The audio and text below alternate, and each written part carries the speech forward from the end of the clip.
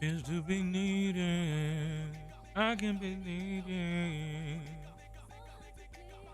I know it feels so good to be needed.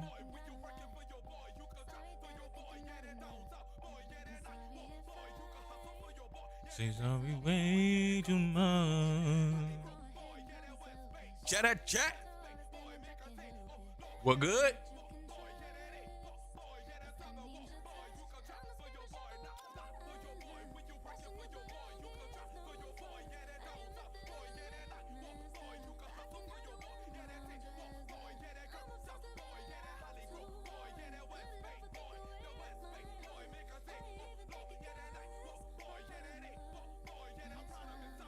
I can be needed, way too damn needed. Oh, you how good it will be. I can be needed. I know it feels so good to be needed. Boom, boom. All right, chat. What up? Hope everybody's having a wonderful Tuesday. It's Tuesday.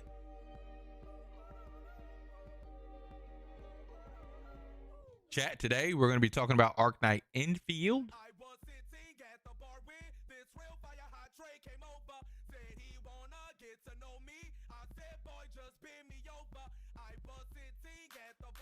This real fire hot Drake come over. Boy, just for your nigga. You can rap for your nigga.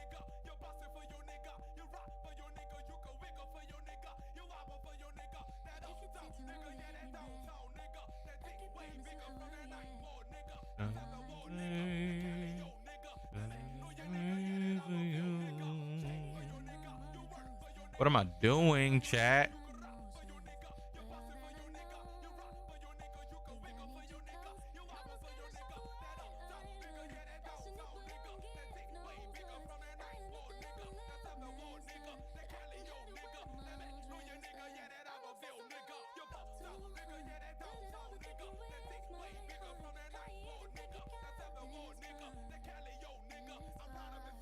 I can't be needed.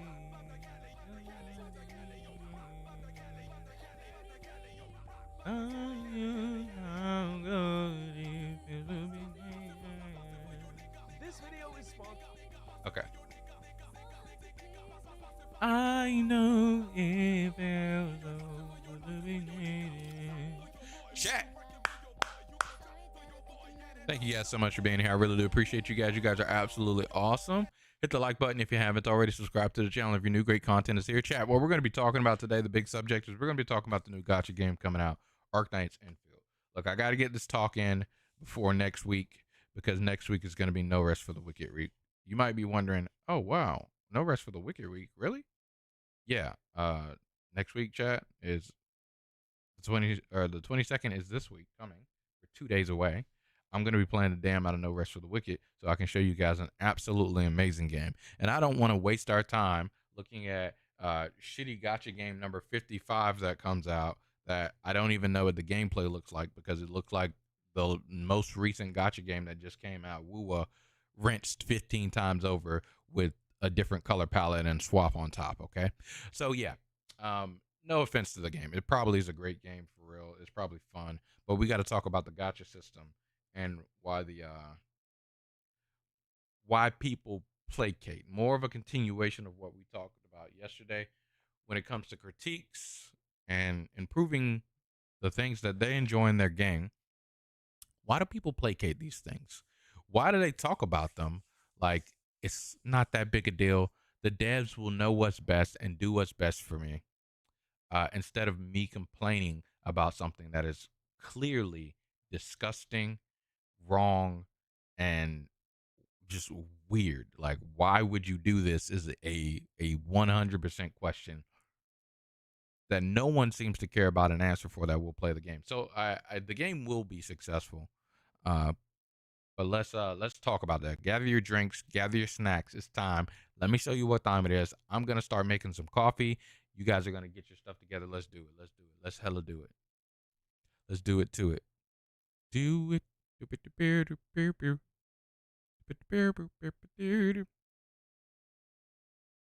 Ooh, let me play that song. Do it. Ooh, I got a new one for you. I like the way that sounds. I'm about to do it for you. I'm finna break it down. This joint has got me open. Oh, that's my favorite song. I put my thing in motion. I do it all night long. Here I go again.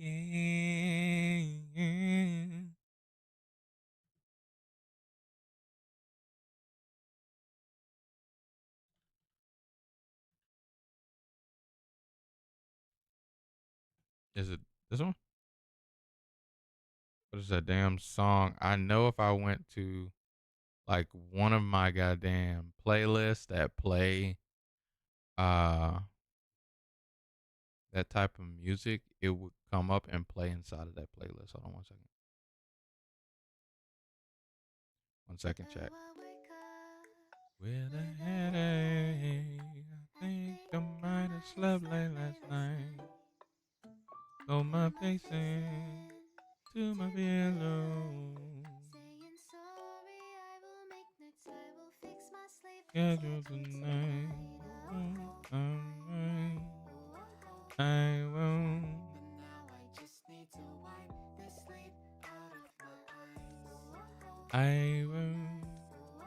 I won't. If I keep fighting my time. Man, fuck it. I can't find it, chat. We're gonna listen to this. All right. Coffee time.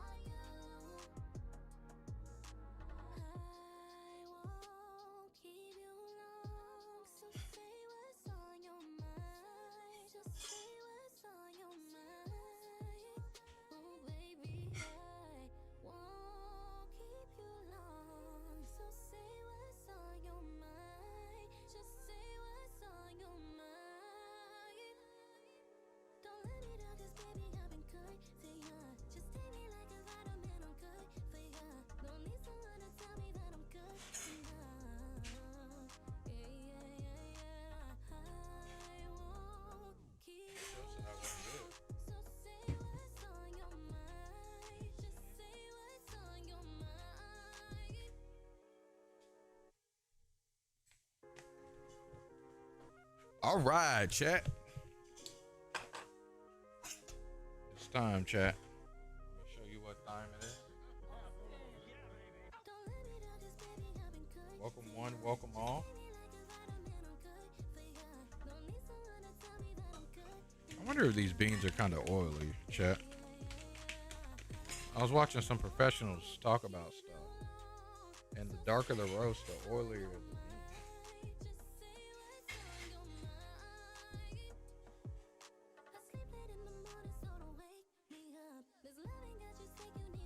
Whatever. I don't care that much. It's always interesting to hear what professional connoisseurs of the situation think. I was listening to them talk about different brands of coffee and stuff like that.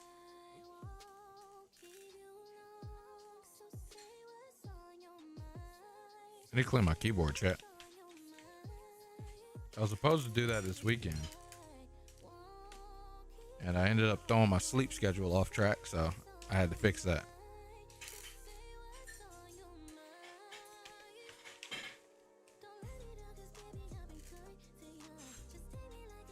All right, chat.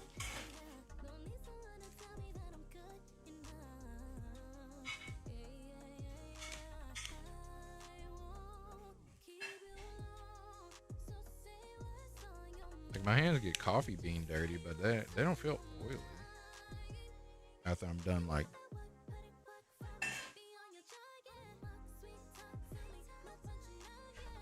And in the video, when they wipe the oil off of a bean, you could visibly see it.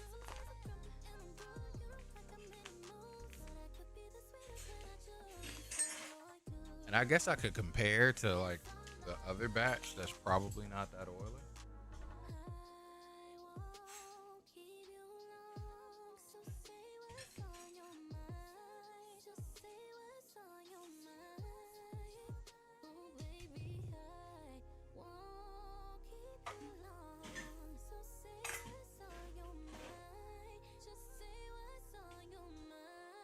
What's good, Joker? Welcome into the stream. My dudes that does it. How you doing on this fine little Tuesday?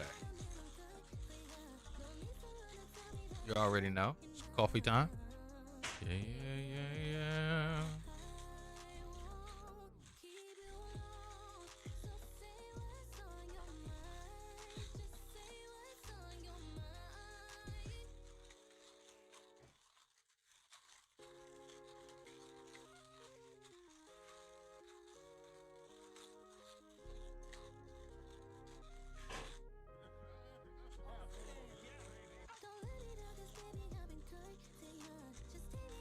Just got home from the office. Tired, my boy, tired. I understand that. Work be working.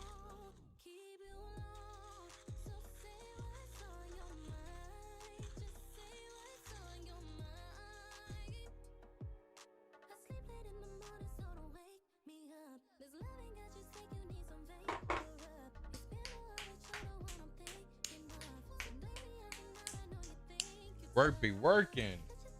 You care? I get it.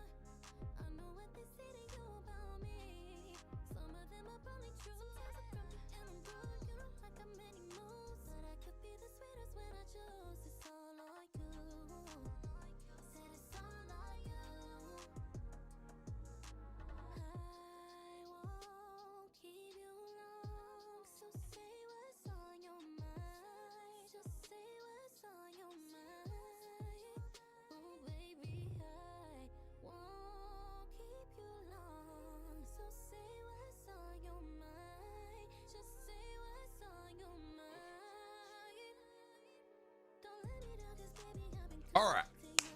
What's the agenda for today? So what we're starting off doing today, Joe Care, is we're going to be talking about Arknight Enfield. We got to get that out of the way before No Rest for the Wicked, because No Rest for the Wicked is going to take up the life of the entire stream afterwards, okay? And there's pretty much nothing that's going to change until No Rest for the Wicked becomes lame or whatever. I don't know.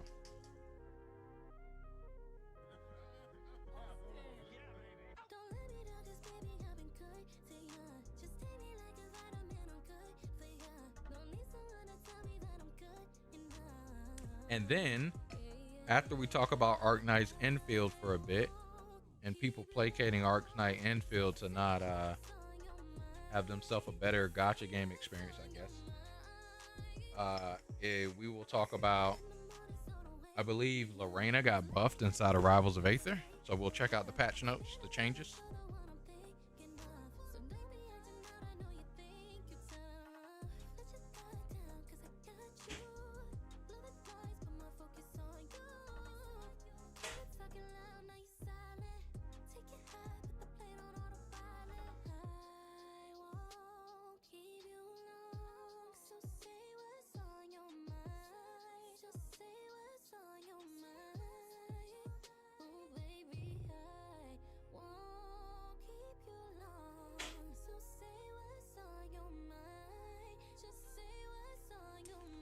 And then after that, we might play some Rivals of Aether.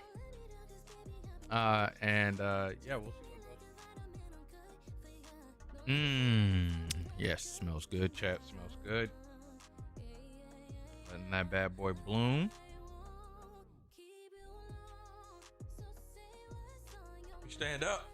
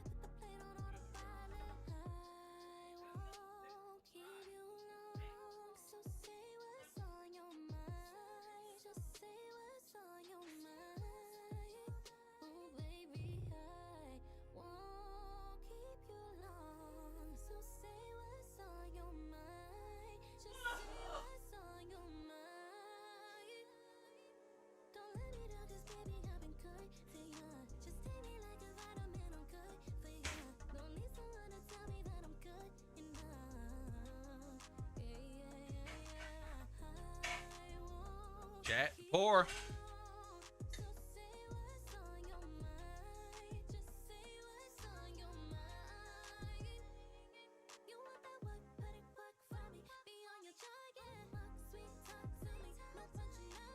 That's a good pour.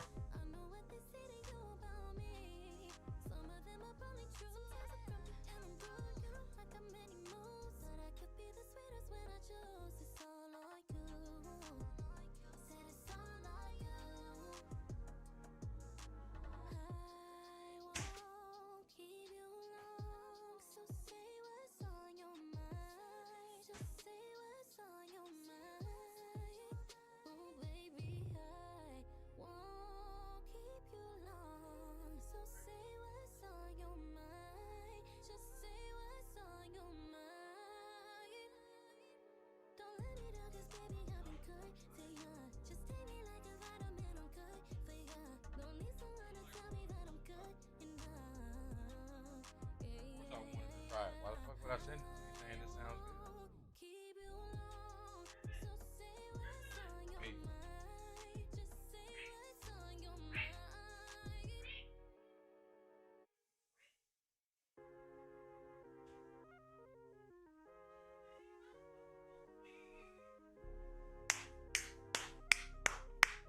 We did it, chat. Here it is. Corfay.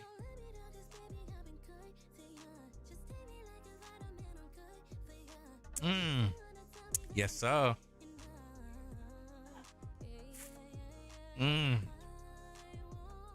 Delicious, chat.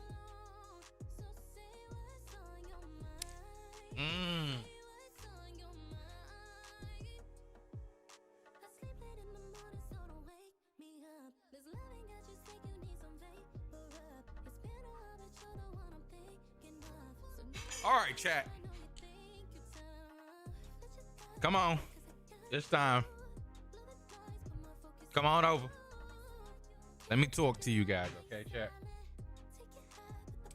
Let's pause the vapor rub. This song is amazing. You. Amazing. R&B music, bringing back the old days. Chat. You guys know. We've played a lot of gacha games here on the channel. We've talked about a lot about gacha games. And there's a new one that's coming out called Arknight Infield. And you might be questioning, hey, why is this game getting all the shit on that it's getting shit on when all of the content creators are saying, or a lot of the content creators are saying otherwise? They're saying this game is amazing. It's absolutely cool. This is one of the best ones released. Well, some people just like to suck free dick. I don't understand. I'm absolutely confused. Is absolutely baffling to me. Okay, so in gacha games, you guys know we do pulls on banners in order for characters to be dispensed to us. I have a perfect example of a gacha game that I have been playing slightly. This video is sponsored. Hey, Braxophone, I appreciate you. Give me 1 second, okay? Give me 1 second. We're gonna watch that video and talk alongside that video. That's not what I wanted to do. I wanted to do this. Also, 1 second, chat. There we go. Okay. I've been playing a gacha game known as Chaos Zero Nightmare, okay? The gacha game that kind of started it all is this gacha game known as Genshin Impact. You guys are rather familiar with Genshin Impact. I've played Genshin Impact very accessibly on the channel. Undergoing maintenance. Damn. Well, ZZZ is another one that can do the example that I want to do. I've been playing I played Genshin Impact like a long time ago. It's so good.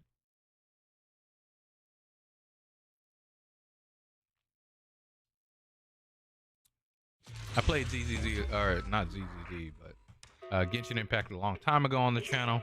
And ZZZ, I've cut it on quite a bit on the channel. And now we've kind of vacated ourselves from the game because I've taken a step back from all gacha games, as ZZZ, honestly, guys, was my last hoorah at giving these games a chance, realistically.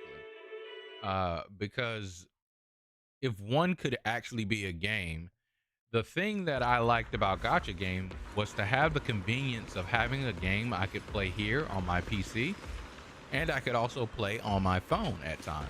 if I ever was sitting down at a restaurant or sitting on a train and I wanted to hit up a quick little game sesh. That's what I enjoyed about gacha games, the convenience of the mobile aspect of the gacha game. Okay, all of the gacha games have this thing, or even being on a trip somewhere, like on a plane or something. All of the gacha games have this system of where you pull the characters off of their banner, if you will. If you guys see here on the side down at the bottom here, A rank or higher, guaranteed in 7 searches. That's a pull.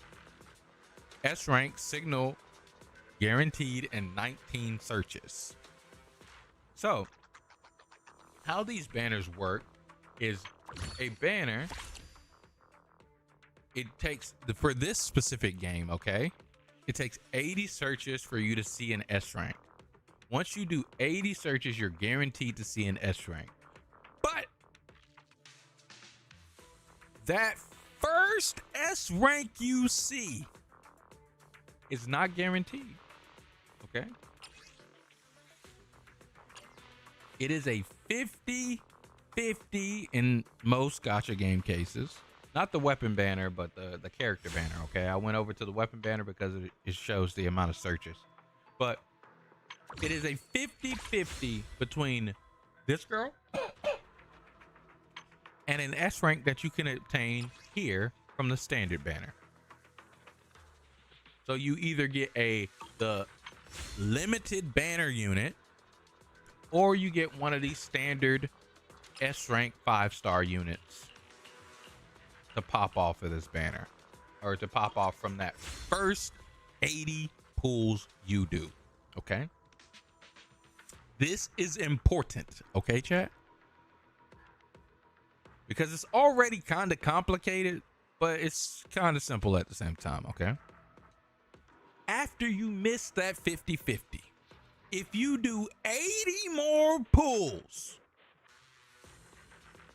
you will guaranteed get this banner unit. I have a perfect example here. You see it says 19 searches left for this character. Well, I did not 80 before, but I saw the 5-star. Okay, I'm not sure of how many I did prior, but I got this character. That's not her. And now I'm deep enough to get 19, to have 19 left until I see her. I might get her, whatever. I really don't play the game like that anymore. So like I might get her, I might not. I'm probably going to do it so I can play with my boy Joel. I just got to actually turn on 27.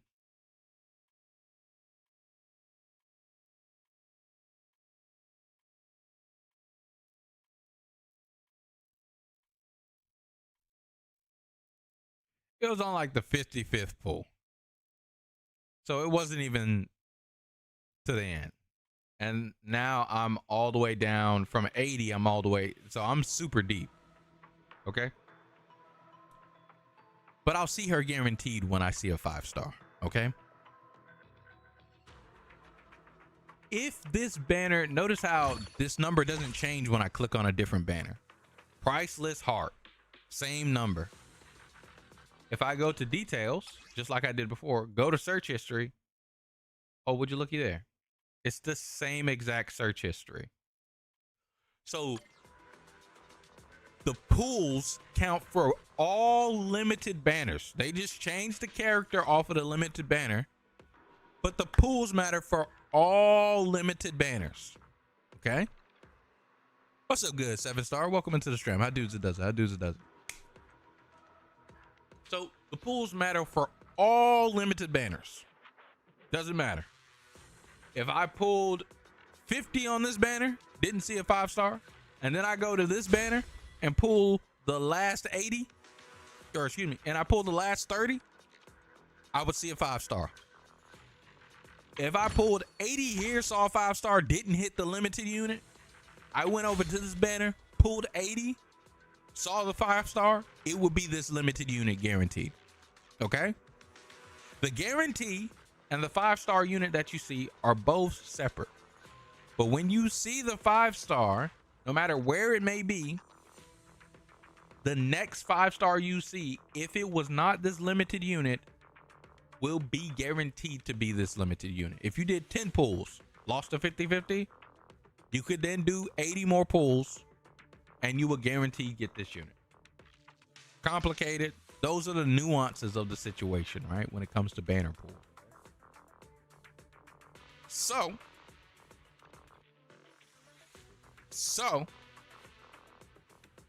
Arknights Infield has introduced what they like to call a better way to do this. So essentially, to guarantee you one of these limited banner units in this game, in these games, Genshin Impact is 90 pulls to get to the 5-star.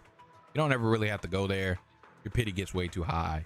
You don't really hit 90 like that. That's 180 pulls total to guarantee the unit. That's expensive. This game, 160 pulls to guarantee the unit. That's expensive. Let's close this. Arknights Infield. It is 80 pulls for you to see the first 5-star, as far as I remember. Okay. You see the first 5-star at 80 pulls deep. If you don't hit the limited unit, you have to go to 120 total pulls in order to see the limited unit. This is better. Chat, this is better. But wait. Here comes the problems. Okay, Braxophone's probably going to talk about it. Let's talk alongside about Braxophone instead of me yapping by myself. Let's go. By my free will and incredible drive to not finish this pile of laundry. It's 2026. New year, new me. This year, I'll be completing all of my New Year's resolutions, like going to the gym and, well, actually, that's about it. I took a short break to play some... You guys got any New Year's resolutions? I'm not a New Year's resolution type of guy. I'm a guy of, if you got to wait for the new year, you're not going to do it. Games over the holidays, and after watching a new episode of Fate Strange Fake, I remembered something I said I was going to do in December, which was to write my Arknights Enfield review. Now I'm finally getting around to it, and oh man, I think I'm gonna catch some heat for this one. But this does need to be said, and after playing multiple CVTs for many hours in total, I've come to the conclusion that Arknights Enfield is not for everybody, and that's okay. Actually, that's not even just okay, that's probably the best part. I think everyone that's played one has gotten used to the song and dance of gacha games by now. Game gets announced, it's an anime mobile game, the gameplay loop is different from Genshin or Wuthering Waves, and good god, it's dead. It's so dead. It's so fucking dead. Every time a new anime mobile game releases, it's the subject of scrutiny and intensely negative criticism. True. It's nothing new. It's been happening since the stinkiest gamers figured out how to organize themselves and use their voices to say things that not only nobody wants to hear, but also things that would make any normal person think that they've had one too many drinks, because there's no way they read that correctly. That's not to say all criticism is bad or wrong, because high production value anime mobile games are still relatively new, and most companies are afraid to break the formula that consistently works when they poured $100 million into a game. Many people do have valid criticisms, and, well, the groups that attack every game outright are a minority of people who have just found many ways to be exceptionally loud. Meanwhile, I personally would like to get exceptionally loud with Surtur. But all of that buzz got me thinking. Keep it in your pants, brother. Where we going with that, man? With so many 3D anime mobile games being inspired by Genshin Impact's success, many of them took ideas from it and implemented it in their own way. And I think in some way, many players are really uncomfortable with any sort of change from that formula. And Arknights Enfield is no different. When I played Arknights Enfield in the more recent closed beta test, I got to experience the entire thing start to finish. The story, the world, the factory, the character designs and menus, the gacha, the combat, and La Critura. Now, I'm not gonna lie, the factory, chat, I'm just saying, you know, chat, I'm just saying now, the factory, you know, look, okay, hear me out. I want you to hear me out about this factory, dog.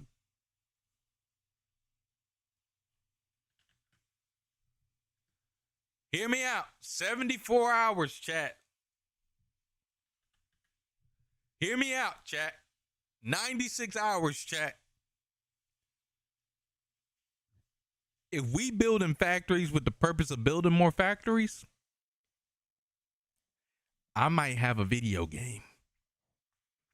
That might actually be a video game. All right, let's keep listening.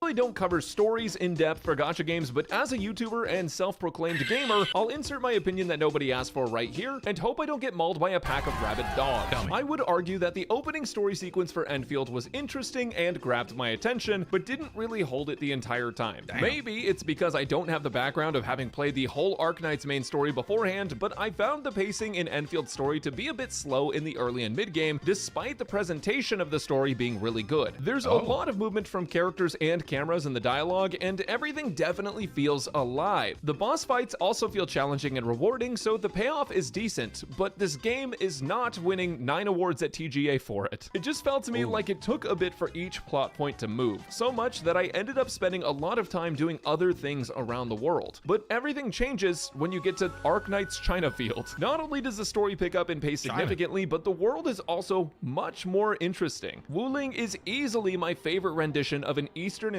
region in a gacha game. The zones are absolutely gorgeous. The world of Arknights Enfield is actually pretty big, and overall I find it to be very interesting. Every zone looks pretty different, and you'll spend a ton of time running around and exploring them to find nodes like cancer rocks. Since you don't drive cars, you have no need for oil, and the US is no longer heading to your location. Though the exploration feels slower than some of the other competitors, it's treated more as progression than just exploration, because the more time you put into the overworld, the easier time you'll have getting around later. It's also worth noting that it is pretty fun to explore the overworld. Over time, you'll build up an electric network that you can use to power various things like turrets, mining rigs, and zip lines. These are all part of the greater factory system, which I have deemed the Great Filter of Enfield. In Arknights Enfield, one of your core progression systems is the factory base system, which will allow you to automate the creation of various items. These items are used for things like character gear, giant ibuprofen tablets, batteries, and bombs. One of the best parts of the factory system is how it integrates with character gearing. This game still has all of your normal stamina locked things like character talents, level, ascension, I'm going insane, but gear itself is only based on your production line, and the gear has static stats, meaning that there's no RNG farming for your main 4 gear pieces, and that you can just pick and choose what the best build is for your character. There are some elements of RNG and stamina with essences, which are basically extra stat lines that you can add to weapons, but overall the RNG factor to them is less frustrating, as you can upgrade stats over time by collecting copies and feeding them into the other essences. Imagine artifacts or relics from Genshin or Honkai Star Rail, except instead of you missing crit every single time, you can take a second artifact with crit on it and feed it into the first one to guarantee a crit upgrade. That's how essences work. The RNG on essences feels so minimal in comparison to the other 3D gachas that despite it taking stamina,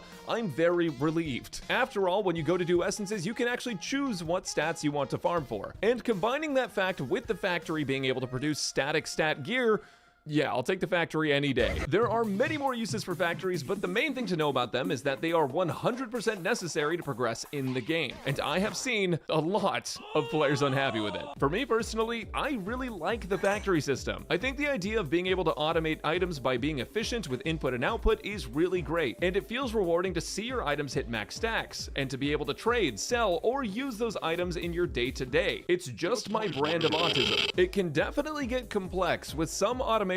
I'm telling you, chat, I will probably have a blast. I'll probably have a crazy time. I love Factorio. I love Dyson Sphere Program. Dyson Sphere Program more so than I do Factorio.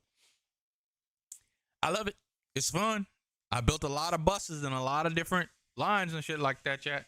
Lines getting very involved. You can always take other players' blueprints though if you really don't want to do the work yourself. I can guarantee there will be entire websites, discords, and more full of blueprints for entire base setups with the most efficient production lines. It's only a matter of time before folks start min-maxing their conveyor belts. The biggest L for the factory though is easily the tutorials. Tutorials are good, but holy f***, these ones take so long and they're so annoying. Usually you can just ignore tutorials if you're battle tested, but in the beta, for some reason, they made it so your account gets XP from them. So to progress quickly, you need to spend a few hours knocking out all of the tutorials. I wish I could say it was worth it, but I very quickly wanted to pull out both my hair and my eyes. Damn. Okay, wait, put my eyes back. I need those. If I pulled out my eyes, I wouldn't be able to see the beautiful character designs. Even though I've barely played any original Arknights, I've always said that Arknights has some of the most beautiful, most attractive, most original, most attractive, most cool, most attractive. Arknights is special because all of the characters are furries, but not just dogs and cats. I mean reptiles, owls, and whatever this is. I may not know many things about the Arknights universe, but I'm willing to bet it's popular on Rule 34. Take Fluorite, the 3-star that got famous on Twitter for telling you nuh-uh. Her model looks amazing, and you can even see the water effects on her clothes. Well, you can see that with everyone actually, but I specifically really like looking at her. But as you can probably see here, characters in Enfield have huge personalities, including Ember, who has 2 of them. Even in the menus, characters show off tons. Hold on, chat. He ain't even lying.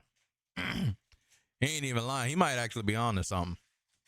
About who they are, and the roster is already pretty big. There are 3 rarities of characters, with the playables being 4 stars, 5 stars, and 6-star ratings. The cool thing is that OG Arknights has tons of playable characters, and Enfield is taking a note from their book by making less powerful but niche and usable 4-star units. In fact, one of the 4-star characters, that looks suspiciously like Sweetly, is ridiculously overpowered and Is that Sweetly? very easy to obtain. This approach of having many characters with niche uses is something that I prefer for gachas, and I think it's a great thing for Enfield. Personally, I first saw it in FGO, where players use characters of all sorts of rarities to complete challenge quests, and I've heard that OG Arknights had a similar team comp style. If Enfield continues this approach, then 6-star premium units may have more free-to-play friendly team options, unlike some other gachas that have locked team functionality behind having every premium character in a specific lineup. That's a big if though, because only time over many live service patch cycles will tell us how free-to-play friendly the game is. 3D gachas tend to have a big budget, and I suspect that the Enfield team plans on making it back very quickly. The gacha rates in Enfield are overcomplicated, and considering we still have a couple days till launch as I'm writing this, I don't think it'd be super fair for me to give a conclusion on how free-to-play friendly Enfield is. I do really like what they're doing with weapons though, where you get weapon currency for pulling on characters, leading to you eventually being able to get best in slot weapons for characters of your choosing, without needing to save extra overworld currency. Also, it feels like there's an absurd amount of weapons in the game, which means there's a lot of options for free-to-play players. And on top of all of that, when you do polls on character banners, you only get characters, so you'll be able to max out your lower tier characters much faster. But I think the important thing to remember is that this is a gacha game at the end of the day, and its goal is to make the fastest money in the history of gaming. If enough people want me to make a video about free-to-play friendliness in Enfield, I can do that and go over the math behind the gacha there, because based on the beta, it actually is slightly better than other 3D gachas if you're able to control the primal impulse to gamble immediately. For now though, I want to hone in on another factor that turns people away from Enfield. Obviously the gacha is a big one, and I have heard that some folks don't like the way characters look either. But one of the biggest things that I've heard is that some folks don't like the combat of Enfield. And no, I'm not talking I'm surprised to hear that. Okay, so he didn't talk about the gacha. What I want to talk about is the gacha, okay? Shout out to Brax's Phone. I'm surprised I'm not subscribed to him. Either way, like his video, love Brax's Phone. Where's that boy Saint Tontas? Ladies and gentlemen, Saint Tontas we have quite a bit of a situation. Been on a spree of shitting on. He usually shits on a lot of gacha games that isn't WoWa, and he talks bad about WoWa every now and again. But he usually shits on a lot of gacha games that isn't WoWa. So I didn't really want to watch his video about it, but he talks about it here. He says Arknight Enfield is dead on arrival. Okay, so we're gonna watch this video and talk alongside Tontas. Alrighty, ladies and gentlemen, it looks like we have to revisit the Arknights Enfield banner situation for probably the final time, because the game is approaching release. They've had their official release special program, and we've been able to see and find out with external details all of the things that have actually changed with this system. And I'm going to be honest with you, they made it worse. One of the points of critique about Arknights Enfield's gacha system was that it was one of the most player-unfriendly ones on the planet due to the fact that it has a 120 pity for the limited character, but that pity resets between every banner. So you heard right, okay? So remember I talked about a guarantee where in Genshin and in ZZZ and these other gacha games, if you did 100 and let's just say for all intents and purposes 180 pulls, you would guarantee that limited unit and that the banners are linked. If the banner changed, you would maintain your pull amount. So if you were trying to guarantee the character, you did 110 pulls. You lost the 50-50, obviously, because you had already hit the first 90. You got a standard character. You're at 110 pulls. The next banner came up for the new character. You wanted that character. You said, I didn't get a chance to come back on to try to pull for that last character I was pulling for. This new character, I want them. I got 110 pulls already on this banner. So you just do the last bit of pulls, you will guarantee get that character. In Arknight Infield, that does not happen. It resets. So you would have 110 pulls on that banner of where you were trying to pull. You would stop playing the game for a bit, whatever it may be. The new banner would come up. You would turn back on and say, hey, all these other gacha games work this way. I have 110 pulls on this banner. I'm going to get the new unit. You would then proceed to what you would think do 10 pulls in Arknight Infield, because the guarantee is 10 pull is 120, right? You would do 10 pulls and you would not see a 5-star. That number resets. So it is no longer you got a guarantee. You're back at 0 for a guarantee. But the complicated thing of Arknight Infield is your 5-star rate, or your 6-star in this game, whatever the fucking stupid ass stars that they try to change it to make it sound fancy and cool. Your highest rarity character rate inside of Arknight Infield, the first one, the 50-50, does not reset. So it's so overly complicated for no reason. Let's keep listening to Saint does. Don't actually make it to the 120, you lose every single pull. It means nothing. It is worthless and will not count towards the next banner's pity.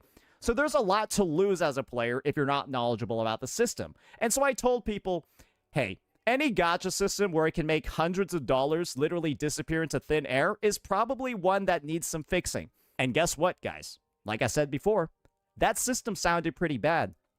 They made it worse, because we now have the full details on everything when it comes to character acquisition, weapon acquisition, how you get the weapon tickets, and of course, the banner schedule. This is one of the worst things I've ever seen. And the banner schedule is crazy. Let's start breaking it all down. With like I said, for most of the time, a character lasts for an entire patch. Some gacha games, that's 30 days. The lowest is usually like 30 days. Like, you're usually sitting there for like 30 days. Genshin, sometimes it's like 2 months. Like, you got some time to pull that character. Let's keep going. Decided to improve on the 120 pity issue, right? Because people didn't like the idea that that much in worth could just disappear. They fixed that. They fixed that problem by adding more FOMO to the banner. Let me show you. They added this new feature over here where in Chartered Headhunting, which is the limited banner, if you perform a total of 60 headhunting attempts or 60 pulls, you will get a bonus headhunting dossier for the next banner, which converts into 10 pulls for the next banner. So basically, they added in a FOMO checkmark as if the fact that losing 120 pity wasn't enough. It wasn't enough that you could lose over 100 pulls. You're now being pressured to spend 60 in the first place to get a pull rebate back. And this is on every single banner. So, and this is the crazy thing too. It's like you get a pull back the next banner. So you don't even get it immediately within this banner that you're trying to, you get it the next banner. Come on, say what now? Why? Why the next one? Why not this one? People critique the 120 pull pity that expires, right, as predatory. They address that by adding another FOMO element to the banner. That probably doesn't sound very great, right? Let me show you another element they added. Another FOMO checker, except it's not at 60. This one's at 30. And this one lets you get a free 10x attempt for the current banner, but then that one doesn't count towards the guarantee. So potentially, right, I guess you could get like a 5 or 6 star. But you want to know what I bet happens with the 6 star? I bet if you get a 6 star over here, it'll reset your 120 pity. But I bet if you don't, and I bet if you don't, it won't count towards it. I hope that's probably another. I hope that Nah, they wouldn't do you like that. I hope that if it don't count, it don't count. So if I see a 6-star, I hope that nah. I think that'll probably happen with this free pull, because even though it says it doesn't count as pity, getting the 6-star will definitely count towards the pity. Yeah, I can almost guarantee that's going to happen. I hope that's not. two methods I don't think where they do added that. FOMO in to fix the problem. If you know how gacha games work, when a dev decides to fix a issue that was deemed predatory by adding more FOMO, that usually makes it worse. So this just means that they took something predatory and made it even more predatory, and that it was the solution. Awful. Now I need to show you something amazing. This is the banner schedule for release, right? And when you look at this, you might be like, oh, Saint, what's wrong with this, right? Like, this just looks like they're having 3 banners. Each banner is 17 days long. The pity is 120 and expires if you don't claim it or reach it within the duration of the banner. Each of these banners requires you to put in 120 pulls within 17 days. I'm sorry. 17 days for a banner reset where you lose all of your pity is crazy, chat. This game is literally siphoning money at Mach speed. At Mach speed. This is insane. They said, hey,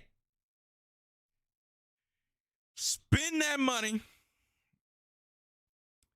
or we taking it all away. You got 17 days, bitch. 120 pulls is better. You're right. 120 pulls is better. But it comes with a cost. But like Marlon Wayne said, wait, there's more. Does that even sound slightly realistic without paying money? 120 pulls in 17 days. That is the requirement here. But don't worry, there's an extra bonus because they have a very, very interesting way of designing their gacha system. You can actually... Here's another thing too, right? So limited characters inside of gacha games are limited. So if I'm looking at a banner unit, that is the only limited character on that banner, unless they say like it's a triple unit banner in most cases. Like it's literally you pull the limited unit or you pull the standard banner units, okay? Those are the only 2 things that can happen on a limited banner. That's the only things that can happen on a limited banner. So where he was looking at that redhead girl banner, in our brains of what has happened over the past 5 years of gacha games, okay? Maybe some offshoot gacha games are a bit different, but regardless, you pull the red-haired girl or a standard banner unit. He is now going to explain how their banner works. Check this. Get Gilberta and Yvonne on Leviathan's banner because they have a very, very interesting way of designing their gacha system. You can actually get Gilberta and Yvonne on Leviathan's banner. And he just said their names. So you might wonder, what does that mean? So if you look back here where he was talking about the banner changes every 17, it's going to change every 17 days. These are all 3 limited units, okay? So when this first red-haired girl is out, this brown girl will not exist in the game by normal gacha rules, okay? You cannot get this character in the game. The pink-haired girl, you could also not get her in the game. These would be one banner, 30 days, next banner, 30 days, next banner, 30 more days. In order to get her, you have to wait. In order to get her, you have to wait. Right now, it's red-haired girl. However, what they did is with her banner being live, if you lose the 50-50, you have a chance to get this girl or to get this girl early. Their banners aren't all live at the same time. You can get these 2 girls before they have their actual banner pop up if you lose the 50-50. Now listen to this man. JustAnEntourage is a rather big content creator. He has 900 $95K. He's the gacha gaming guy of one of the gacha gaming guys of the space. Pretty much he's stepped up and became the next Tectone, since Tectone has taken like this huge break, if you will. And so JustAnEntourage is the one moving the gacha space at this very moment. If I want to be so blatant about it, okay? Content creators pride themselves, or it's really important for them, guide creators, to get the new gacha unit and make a guide on them. But now they can get the gacha unit early by paying extra money. What? Banner rotation every system every 2 weeks? Yeah, that's disgusting. By the way, off topic, Rivals patch notes out. Hell yeah. We'll look at those. Check this. Out paying money, 120 pulls in 17 days. Okay, let's. That's a very, very interesting way of designing their gacha system. He'll explain. You can actually get Gilberta and Yvonne on Leviathan's banner. You just got to lose 50-50 and win the 1 out of 8 chance of getting them. And you will get Yvonne up to 34 days before her banner arrives. You will get Gilberta up to 17 days before her banner arrives if you wail enough. If you're a content creator that wants to make guides, record gameplay, show combos, just, I don't know, aura farm in your videos, this is now pay-to-win content creation. This is literally, unless you as a content creator are deciding to spend thousands of dollars on this game to repeatedly lose 50-50 to gain effectively early access to the characters on the live servers. This is what this is, early access to the units on the live servers. You're going to fall behind, and there's pretty much no point in you making any content on this game at all. Now, he's a bit hyperbolic about it. However, because people do come to certain content creators for their word, regardless of how late it is into the game of them releasing the character guide. However, he is not exactly wrong. The space of content creation is a first come, reap the rewards type of space. If I posted all the content for the newest game first before everybody else, I get the views of people that are interested in the new game.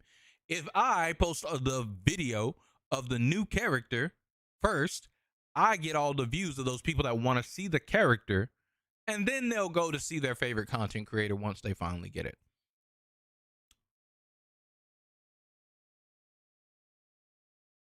Literally, spend more money as a content creator.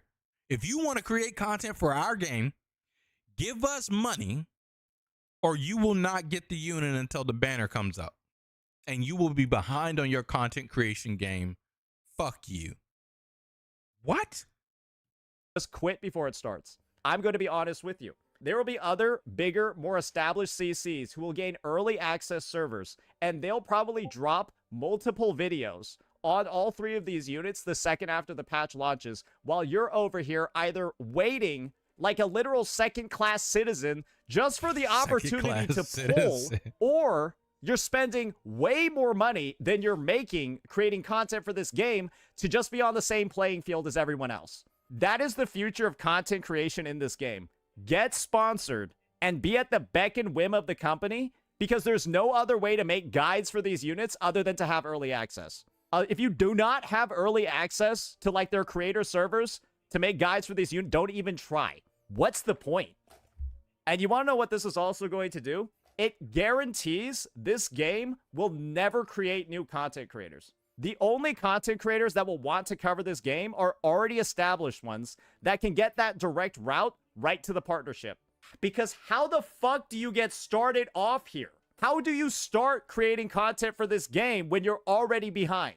You need literally to invest thousands of dollars in this game day one to make content for it if you're a new CC. And imagine if the game doesn't actually pan out after doing that. And this is whenever you want what to are you going to do? The content creation journey of being specifically a guide maker, okay?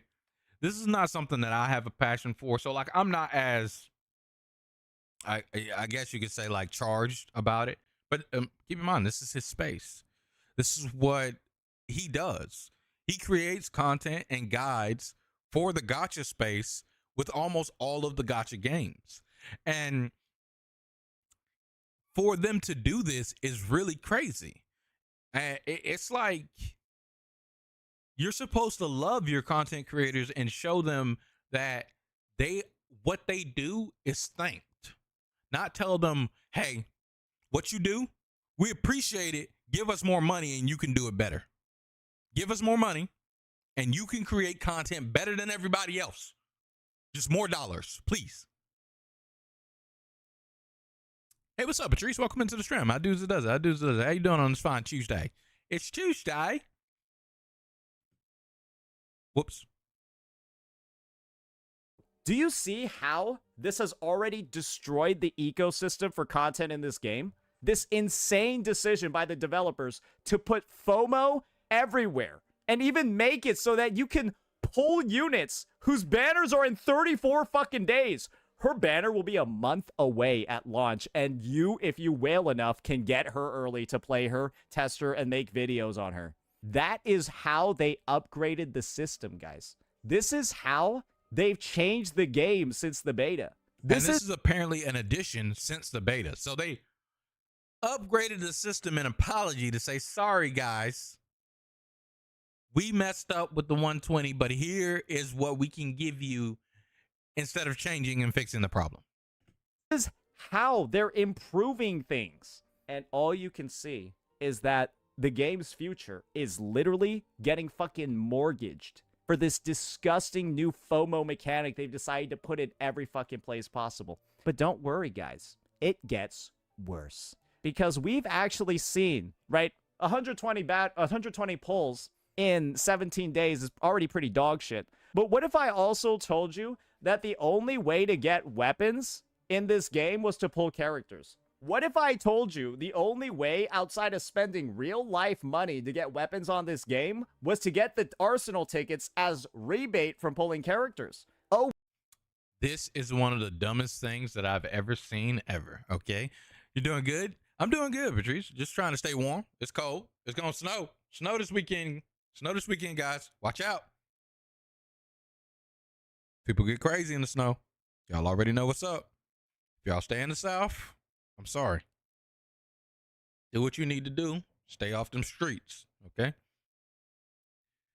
This is crazy, chat. In order for you to pull on, normally, like I pointed out in ZZZ, there's a weapon banner, okay? This is some of the stupid things that I hate from these gacha games. They have a character banner, and they'll have a weapon banner, a banner for the character's weapon. In order for you to be able to pull on the weapon banner, it just costs the premium currency or whatever the currency is for the game normally. In this game, they said, fuck that. It's for everybody's weapon is free. Free. You have to pull for the character in order to get tickets to pull for the weapon, okay? So to pull for this weapon, you telling me you got to pull real deep. Because the weapon banner, you got to pull too. You got to pull deep on the weapon banner in order to get the weapon. It's same weird rates. Now, the guarantee is much sooner because it's a weapon banner, but it ain't that much sooner. So let's keep listening. Hey, what's up, man? Welcome into the stream. How does it does it? How does it does it? Wait, that's the only way to get them in this game. And you want to know what these amazing devs decided to communicate to us on this live stream? You can also exchange Oreo geometries for them, as if that was another method to acquire them that didn't require character pulls. Do you know what Oreo geometries are? Oh, he is. Tickets for getting weapons as well. There are many ways to get arsenal tickets. Let's hear it. In addition Let's to hear this headhunting, section. You can also get them from the credit store. The credit store is like a recycling shop, right? It's kind of like the free rebate store that you have. Weekly routine is like your weeklies, not your dailies, but your weeklies. Weekly routine and a number of bundle purchases. That's stuff you buy from the store. And like real life money. You can also get them from the protocol pass. That's the battle pass, which you buy with real money.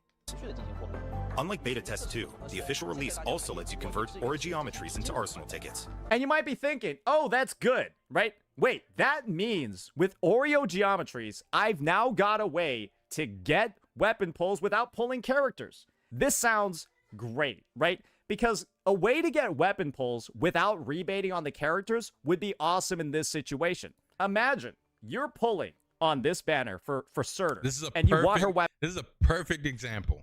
This is a perfect example. Listen to my boy real quick, okay? As well. But the thing is, brother, you hit it gold. You get lucky. You managed to get Surtur within like 30 pulls. And so your pities reset. You're back to 0 out of 120. You won the 50-50. You're a fucking top G, right? This shit happens in Genshin or Wuwa. You're fucking celebrating. You're on top of the world. But then you go over and you try to pull her weapon. And then you realize, wait, I don't have enough weapon pulls. My pity 0 out of 120. And the only way to get more weapon pulls is to like pull on a character that I already have. And so to get enough weapon pulls needed, maybe I got to go up to like 90 out of 120 on the banner. Well, great. I now have went to 90 out of 120. I have a dupe I don't want for a character I don't need, but now I got enough weapon pulls to actually get the weapon. But now I'm at 190 out of 120 on the banner, and so I need to go spend 30 more pulls, or else my 90 pulls that I spent to get a 5-star is going to be wasted. Do you guys see the stupidity that this dumb, convoluted system that they're coming out with is doing? What the fuck is wrong with these developers? That they're just like, yo, this is okay. Yeah. Like, hey, what's good, Outcast? Welcome into the stream. How dudes it does. How dudes it does. How you doing on this fine Tuesday? They're like, yo, I got a great idea. Let's take away the ability to buy weapon pulls with money and tie it to the thing that they have to practically spend money on in order to pull the character. What if they spend it? What if they win the character early? Fuck them. What?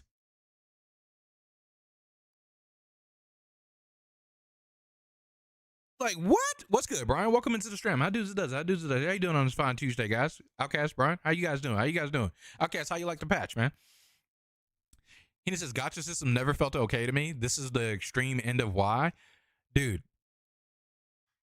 Keenan, I'm 100% with you. Of course, I supported it at the beginning because of the reason I said earlier, of where it's like, I have a game I can sit down on my PC, I can play it for a bit, and then I can, if I'm on a trip, I can also play on my phone. And, you know, get a little game in. And then hopefully they add multiplayer to these things so I can play with my friends. And I got a cute little character that I like and stuff like that I've invested time in and da-da-da-da that's strong and I can upkeep and maintain. All of this shit became bunk. None of that shit became what I was like, what gacha games actually were. So that's why I've quit them all and said, fuck them all. Exactly, Brian. This game, we love to scam, and I'll do it again. Like, what the fuck? What is going on, bro? Like, what? Oh, about to hop on Rivals before the meeting, but yeah, I advocated for villainy. I got it today. Yo, I got to check out what Reina buffs are. I didn't see. I know she got buffed though. That was literally like the title of everyone's video for the patch is Reina got buffed. After I finish talking about this, I'm going straight into that for real. See how this 120 pity system that doesn't reset and having weapon pulls that are tied to the character pulls on pities that don't reset or on pities that reset. Remember, all the pities reset here. Do you see how toxic that is? Do you see how predatory that is? And do you see how it completely fucks any player who gets lucky or wins early? This is like if Hyoirei saw that you got an early unit, they like extracted like 500 resin from your account. It's like if Hyoirei detected that you got a character too early, they just started deleting weapons from your account. That's what this feels like. Because if you get a character too early in this game, you have to waste your resources to get the weapon. Because there's no other way to get the pulls. That was the previous situation, right? That's all in the past now. That's all in the past. Because these guys have decided to revamp the system, right? Listen to this. Test 2. The official release also lets you convert aura geometries into arsenal tickets. Because you can now convert the aura geometries into the arsenal tickets. Now let's wait. They're surely going to tell us what aura geometries are, right? Because I don't think anyone knows what that shit is. To get weapons, you can spend arsenal tickets to perform an arsenal issue. They don't. They don't tell us what they are. You want to know why? They don't tell you what Oreo geometries are? Because this is what an Oreo geometry is. We all know what Astrite is in Wuthering Waves, right? Astrite is the premium resource in this game that you get from doing basically anything, completing any content. 5, 10, 15, 20, maybe even 200, right? You can convert this into pulls, any type of pull. Then you got Lunite. And Lunite is the shit over here that you gotta buy. You gotta buy this from the store. And Lunite can be converted into Astrite, but Astrite cannot be converted into Lunite. This is a purely pay-to-win resource. You cannot get this unless you spend actual dollars on the game. Yep. That's it. That's all you can do. Oreo Geometries is the Lunite equivalent in Enfield. The only way to get this is from paying money or paying money. Do you see any free-to-play ways to get this? Oh, look. Wait, you got your TP points. This is finite. There's a reason why it says to be continued. These are level up rewards that you get from like advancing your exploration in the game. That only goes up a certain amount and it will only happen a couple times a patch, right? Probably like once an update. So it's literally like time gated based off of this shit, whatever it is. That's what they're telling you you can convert to the weapon pulls. Possibly the most limited resource in the game. They're telling you this like it's helpful. They're saying, hey, we know you guys had a problem with the way that we had the weapon banner. Well, we'll solve that for you. Give us more money, bitch, and you can get the weapon. How about that? Only money. Not the time that you spend in the game. No, only money. That's the only way you can get this weapon if you don't get it through pulling off of that character banner. Fuck you. This is insane, bro. Like, what are we doing? Oh yeah, the patch looks so cool, but villainy I advocated for was me be a villain. I wisely saw a tweet of mine about Lud and talked about it. Oh, for real? Oh, that's pretty cool. What was your tweet about Lud? What am I eating? Sweet peas, mashed potatoes, and chicken. Simple, delicious dish. This is insane, bro. Like, I just don't understand, bro. I just don't understand, bro. Like, what are we doing? And we have content creators out here saying that this is better than other gacha systems. The other gacha systems are ass, too. Why are you letting them just ram it inside of you like this, bro? How do you sit down and just take this shit, bro? People refuse to critique anything in 2026. He says, I'm surprised the UK hasn't filed a lawsuit against gacha games. They just exploited loot. They're just exploited loot box systems. Oh, they've tried, Keenan. They've tried. That's why, funny enough, I didn't point it out when I turned on ZZZ. But I'll turn it back on to show you. Sweet peas are nasty. Don't like sweet peas, huh? Actually, really don't have. Excuse me, jam. Actually, really don't have that much of a taste. Energizing combo set. Hearty. I just eat them because they're a vegetable, and they're with whatever dish that I have.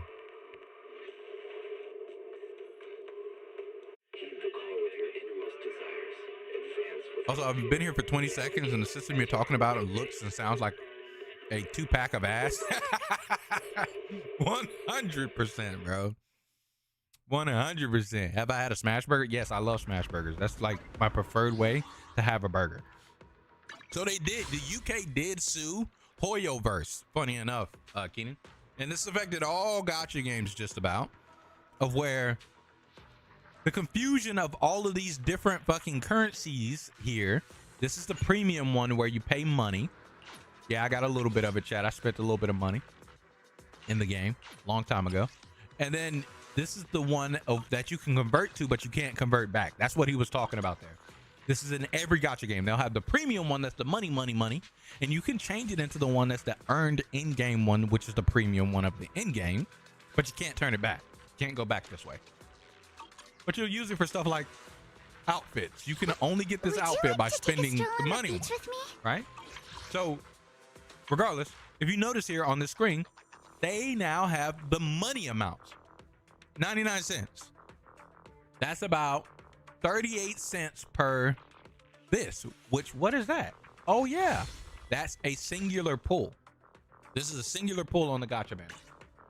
So when they got sued, that's essentially what resulted from them being sued, is they have to now correctly display the money amount of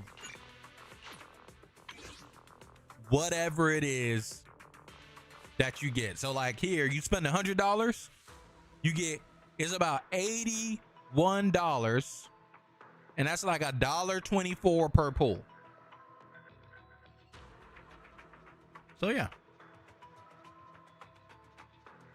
a whole calculation formula, brother. It's actually stupid, bro. It's actually dumb, bro. Oh, I said that wrong. 0.30 or 38 cents. Nah, it's $2.69 per pull if you go by the 99-cent route. The $100 route, you get it down to $1.24. You give them straight up 100 bones. You know? So yeah, they got a whole calculation thing, and you can even see it on the character banner too. So like if you read up here, notice their actual dollar signs up here. It says the price range to obtain the limited 5-star is from $1.98 to $474. Excuse me, $75.20.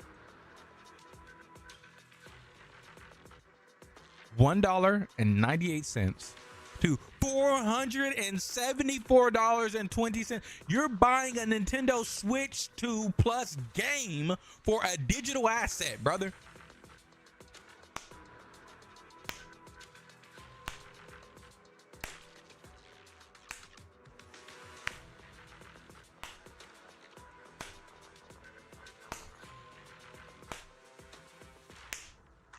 Yes, sir. Couldn't be me, bro. I mean, hey, it's how people want to spend their money, which is wild to me. I really wish it were a bit different. You know, I wish people would understand and be a bit convinced. However, they're just okay with placating systems like this and saying that it's good. It's cheaper than the other ones. I don't have to spend 160 pulls. I don't have to spend 180 pulls in order to get my character. If I just save up all my pulls at one time and then spend on the character that I want, I won't have this issue. But then when you hit the character in 10 pulls, because that happens a lot, that happens sometimes, of where you'll have saved up your pulls. You're like, yes, I'm pulling for this character. This is the character that I've always wanted. You hit them in 10 pulls, then you're like, now I'm gonna go get their character weapon, because characters have weapons and they have the character themselves nowadays in the gacha, and this gacha is not different. I'm gonna go over to my weapon banner and spend all the rest of my pulls, and I win. I have my character completed. You go over to your weapon banner and you got maybe 110 pull. I don't even know how it converts exactly, but you maybe got 110 pull on that weapon banner. If what I say is nice, if it's 1-to-1. If it's not, you can't even pull on a damn weapon banner because you hit it early. Now you got to spend money, or you got to keep pulling on the character banner of the character that you already have. Ha ha, sucks to suck. And your pulls don't carry over. What the fuck? Like, what are we doing, bro? Like, how are people praising this gacha? What's good, Chris? Welcome into the stream. I does it, does it. I does it, does it. Nikkei doesn't have that? Yeah, Nikkei is a more respectable gacha game, if you will. It is a gacha game, I dare say, of culture, but it is a more respectable gacha game. That was disgusting, chat. Okay, it says people are brainwashed. Yeah, they do like titties. And I guess Arknight infield does have a lot of them. So telling you that you can convert them like it's something that people are going to actively do. The last thing that I'll say when it comes to this situation is a comparison between gacha games. In Wuthering Waves, when you win in early and you get a character in like 10 pulls, then you save the pulls necessary and just get a free weapon. You're on top of the world, eh? In Enfield, when you win in early, you don't get to pull the weapon because you didn't pull enough to rebate for the arsenal tickets to pull on a weapon. Imagine a title in 2026, a gacha title, where getting in early can be one of the worst things that happens to your account. That's kind of impressive. You want to know what the proper fix for this is? It's to simply make it so that Oro Barrel, the thing that you use to pull characters, can be used on weapons. That would be the way to do it. But instead, they decide to go ahead and make it so that just what any rational developer would do when people have bad feedback about the system, they would just make it so that you can get these with Oro Barrel and don't tie them to that disgusting rebate system that I've already shown you has so much room to be absolutely cancerous. I've shown you how bad it can get there. And the thing is, guys, their solution to that was letting you use this shit to buy weapon tickets. Premium currency, bro. So that's what I wanted to rant about when it comes to Arknight infield, okay? I wanted to rant about how this gacha is stupid. Players placate. Also, content creators, for some reason, are placating. The situation of what's going on with this, I don't understand. I will never tell someone how they should and shouldn't spend their money. But I will gladly tell someone when they're being robbed. And here, players are clearly being robbed worse than the regular gacha. This is insane. And they're, like Outcast said, brainwashed helmet head to just give money. Give me money. I'm kidding. Keep your money, really. Like, use it for your life, bro. Like, what the fuck is this? It's a mixed abuse of TCG systems and loot boxes, and I hate it. Agreed. 100%. 100%. Sounds like I'm not playing Arknight infields as a free-to-play. I mean, Chris, I would not advise it, bro. I would not advise it. Like, it seems miserable in every way, shape, form, or fashion. Give me money, don't give me. Dude. It's so strange to me. And I don't want to go through the content creators that are like, you know, praising Arknight infield and like blaming it on the, like, there's some content creators out here that their thought process right now is, if you have a problem with Arknight infield's gacha system, you're stupid. And they say that you should save all of your pulls and pull on one banner. It's your fault if you lose this reset. If this banner reset happens and you lose all of your pulls, it's your fault. You. How the fuck is it my fault, when the dev is making a stupid rule that doesn't make any sense? How is it my fault that I lost all of my pulls when you have a system that has to be explained by like an algebra teacher? What? Like, this is crazy to me. This is like absolutely insane. I was excited, but the deal breaker is the pity expiring. Like, it's so insane. Like, why? Like, you sit there and you sit there in the meeting, and everybody's, the devs are at the board. They're talking about what they're going to reveal during the anniversary and how the banners work. You're a person that just worked on the characters, right? And you're listening into this meeting. You're sitting here at the round table, and they're like, yeah, so pities, when the banner changes, the pity for 120 to guarantee will expire.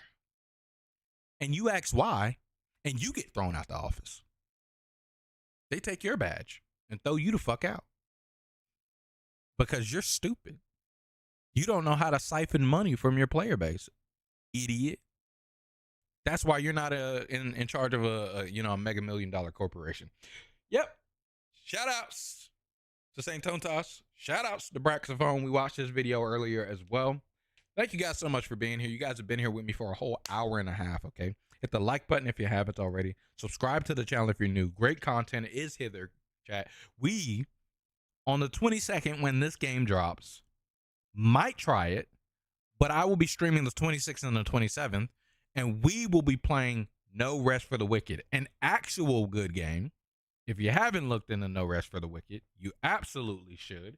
This game is in early access, one of the best games I've played since its early access release, made by the people who made Ori and the Blind Forest, and it's bought and owned by them and published by them because the publishing from before fell through. But yes, absolutely astounding, and it will have co-op in it come the 22nd. That's why we're going to be playing it on the 22nd, okay? So that's what we'll be doing.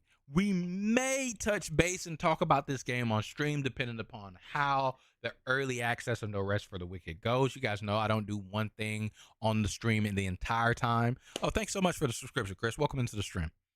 So I don't do one thing the entire time. I do a bunch of different things. I talk about a bunch of different things. So we might one of those days subject ourselves to brain rot, turn on the game, and then try out and see what we do on the game of Arknight Enfield. I do slick want to see how the factory building works. You guys know I just showed you guys Dyson Sphere program, 98 hours, Factorio, 78 hours. I play factory building games. I love factories, purposes of building factories, okay? But we love playing actual good games around here, and supporting developers has become like my crusade that make good games and are very important for your dollar spent. I want to save you as the player as much money as possible for you to get as much as you can on a return for investment. And I've paid 38 hours of No Rest for the Wicked, and if it had not been for it being early access and me knowing I need to step back and chill out, I would have played even more. I would have been playing for hundreds of hours, and this is just early access, and the game hasn't even come to 1.0 and it's still not close to it. We're just now getting the third-ish update. Technically, it's the second update, but like third-ish update of the game. So, yes. Thank you, guys. I really do appreciate it. All right. We're going to talk about some Rivals of Aether 2. It's time. The patches happen. I need to see what happened to the girl, Reina. She got buffed. You know, we've been struggling with her. So, we're going to see if we're going to keep struggling with her or all that, whatnot. Shout out to JustAnEntourage. I've already subscribed to the channel. He has some good bangers when it's time. And sometimes he's like, you know, a field of a stretch away. But Gotcha Space is really filled with a bunch of drama in most cases. I haven't been involved in it in quite a while. I really want to know what Gotcha Smack got to say about this. Boy, you know, that's my boy right there. Gotcha Smack. This is my boy right here. You know what I'm saying? Gotcha Smack. I'm ready for his Arknight Enfield talk because he gonna rip that motherfucker up, chat. We might just watch that on stream if he actually does talk about the game, because I haven't seen him talk about Arknight Enfield at all, funny enough. So I think he's just not interested, like, to be honest. But I think he played the early access for Arknight Enfield. I think I saw him streaming it. Does he keep his lives up?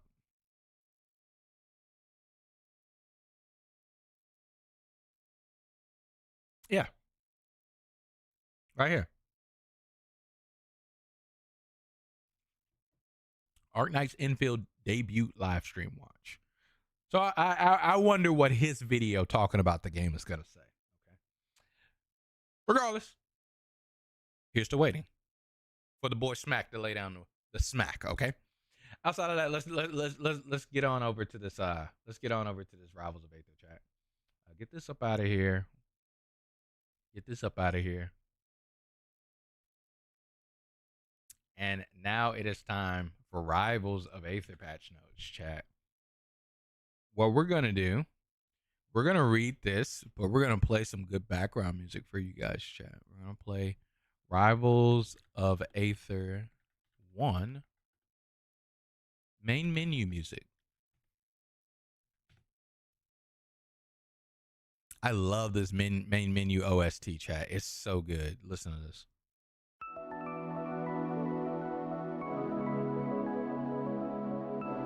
Turn this down.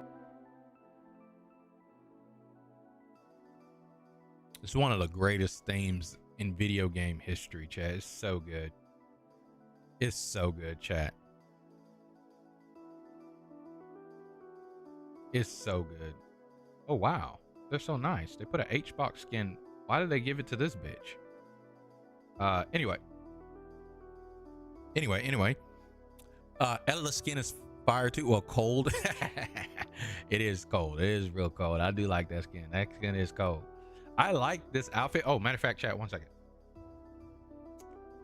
1 second.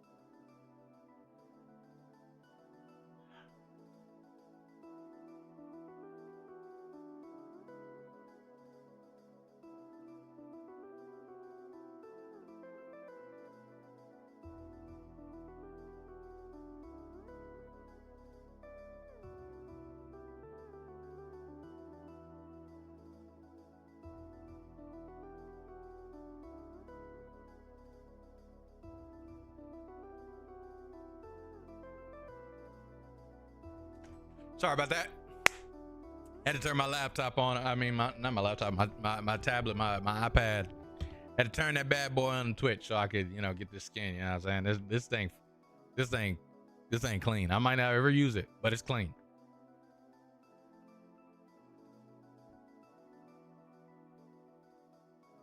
Oh, wait, what? Oh, okay, participating channels. Hopefully Sophia is one of them. Let me see. Let me check. Let me make sure Sophia is one of them. If Sophia is not, I'ma slightly be upset.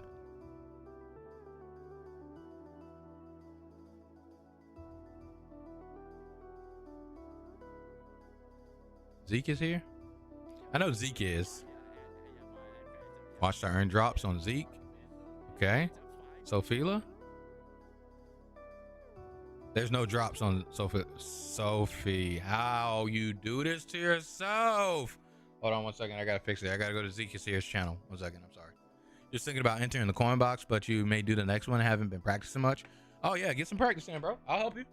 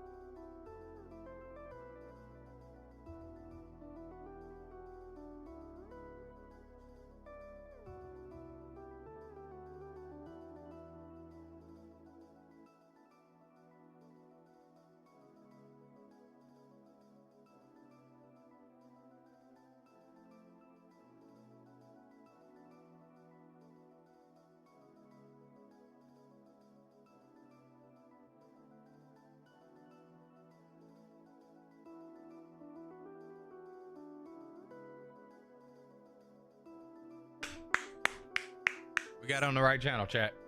We're on Zeke's channel, Coach Zeke's. And that's hopefully he stays live for another hour so we can get that outfit. You know what I'm saying? So yeah, we're trying to get that. All right. Luchador Elex Epic mid-month skin. Let's check out this trailer, chat. Let's see it.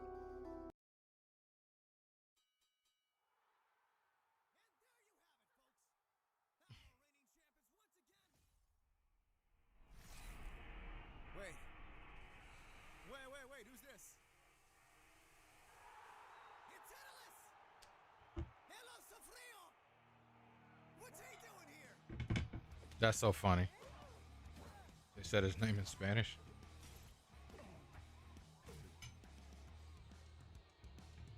He puts you in a cage. Did he just slam a trophy?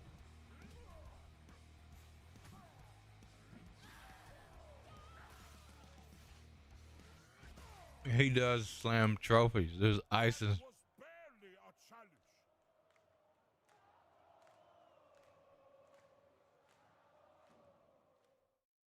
That's funny. Okay, whatever.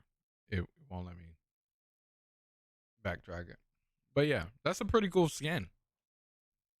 That's a pretty cool skin, chat.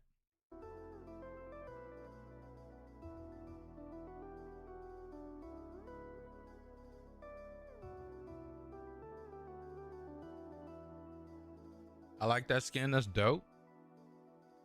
Orange, Reina. That's an interesting color combination.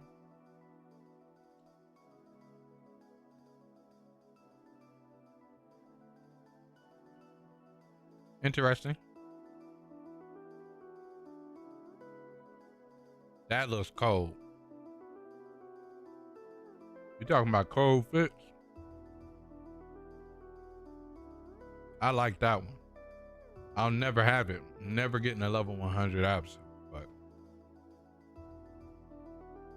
ooh, character workshop characters. That's pretty cool.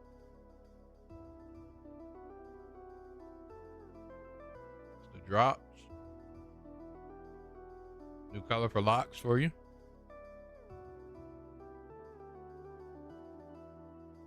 H box for the stupid cat.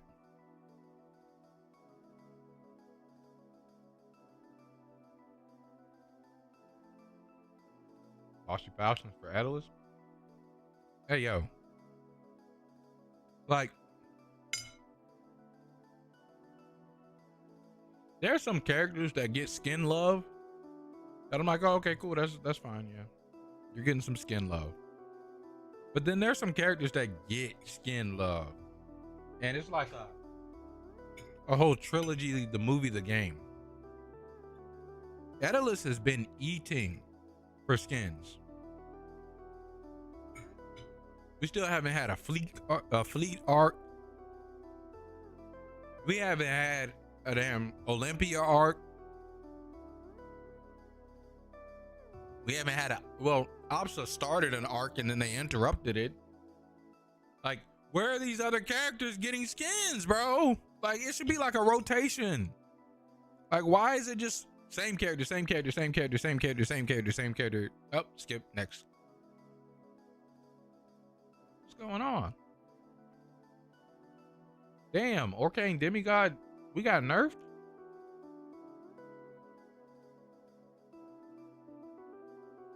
Balance change. Parry intangibility.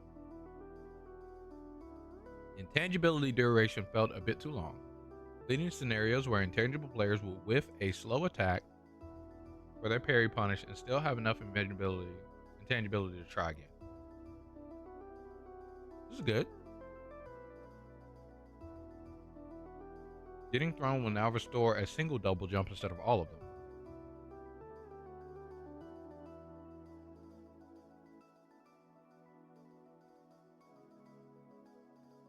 This is good.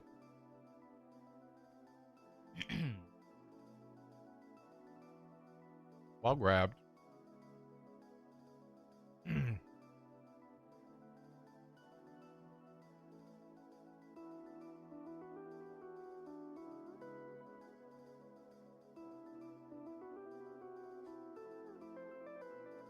Oh, wow. While grabbed, all your resources will be restored. A grabbing player is grounded at any point during the throw. Huh.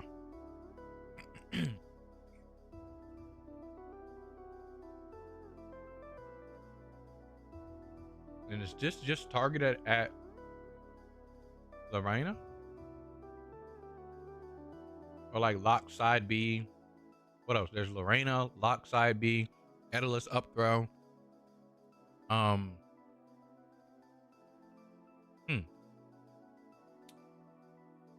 Hey, what's good, Blaze? Welcome into the stream. How dudes it does it? Not gonna EOS, but will likely become a Suedo Tower Fantasy situation. Thanks to the hyper greed gacha system. I agree. Yeah. The EOS is just like a little clickbait situation. But yeah, you're right. You're right. You're right. We're going to talk about Rivals of Aether now. I talked about Tower of Fantasy. I ain't talking about no damn Tower of Fantasy. We talked about that back at the beginning of the stream, but I appreciate you being here, Blaze. Rewind and check it out if you want. And listen to me rage and yell a bit about the stupid ass hyper greed system and these gacha game creators that actually placate it. I'll grab. Okay.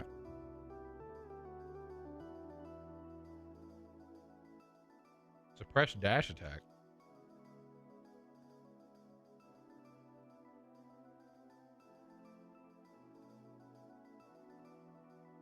Will prevent you from dash attacking if you aren't holding forward, and will store the attack input until your dash ends. That seems strange.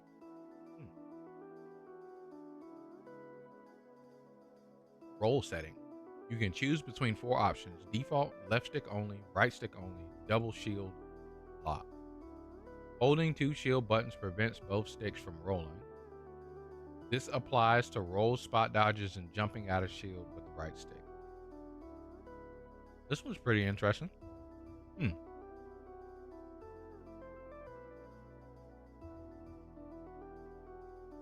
People keep defending it. Even wrestlers never do content for it no more. Oh, really? For real? Yeah, I don't understand what's up with those other content creators. But the gacha space is filled with so much drama. It's actually crazy. Like, I don't even want to peek my head into it. I began to peek my head into it, and then I was like, bro, this is just a bunch of people with egos on their chest. I'm good. I just want to make content. So that's why part of the reason why we stepped away from the gacha space. And then beyond the fact that I just want to, when I encourage my viewers to play a game, I want it to be a good game, not something that's just like siphoning money from them with like a fucking jet hose, like these hoe ass gacha companies. So, new control setting: wave dash assist. This makes your wave dash if you're holding shield at the end of a jump squat, allowing you to wave dash out of shield without releasing the shield button.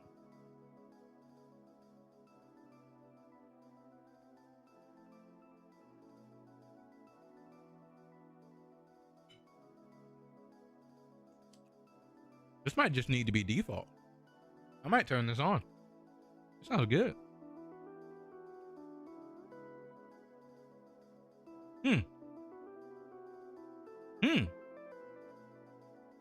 This sounds really good, chat. And look at how OG Arknights is now half baked. Only a few Arknight die fans letting left playing OG Arknights, and when Infill comes out, the Arknights OG diehard fans will split into half again. Oh yeah, absolutely.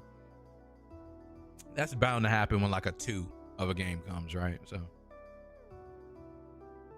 I'm not an Arknights guy, so I didn't play the first one. And it's looking like I'm not going to play this one, so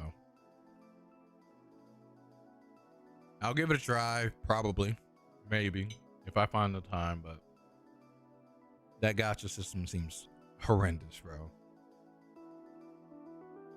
Pressing up on the ledge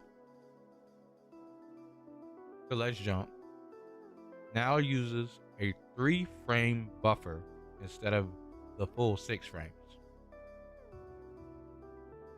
This makes it less likely to get unintended ledge jumps when recovering, especially after up special. This is so good. This has happened to me so many times. W devs.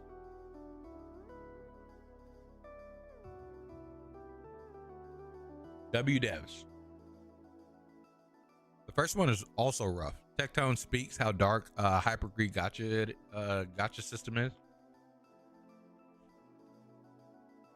Before on OG Arknights, there were so many rarities of characters. Yeah, OG Arknights had that like old school gacha game kind of like character take, right? And 6 stars were like 1% chance. And did they? I don't even think they had a guarantee in that game, right?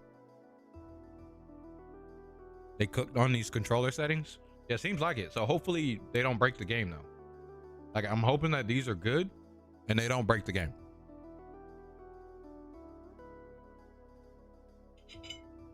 That's my prayer, you know. Rano, 4 tilt. That's 2 hitboxes. You know, I really don't care. Oh, it's not that much. This makes them reach.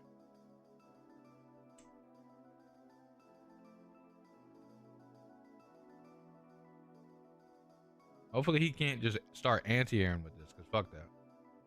While dashing, the right stick will now perform tilts instead of dash attacks when it's set to attack. Gotcha, raster players. Now you got to learn something else again. 3-star operators, 4-star operators, 5-star operators, 6-star operators. They just erase 3-star operators on infield and make it 3D immersive and a few changes. Yeah, fair enough. Yeah. And action combat too, don't forget that.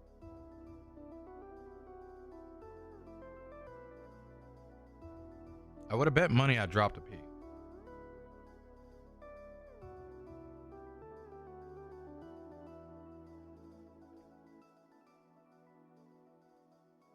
But I was probably tripping. Okay. Fleet. For their multi-hit knockback. This makes it techable at the wall.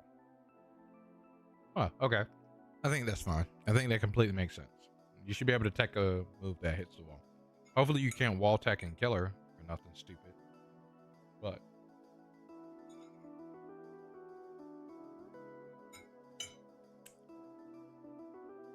wrapped opponents will now prioritize for Terry.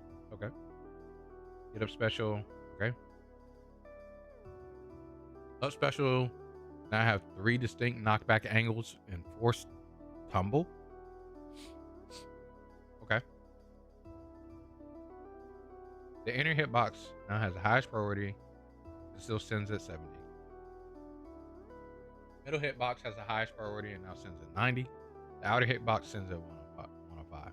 This makes it less likely for opponents to fall out before the finisher hits, making it overall a bit safer to use. Okay. Makes it launch opponents slightly higher so that the finisher doesn't whiff. Okay. As long as they don't, I mean, you can't really cancel it though. As long as you can't do no crazy shit, I'm fine with that. What is more horrible is the grindiness will make you bald, like like Tectone. That's why he's straight balled up, bro. Eggy, huh? Tectone, Tech Bone. Up those bubbles. I wonder if he'll talk about Arknight infields. He's not been in Gacha and not really been doing anything when it comes to content like that recently. But I wonder if he'll say anything. It'll be funny to hear him too. Gacha Smacks, my boy. I really want to hear his take though. Up throw bubbles will now be spawned at a wider area for thin characters and thinner area for wide characters. Huh. This makes it more effective against characters that are naturally get out of it easily, making it less effective against characters that struggle to get out. Oh damn, Keenan, this might have fucking boy, or Kane might not be able to up throw abuse you no more. The range is expanded by plus and minus 20 centimeters on both sides for the thickest and thinnest characters respectively. Man, Keenan, you might be able to cook against Orcane a little bit. They can't up throw you no more. I know that's like one of the biggest like things that Orcane has against big characters, like just grab up throw. Damn.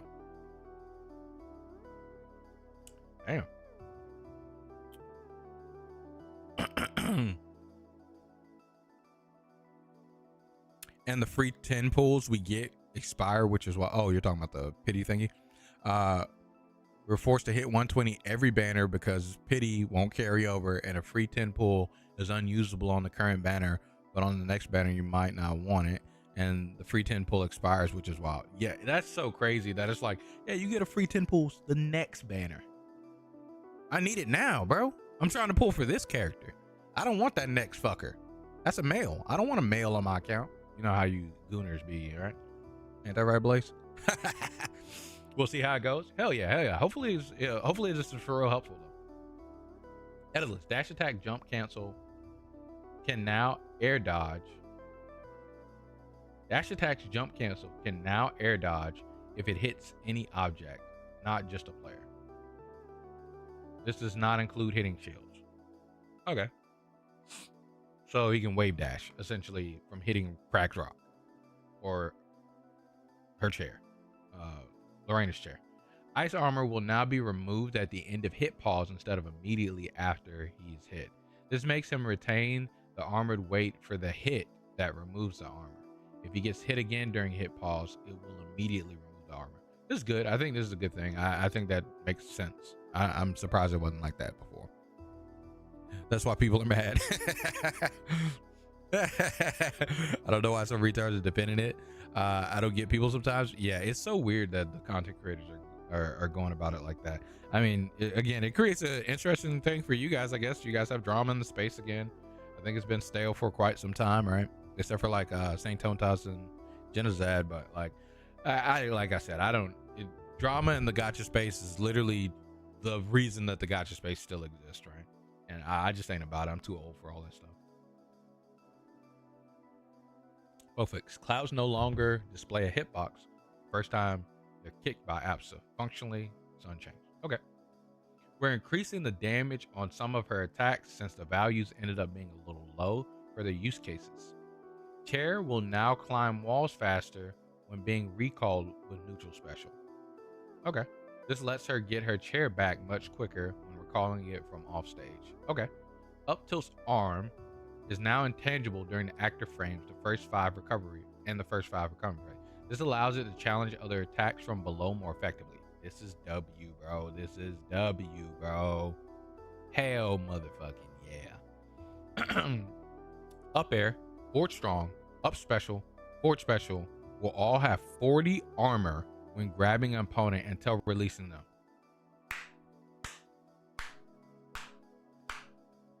When grabbing. This is mostly important in doubles where Lorena is often putting herself in danger when landing finishers. This is when grabbing. Damn. I was hoping that it was just armor period, bro.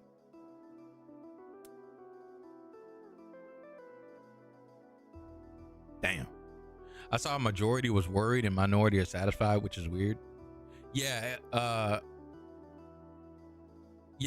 the player base, like, people are like upset by the gacha system of Arknight Enfield.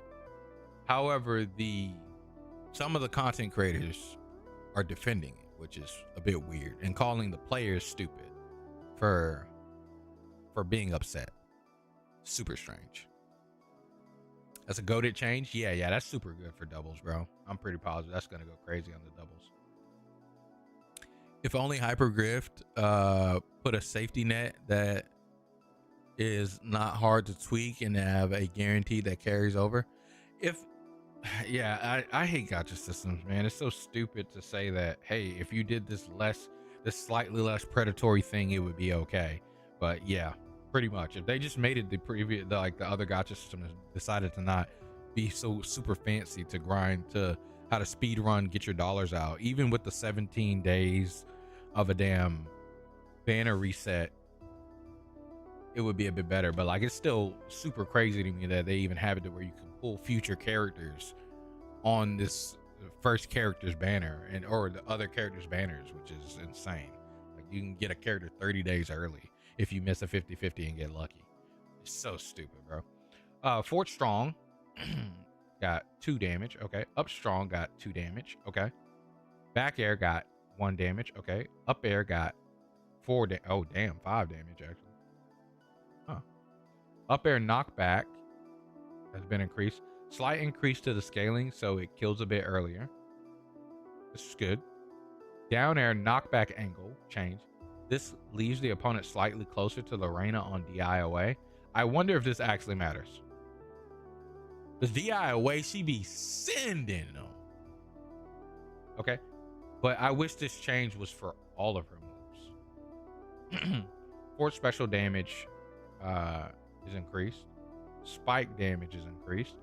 Default taunt can now be canceled after 30 frames. Performing her default taunt on stage platform will reset the duration on the first pose, giving her enough time to jump afterwards. Chat, I'm happy to see these changes to Lorena. I'm going to be 100% honest with you, though. I don't think these fix her problem. She could not connect moves together. Combos for her were like not existent. And I think that that's still an issue.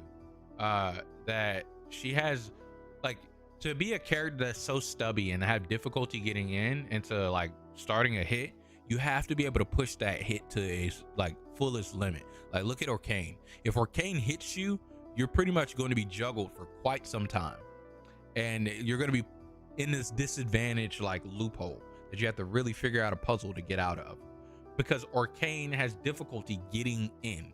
A very stubby character. Lorena is just as stubby, if not stubbier, than Arcane. Why does her moves not chain together in a similar fashion? You don't have to one-to-one combo like Arcane. I'm not saying that. Have some into it. She's a heavier character. She also has grabs that go through shield. Have her have to think and mix up a bit somewhat. However, her moves do not go together. Like, if you grab someone with up air, you're not going to grab them with up air again. Again, a lot of this stuff, Lorena's really new still. And she was new before. A lot of the stuff people just didn't know. A lot of people don't go into the lab like me, don't really sit down and look at these characters like I do, or look at the characters like anyone does, really, and try to figure out, what can I do against said character? What can I do? Da da da da da da da. If you are grabbed by Lorena and she throws you, pow, does the hit. If you hold up and away, there is zero things that Lorena can do.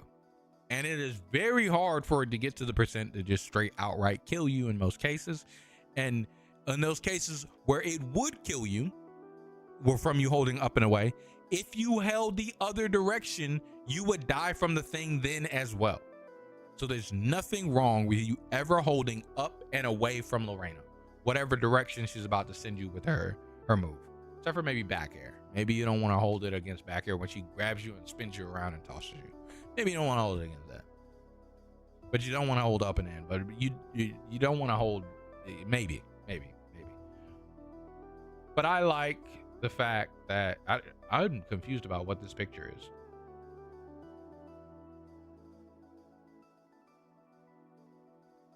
Like, what is this picture even showing? Oh, is this part of our arm intangible? Ah, yes. Did it say that? Oh yeah, it did. That's what I read. Okay. Yeah. I just,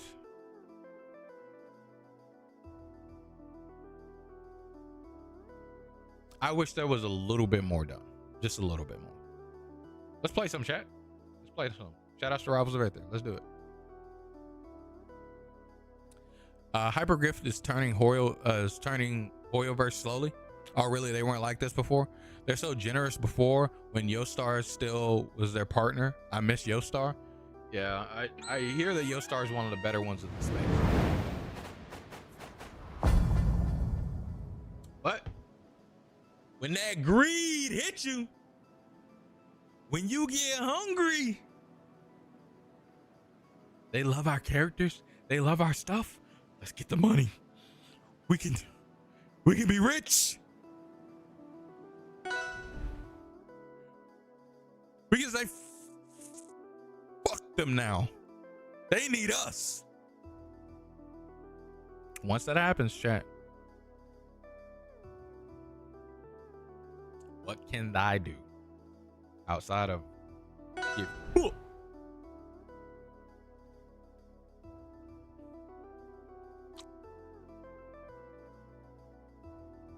Hey, it's fat. going on here? I was about to say, don't Ty and them be putting them fucking controller issues on me, dog.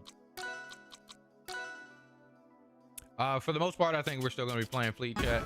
I don't think we're changing back to Reina.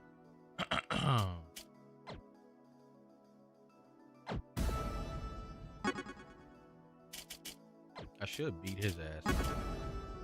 Better Burn's more of a midweight, if you will.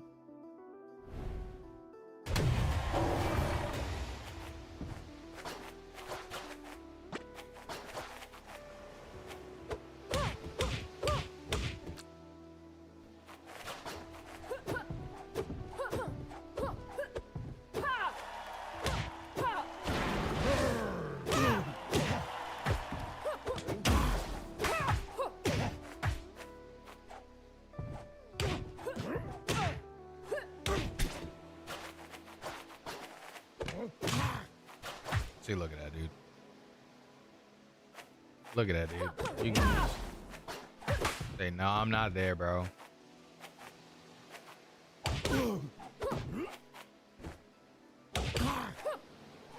That was horrible here, chat up.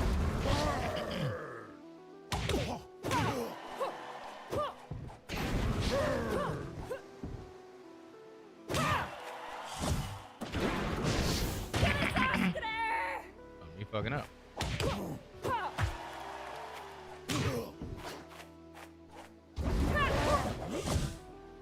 I saw someone fucking Take that. wait, is that just guaranteed? She just put the chair.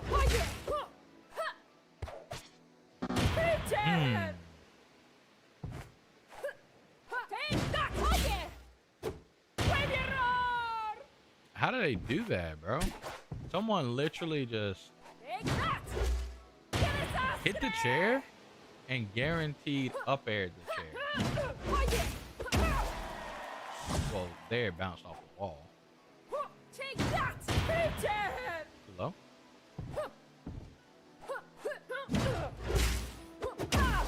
Huh. What makes it guaranteed? Player satisfaction and voices are important for the game to survive. You're absolutely true. Like I really wish people would be more okay with critiquing something that they even enjoy. Like obviously the things that you enjoy, you want them to survive. But if you don't call them out for their BS, you're gonna have a game. Wonder what the difference is there. You're gonna have a game that you genuinely don't enjoy, and that's why I'm so harsh on these gacha games, of where it's like the thing that I want inside of these games are not being added or cared about. They're not adding multiplayer, and it's like absolutely insane to me that they're continuously doing these things and expecting more money, but the content that they add is not ever really worth even $70. I wouldn't pay $70 for most of these gacha games, but they're asking for way more than that for a singular character and way more of your time if you don't want to spend $1. I think it's better to just actually play a real video. You know, a lot of people. There's very few gacha games that I think are actually worth it at this point. And they prove time and time again that they aren't planning or even trying to be.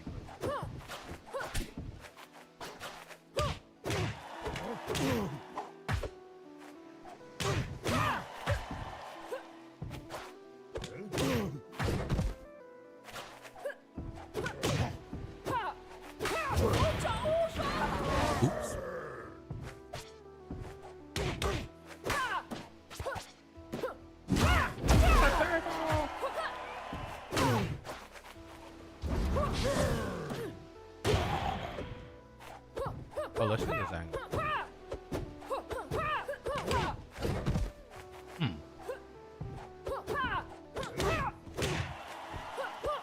Maybe this matters at lower percent.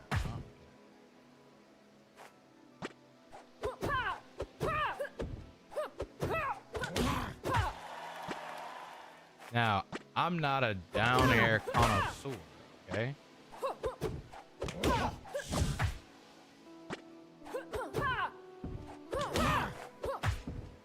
Personally, I don't like it.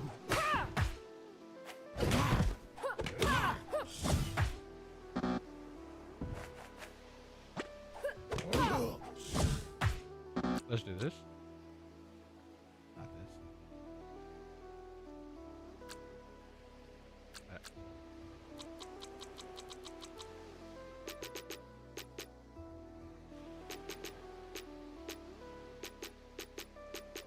The fuck? Okay. Truly, those hypergriff devs have no excuse. They should now know what is best. By now, their company is older than Kuro Games and Hyoirei. They're like grandpa of gacha games. I mean, you're right. But you see, grandpa went all this time without getting the credit and all the money that they felt deserved of. So now that grandpa has his time to ask for money, grandpa's gonna try to siphon as much money as possible.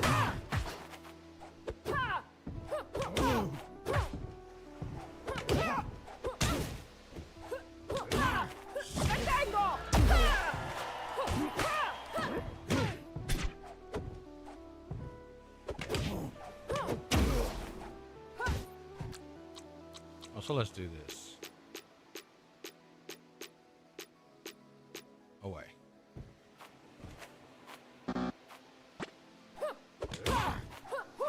Look at this shit. Still same problem. What I tell you.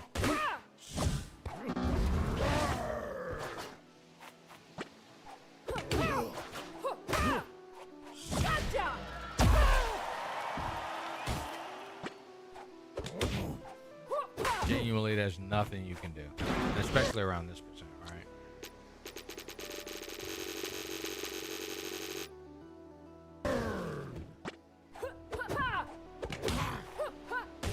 Yep, nah, it's not happening, chat.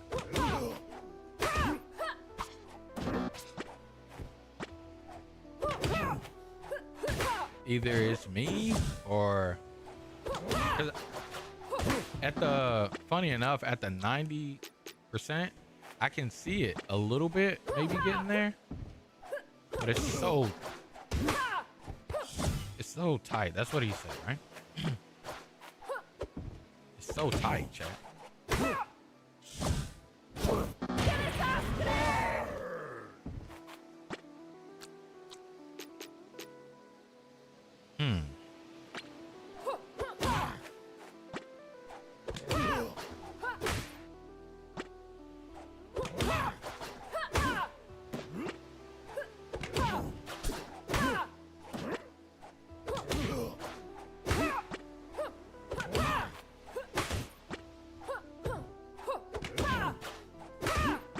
Like, dude.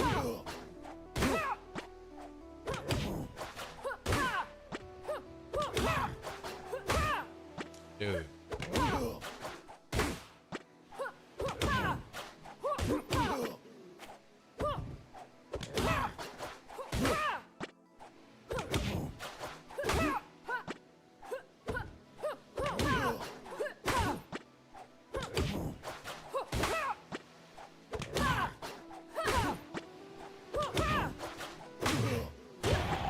So it's possible, but chat, that's so tight.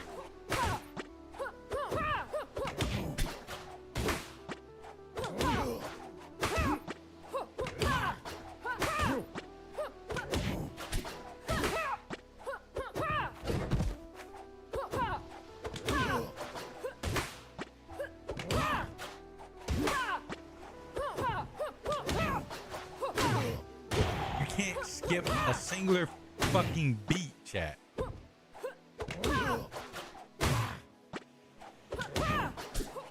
And that was on frame, so that really wasn't it. That was on frame 2. That was on frame. Are you telling me all of them were on frame, chat? Or am I just messing up on those? Did y'all see those original ones? Okay, that wasn't on frame. Oops.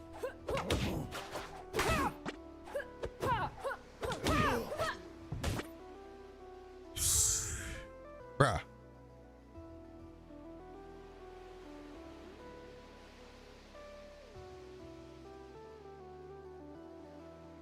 Thanks so much for coming through, Blaze. I really appreciate it. Thank you so much for hanging out, chilling out. Around the days, I probably might turn on Arknights Infield, so check out the stream chat or the stream title and see. Or maybe even I'll post a video on it.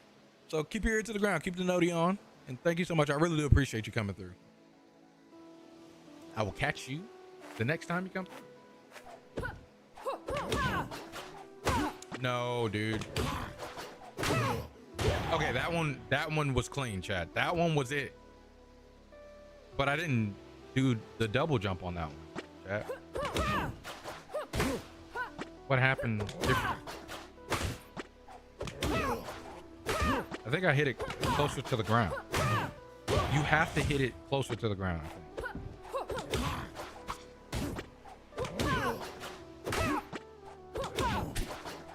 You have to hit a short hop. And then stop doing short hop forward air like I'm doing.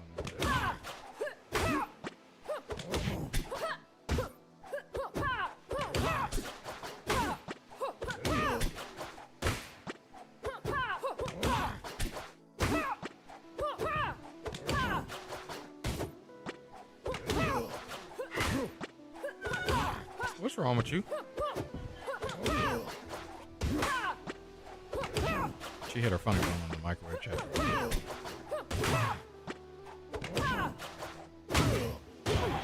Dude. This is...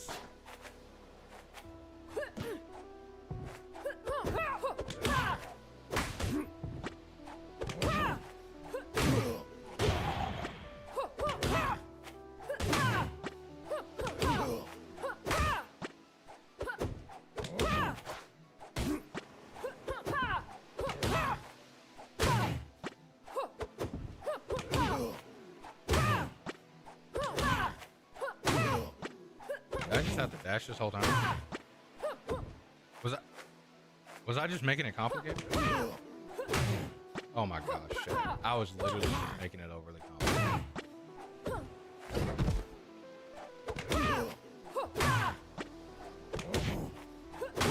Dude.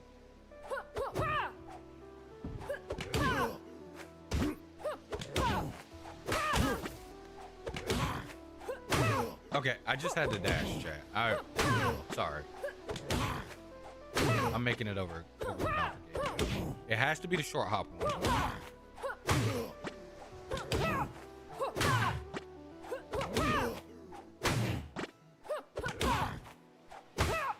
Yeah, it can't be the while rising.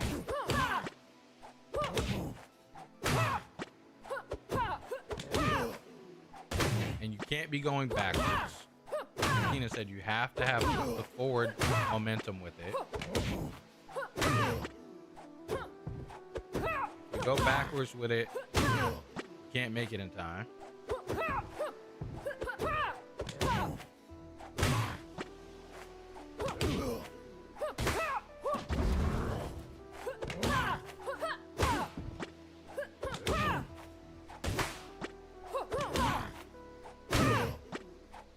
And if you do it neutral, you do it on frame. It's on frame with the shot.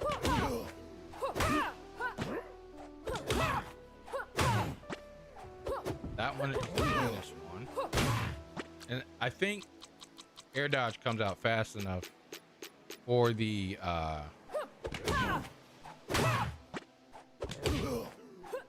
neutral. Thank you.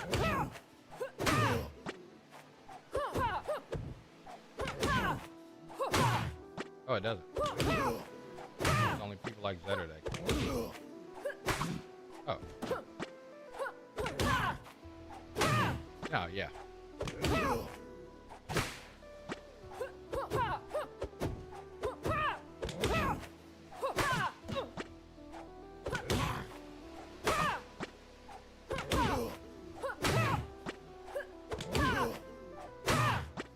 Oh, like I said, it can't be while rising. That's the issue. It has to be falling into them.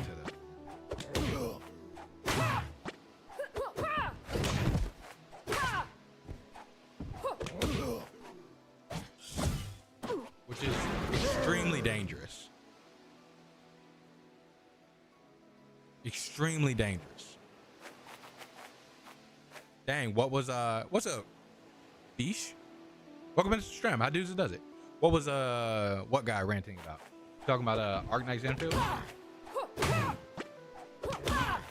Yeah, that was back at the beginning of the stream. I went over Arknights Enfield gotcha system.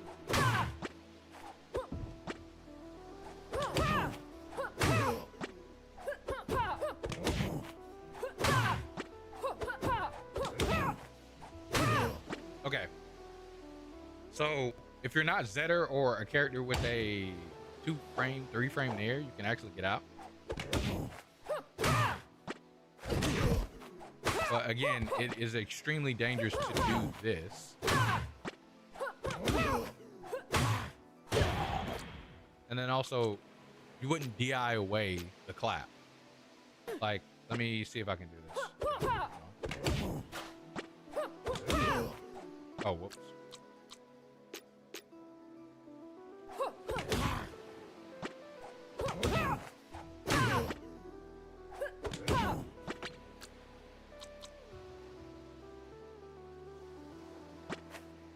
Oh, what?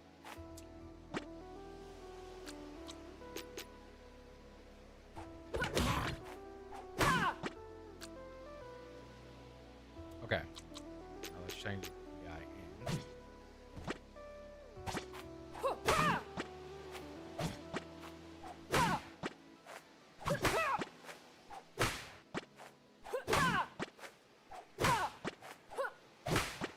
I think I already wasted too much time. Yeah, trying to save it, I wasted too much time, chat. Hold on. Let me resave this.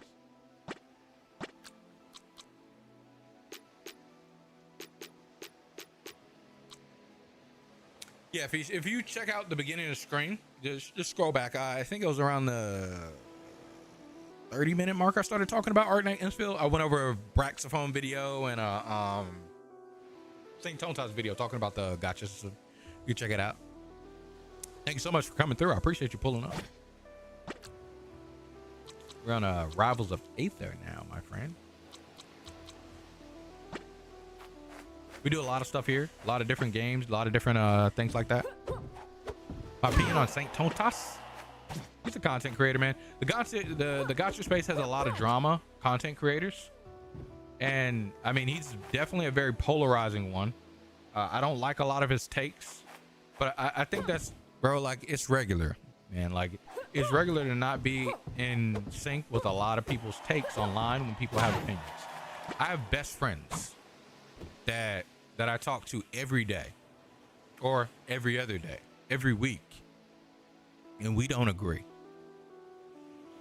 We don't like the same colors. We don't like the same foods.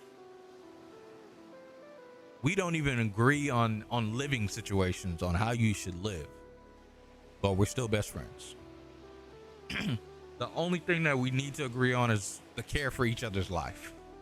So, St. Tontas' thoughts on Genshin, Wuwa, and all the other gacha games doesn't really affect me and my opinion on them, you know. So my opinion on Saint is the same as like most other gacha creators. He creates content. I get the disfavor over pity not carrying over, but he's so radical. I mean, so when you create content, you kind of have to be a little hyperbolic about it. But I understand liking the content creator that's more chill, down to earth, and calm about it. versus being radical and out there. But that's what gets the views, man. That's what gets the views, man. That's why he's a big content creator that he is. You like Gotcha Smack? Gotcha Smack is the one that's more tame, more chill. And he's pretty entertaining still with it as well. So it's kind of hard to be entertaining with the chill, but Gotcha Smack's with it. So I want to hear Gotcha Smack's thoughts on Arknight Infield. So I'll see what he has to say. I'm still gonna have my opinion. I've already said my opinion, my thoughts. I want to see what he has to say too. All right, so let's try to hit this. I just loaded it.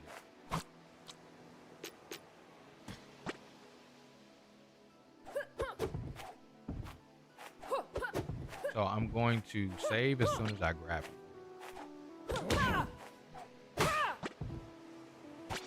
I fucked it up, chat.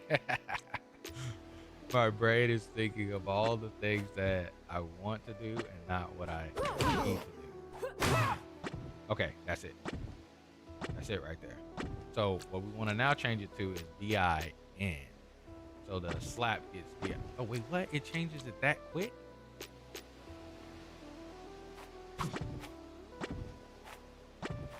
Okay, now we change it to DIN. Yep, they live it.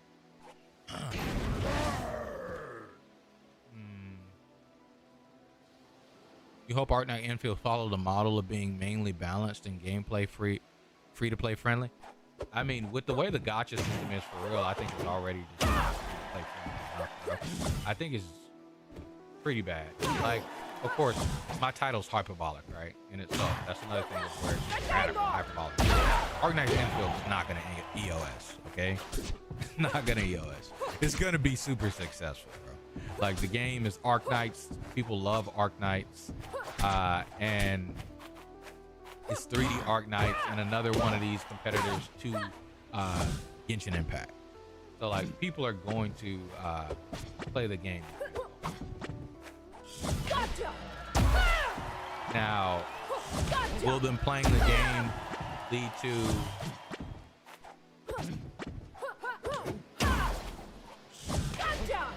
to like a love for it, or like a can I say a super crazy long-term dethroning of like something like Thru or Genshin Impact? Nah, probably not.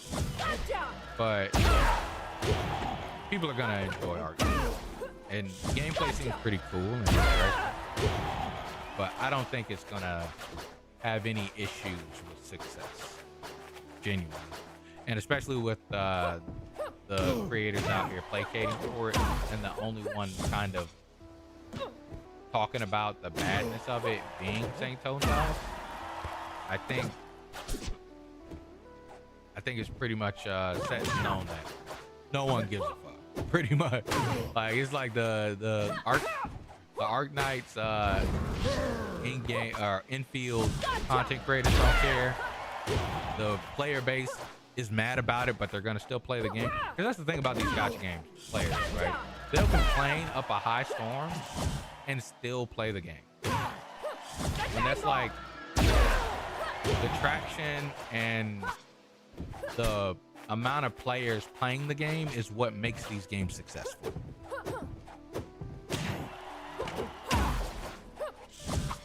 So, yeah. Even if mainstream doesn't care, in a couple weeks, I believe the existing community will still stick around. The gotcha for sure is not perfect. Honestly, 6% is kind of low. I get it's on the better side of 3D gotcha though.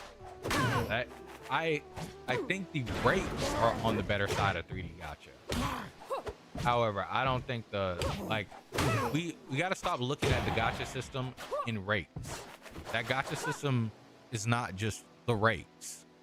It's everything encompassing pity, the banner length, because you're, as a free-to-play player, especially, time is your ultimate resource. Literally, the way that you make your pull happen is through time. And if you don't have enough time on a 17-day banner, you're not gonna get your character. And then if you went out and get your character early, you're fucking punished and can't pull your weapon unless you spend money.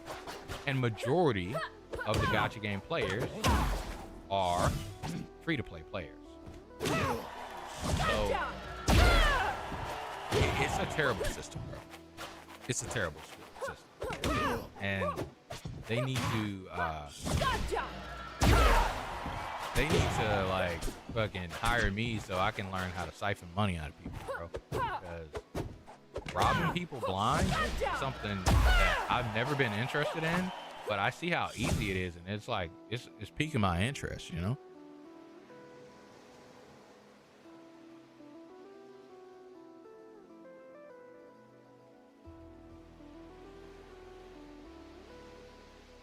I find no pity carryover a non-issue, but the pull economy is what I'm looking for. The pull economy does, air quotes, matter, but no pity carryover is definitely an issue. It's not a non-issue. It's a, like, are you a free-to-play or are you a adult? Do you spend a bit? Because as a free-to-play, it's absolutely.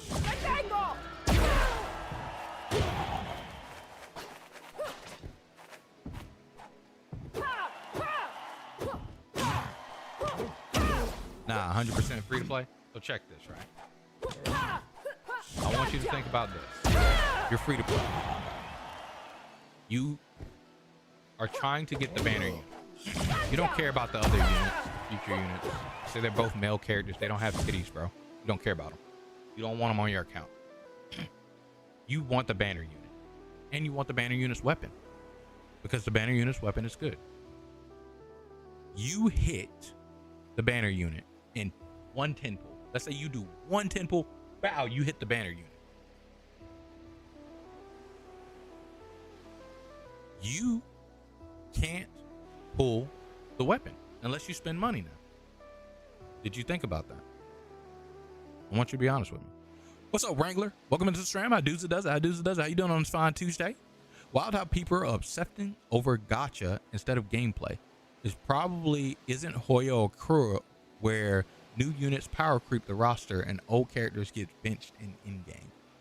The reason why people are obsessing over gacha instead of gameplay, Wrangler, is because it is a gacha game. I want you to think about that. It is the gameplay of a gacha game is you pulling on the character banner. That's why people are obsessing over it.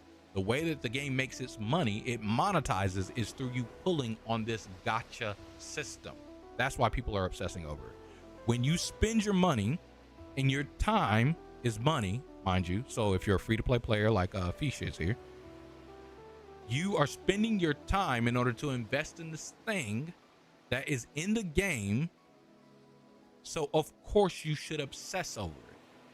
And you could obsess over multiple things at the same time. I think people are saying also that they don't like some of the the combat system. I think some people, Braxophone was talking about people don't like the combat system. So it is an obsession over a gacha for like make sensible reasons. It's not wild. Now you might not have that issue, but just because you don't have that issue doesn't make it not an issue for them. Keep that in mind. Infield follows the OG Arknights design, still skill positioning, team comp, more than chasing the newest 6-star operator. We'll see, Wrangler. Hopefully what you're saying is absolutely true. Well, the weeklies and the Arsenal tickets, the weeklies have Arsenal tickets now, but RC can convert it to art. So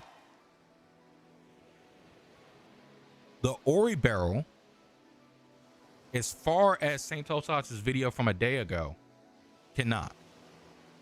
The only thing that can be converted to Arsenal tickets, or the only thing that can get you Arsenal tickets, are 3 things in the game as of a day ago. Is the premium currency, which is the one that can't be converted, that can be converted into Ori barrels, but can't be converted back. Pretty much their Lunite, if you play Wuwa, is what can be converted into the Arsenal tickets. Pulling for characters and weeklies are the only 3 things that can get you these arsenal tickets to pull for weapons. I don't know how the weapon banner works, but I'm pretty sure the limited character's weapon goes away when the limited character goes away. So that means you have a 17 day time period to get this character's weapon after you strike it lucky on the character banner. I could be wrong. I don't know. Correct me if I'm wrong, but yeah. And Fee says, yes, the monetization is gacha, but no one hates the in-game character gacha despite still in character gacha. What's in? Help me out. Fee says, I'm playing Rivals. Are you playing with your ant thing?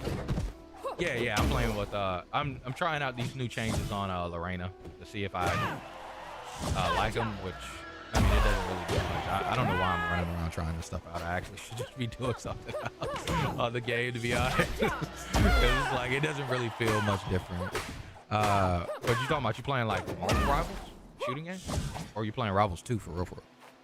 Non-character gacha, like skin gacha or whatever. Oh, okay. So let me reread that then. Make sure I get you right. Yes, the monetization is gacha, but no one hates the non-character gacha games despite still having gacha. But that's because non-character gacha games, the ones that have the, and I assume that you mean the ones like Where Winds Meet and Do It Night Abyss, the ones that have skins as their gacha. I assume that you're talking about those. But that's because they don't include, those do not include progression towards your account. You understand that, right? It's cosmetic. So they may monetize by that, but they monetize by a non-progression way. A regular gacha game monetizes by a direct, you need to pull this in order for your account to progress. Even if you are free to play, I challenge you. Be a free to play player that plays with only the units that are given to you within the game. And then come back and talk to me in any gacha game that you ever play. Because you won't. You will use your currency to pull on banners. You will. Because it will progress your account and make your account stronger. That's directly how gacha games work. I might not be seeing stuff others do since I'm used to saving, skipping, and waiting and planning. So saving, skipping, waiting, and planning is cool. Like it makes sense. You can do that in Arknights easy, free operators only. Okay, cool. Yeah, do that in Arknights Into. Never pull on a gacha. You can make another account to pull on your gacha. I know you got to get your itch. You got to get your fix. You know, but make an account. Pull on no pull characters. You don't pull at all, and you play the entire game and beat all in-game content, all of that. I want you to do it and tell me how fun the game is. Not to say that you can't accomplish it. It's not. I'm not challenging you to say you will never do it. It's impossible. Just tell me how enjoyable the game is. After you play Arknights Into, free operator, a new style gacha game. Not one that you're experienced with, that you've been playing for 15 years. Arknights Infield's been out, or Arknights the original has been out for a while. You know the optimized routes of the game. You've already had your enjoyment of that game already. It's a new game. Go ahead, enjoy it and play it like that. And come back and talk to me and help me understand where you think that you do not have to engage with this gacha system inside of these gacha games. They're called gacha games because you have to engage with the gacha game. Whenever we have the non-character gachas that I think, again, that you're talking about, Where Winds Meet, Do It Night Abyss. Notice Do It Night Abyss is compared to Warframe, a non-character gacha game. In order to progression in Warframe can all be obtained without spending money. Now it is have a pay-to-win system. Spend some money in order to get stuff. I'm not talking about those, but all progression in those games are obtained. Where Winds Meet, all progression in Where Winds Meet is obtained for free. It's not a gacha game. It is a game is where you have a cosmetic system. Vastly different. That's why the distinct is. But I get it. Like, even me as a gacha game player, I'm a gacha game player from back in the day, bro. I used to play Puzzle and Dragon. Like, you said FGO earlier, so you know that I used to play fucking Brave Frontier. So I played older gacha games, for real, for real. Like, I played it on my phones, was sitting down, grinding shit. Final Fantasy Brave XP was my pinnacle of gacha. I was playing motherfucking terrible ass rates of Final Fantasy. So playing that game, I know to save your pulls and only pull when it's time. You don't pull when, and that game didn't have no guarantee, but you were only pulling when you're like, yes, I'm pulling for this unit. They're here. They're rated up. I got to pull for this unit now and hope that I don't whiff off of this. All of these pulls that I've saved for fucking 6, 7, 8, 10 months. Grand Blue Fantasy, right? You ever played the Grand Blue Fantasy phone game? I played Grand Blue Fantasy, where you're like, okay, I only pull once a year when I can spark. When I can guarantee the Grand Gala character on this banner, once a year is when I drop all of these pulls. And hopefully I hit somebody along the way that's rated up that I enjoy. Or just hit somebody along the way. Don't happen often, but I mean, I definitely understand save your pulls. However, let's not placate the stupid system because we have plans around the stupid system that make sense. Just because that's a thing doesn't mean that the stupid thing that doesn't have to be there makes any sense. We should make the system better, not have the system be worse and then say, oh, it doesn't matter because the way that you should interact with this system is like this, and they've always should have interacted with this system like this, when for 5 years gachas have been following a policy that doesn't care about saving. You don't have to save in gachas right now. I digress.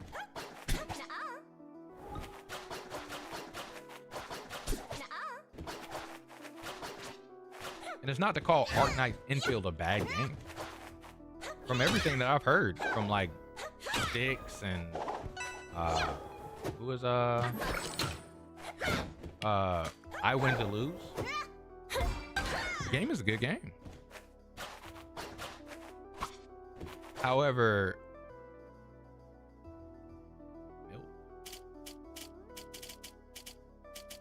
that doesn't mean that the game can't be better. And it can't be better for all of the money and the time that you as a free-to-play player spend into it. That man had a Hodan icon. I slick kind of want that. I'm banning this.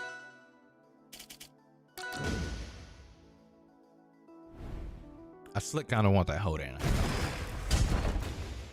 Hodan's fun.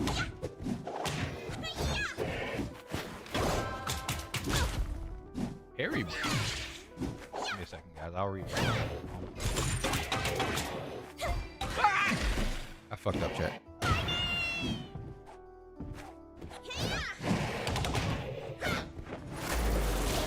Oh, didn't know how long it would take.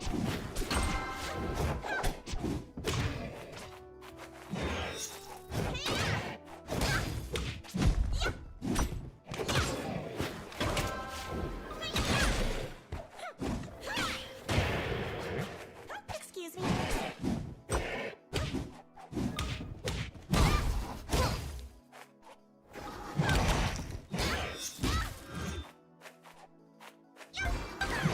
I didn't hold up. That was my fault.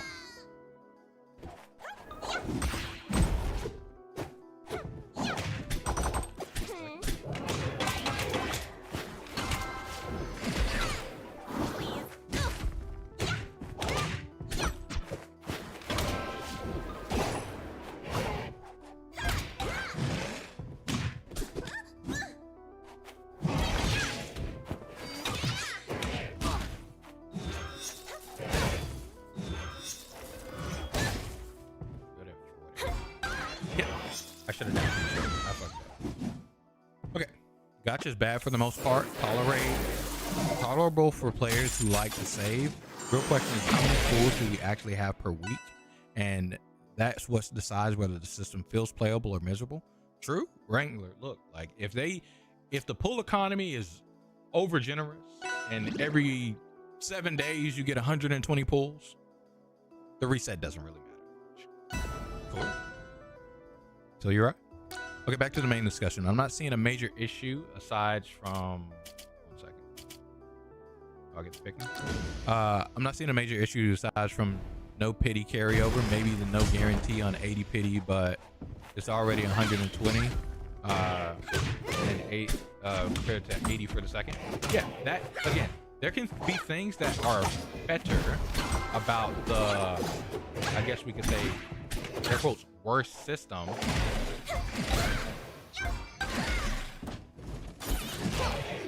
Parry.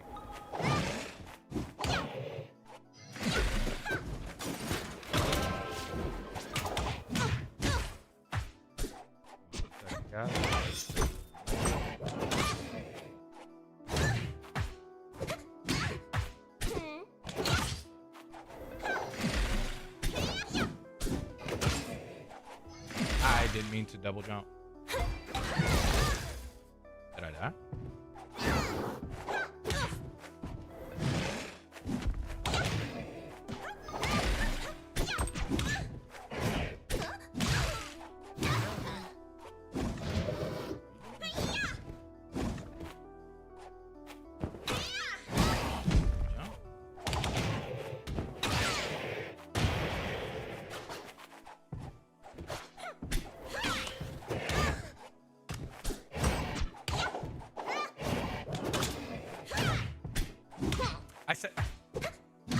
I said regrab chat. Ooh.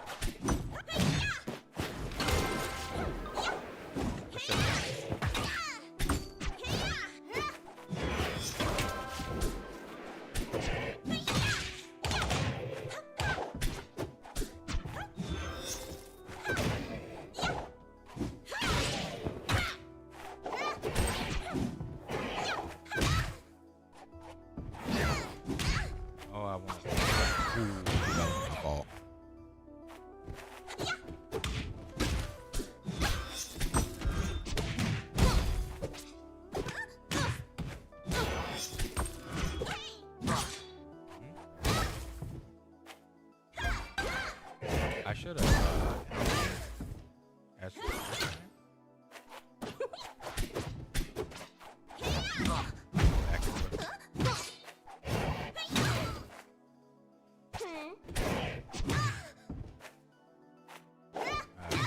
juggled across the stage by aerial. Bad solution.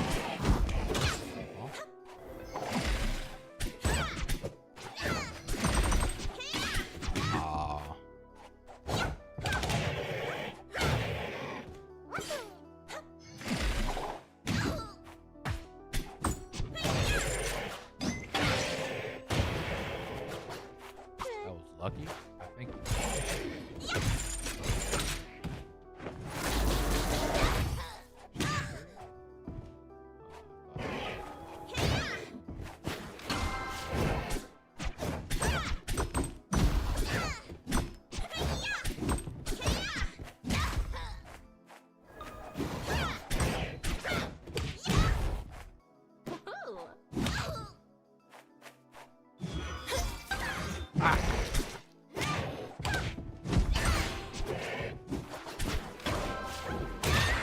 Good for there, good for there.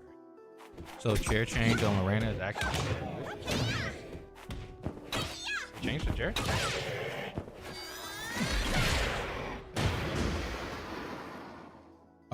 So also I don't see why people have to make every gotcha conform to a standard when they can just not play it instead. I don't think that something needs to conform to a standard.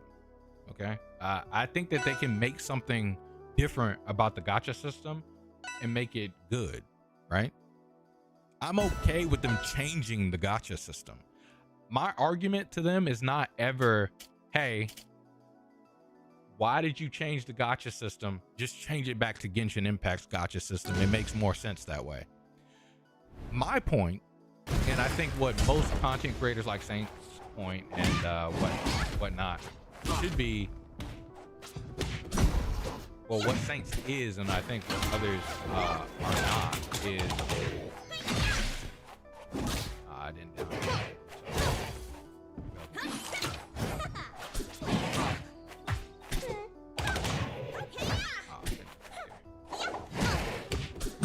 Excuse me.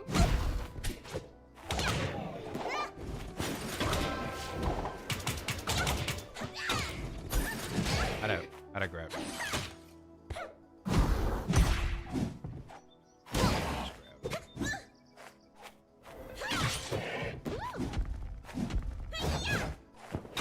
I didn't want that.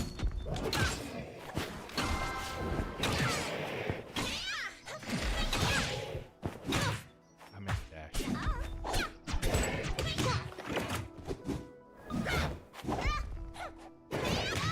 I'm trying to get better at this.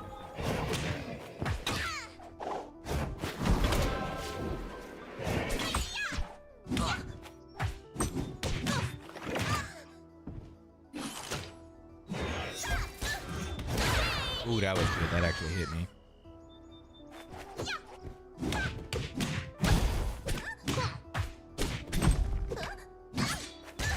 Alright.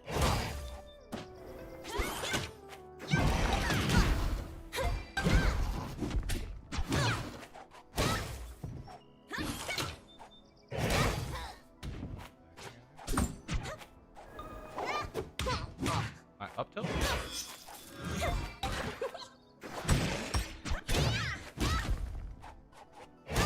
Is it because the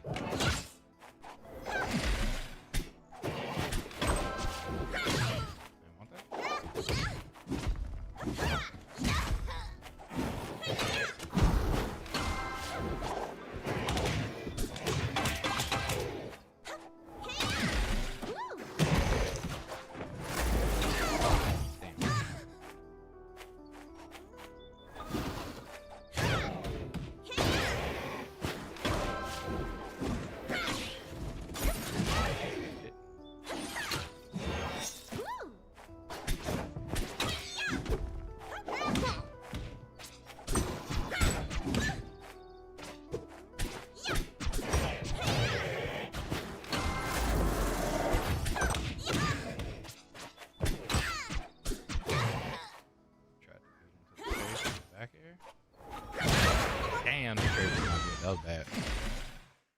Yep, I got toe up. So yeah, let's read that one more time. So back to the main discussion. I'm not seeing a major issue aside from no pity carryover, maybe no guarantee on 80 pity, and then when you've already hit 120 before getting the second 80. Again, like you've even proposed a fix to the a bit broken system right there, right? So, but that's what my point is that they should be able to make this system to where it's not an algebra equation for you to really figure out how to navigate it, and then beyond not an algebra equation for you to figure out how to navigate it. Not to say that the previous system was better or the best. I think it was better, again, because we have to look at a gacha system as a whole. We don't just look at it at the rates of which the characters appear, 5-star or not, okay? And how many pulls it takes. But we look at the previous system, it was bad. Why are we gonna go to a new system that still has bad shit in it and call it better / fixed? It's not. It's garbage, and it needs to be fixed. Having to pull a character and to pull their weapon, if you get lucky, and I gave the example, the extreme of 10, right? On average, you don't hit pity to pull the character. If we want to math it out, you hit the character way before pity. You hit the character on average in these 90 pity games around 70. So if you're hitting the average character around 70, that means we have to look at how many pulls does that give you on the weapon banner. If you hit the 50-50, you can't get the character's weapon. The banner's only going to last 17 days. Why are we punishing pulling the character early? Because now you have to pull more on the character. So essentially before, if you pulled more on the character, if with the older system you pull more on the character, this would be okay because your pity would carry over. Your guaranteed pity would carry over. Now it doesn't. So you're wasting pulls. And let's not even like, even with the talking of I don't want an extra constellation on this character, that existed in the previous system too, right? If we had these free weapon banner, or if we had these weapon banner pools tied to the character. Arknights system or Arknights infield, I guess that's closed beta test? Or are you saying Arknights infield system or Arknights infield closed beta test current system? Which one are you asking? What are we asking here? Are we talking about the gacha, the way that the pools work? Do we want it to be the Arknight infield's closed beta test way? Or do we want it to be Arknight's original system from the first game? I don't know about the first game system. I played Arknight's first game like launch for very minor amount of time. Arknight's infield's closed beta test? You said worst gacha. I was thinking of Arknights. Oh, okay, my bad. I was talking about the other 3D gachas. When I referred to the other gacha.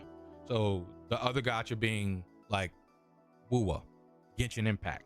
The one that is pretty much the standard, if you will, of what people call the gacha system now. The 50-50 system at pity and then guarantee at hitting the pity again. And then the weapon banner following the same sort, except for it has like a little bit less of it's like a little bit less of a situation. So yeah, that's what I say when I say that people call that other gacha a worse gacha. But they're both bad. They're both bad.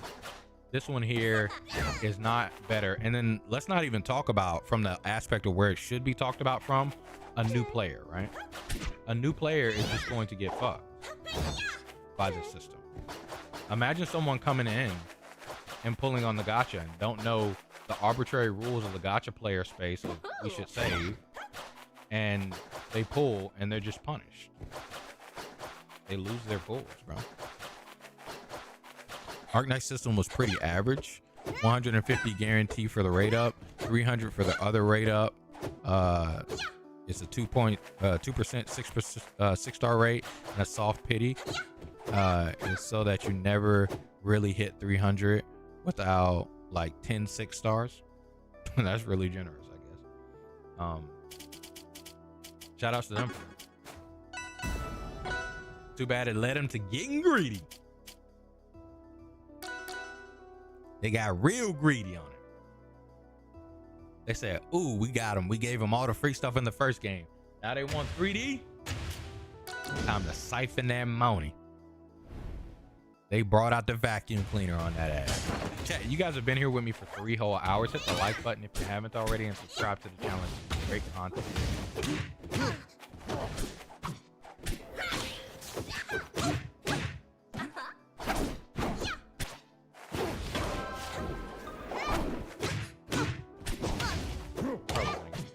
matchup, chat. I really don't like the Veteran matchup.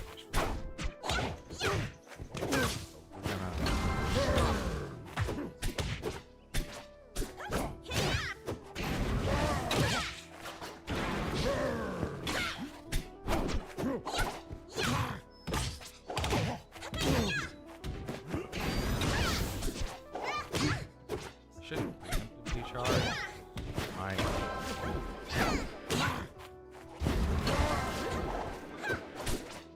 Ooh.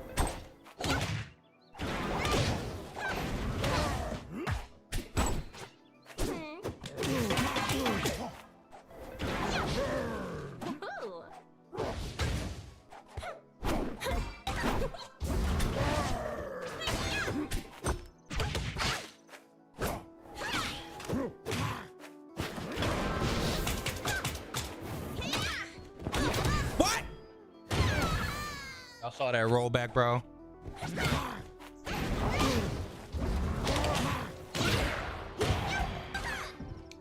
Hell yeah, I did the combo. Please.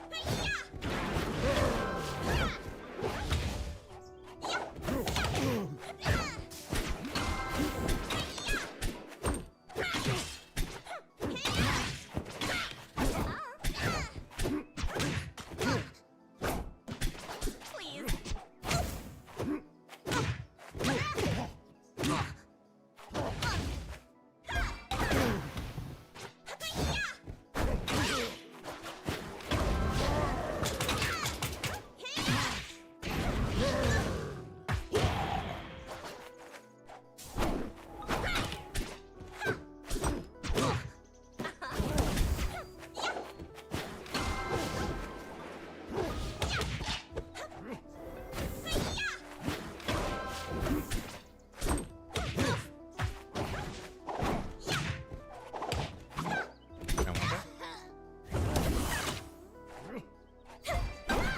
Oh.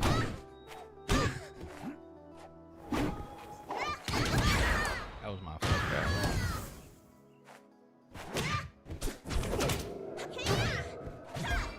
I didn't want that.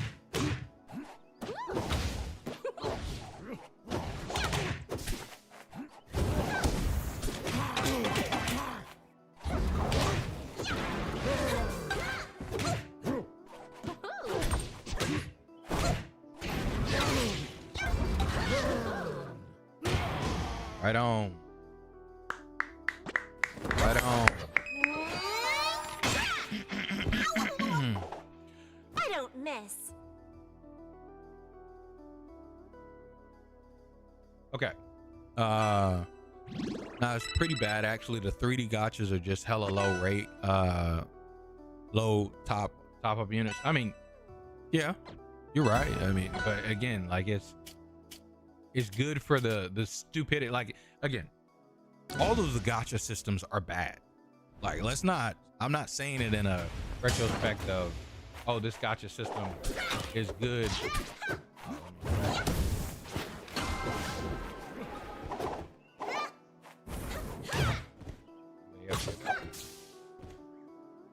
Brother?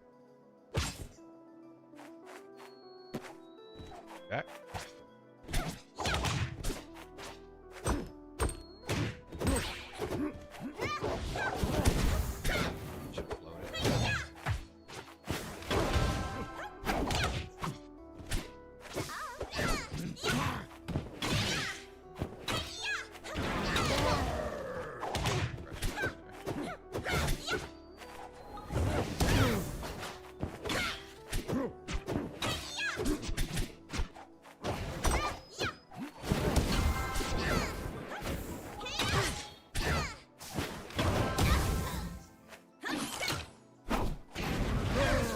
Messed up, chat. Maybe I can't do it that low anymore.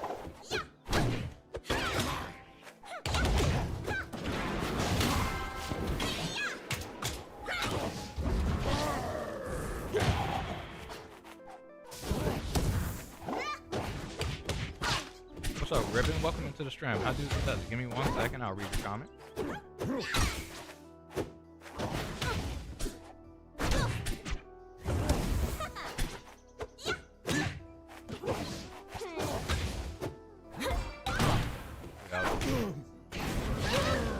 I should have been Micheal H back here.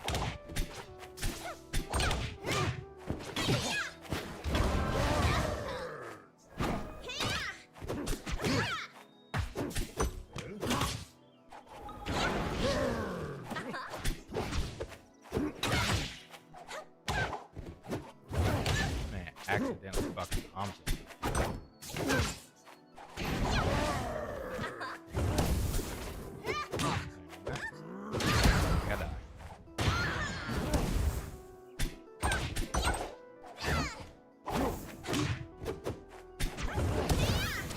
Excuse me.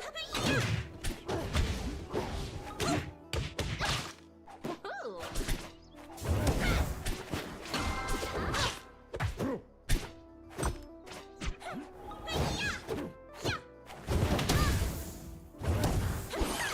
I don't know why I did that.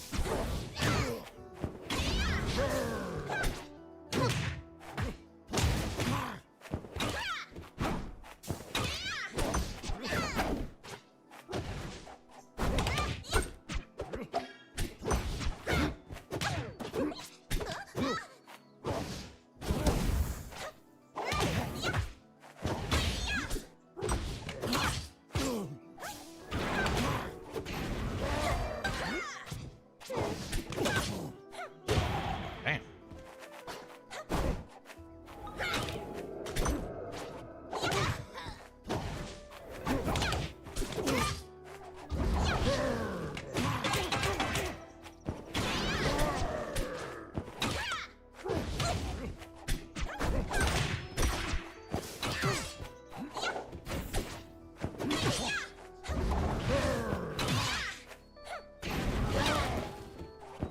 I didn't want this.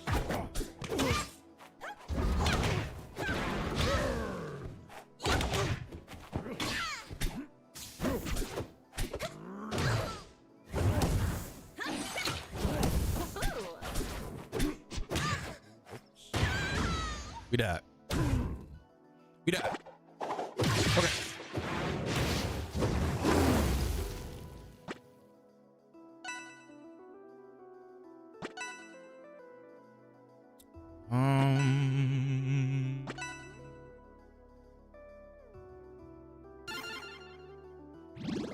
The other reason I don't like gacha games is because it's bred the battle pass system.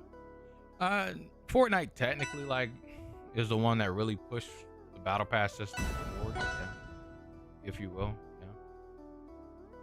Yeah. Fortnite is technically battle pass, loot boxes, and gachas. Yeah, a lot of it was happening around. You banned my favorite stage, bro. We read some of the old chat. Ain't no way that the person missed Yoastar. The reason we want them gone is awful, right? Back to the hypergraph. Is that a problem that Arknights had before, where the actual Arknight developers didn't have all their rights and stuff like that? They were being held back by Yoastar in some way. I'm not a Arknights guy, so I have no idea about original Arknights issues or complications of any sort. So I never talk about specifically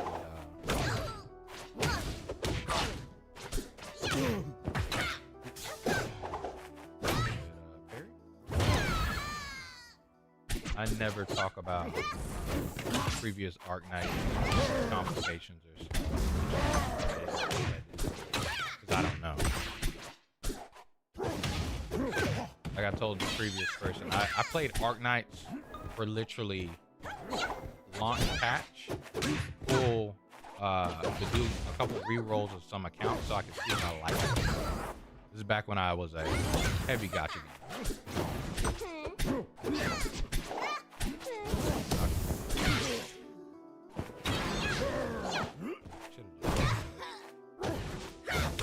Doing that thing that I said I Ooh, good down here. That was actually a close one down there. I don't know why I walked there.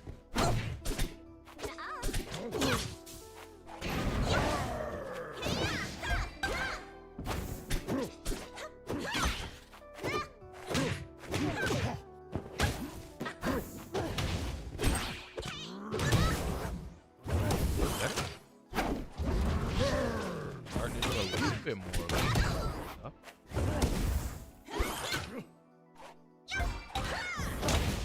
The ledge.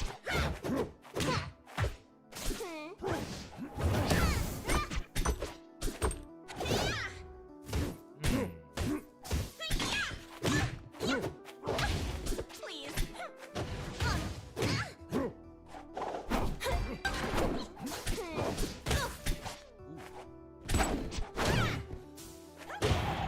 Alright.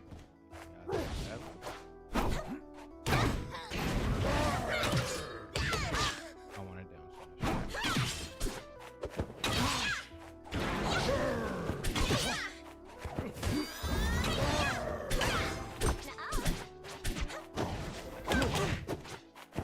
Ooh, that killed me.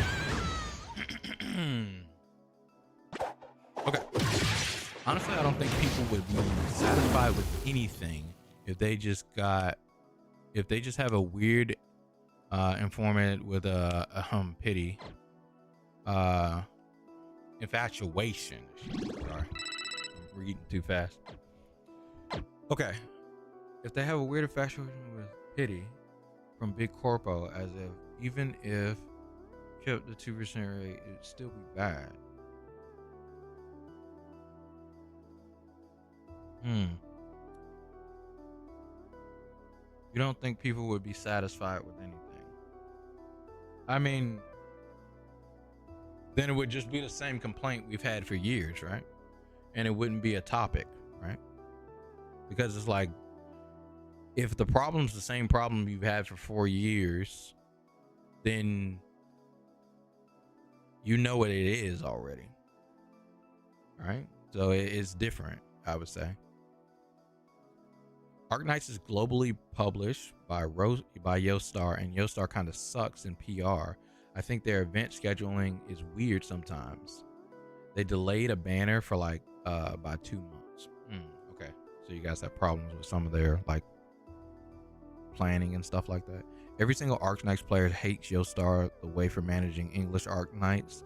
They mistreated us with rewards, which we tolerated, but horrible Q&A checks, incorrect schedules, and is our main reason to hate them. Okay, so they release content for you guys in bad ways, I guess.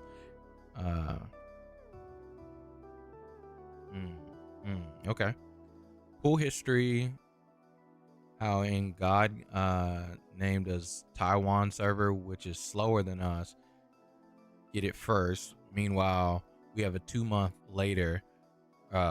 Okay, yeah. So they just released content at bad times and in bad ways for you guys. That makes sense. I mean, I can understand wanting Hypergraph to have their hands on their own IP. Quality assurance. Okay, word. Horrible checks over bugs and typos and translation. Okay, word. Yeah, that makes sense.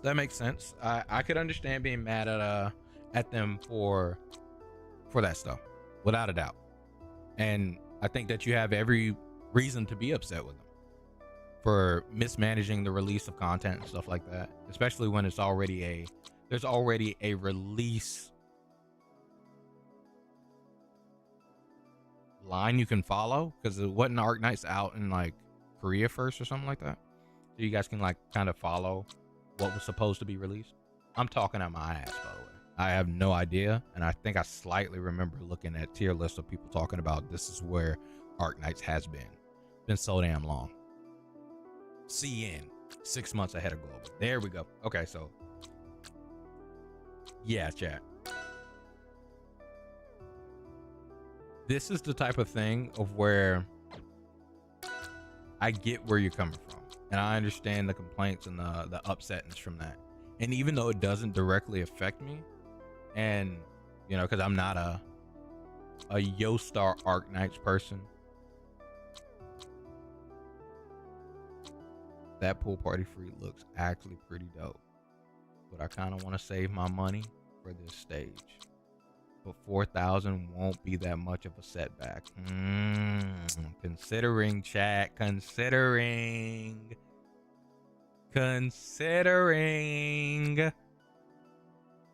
Yeah, it's been considered. It's been done.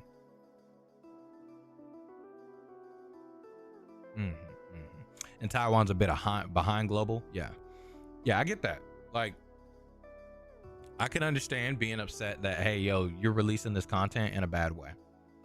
And what I was getting at, it was like, this is like, we can flip this situation towards the pity system. Even though we, as experienced gacha game players, understand pull when you have all of the pulls to guarantee the character. Imagine a new player turning on Arknights Infield for the first time, and they're doing what you do in a gacha game, which is pull when you have a 10 pull, and they don't have the friend. And Hyper Grift is not going to tell them the gacha player way, the gacha player the ninja way of how to navigate this system beyond the, again, you get fucked if you pull this character early and you want the weapon as well. Okay? There's no change in that. You just get fucked. But you're a new player. There's going to be a lot of new players in Arknight Infield that are watching Brax Phone's videos, that are watching Gotcha Smacks videos, if he makes any. Probably won't, but Gotcha Smacks videos, Mr. Pokey's videos, Saint Tontas's videos. If they watch Saint Tontas, they'll probably know. And they might not be 100% tapped into the content, guys. You guys know these people exist. Some of these people are your friends, and you may tell them, but they're going to press the button anyway. Okay? It's going through one ear and out the other. They're just playing the gacha game. They do this pull, and then they're like, okay, so you mentioned something about pity. The banner even mentioned something about pity. I'm closer to that guarantee in that character. The banner changes to the next character, and they lose all their pulls, and they don't fucking know. They don't understand. And they get mad, and they quit your game. And they leave a bad review. They talk bad about your game. This is the type of stuff that is easily avoided, for where King Lemur said it earlier today. And I didn't even read it. He said it earlier. If you look back, he said specifically, the direct line. I want to quote him 100% directly. Hold on one second. This is great. Manufactured solutions for manufactured problems.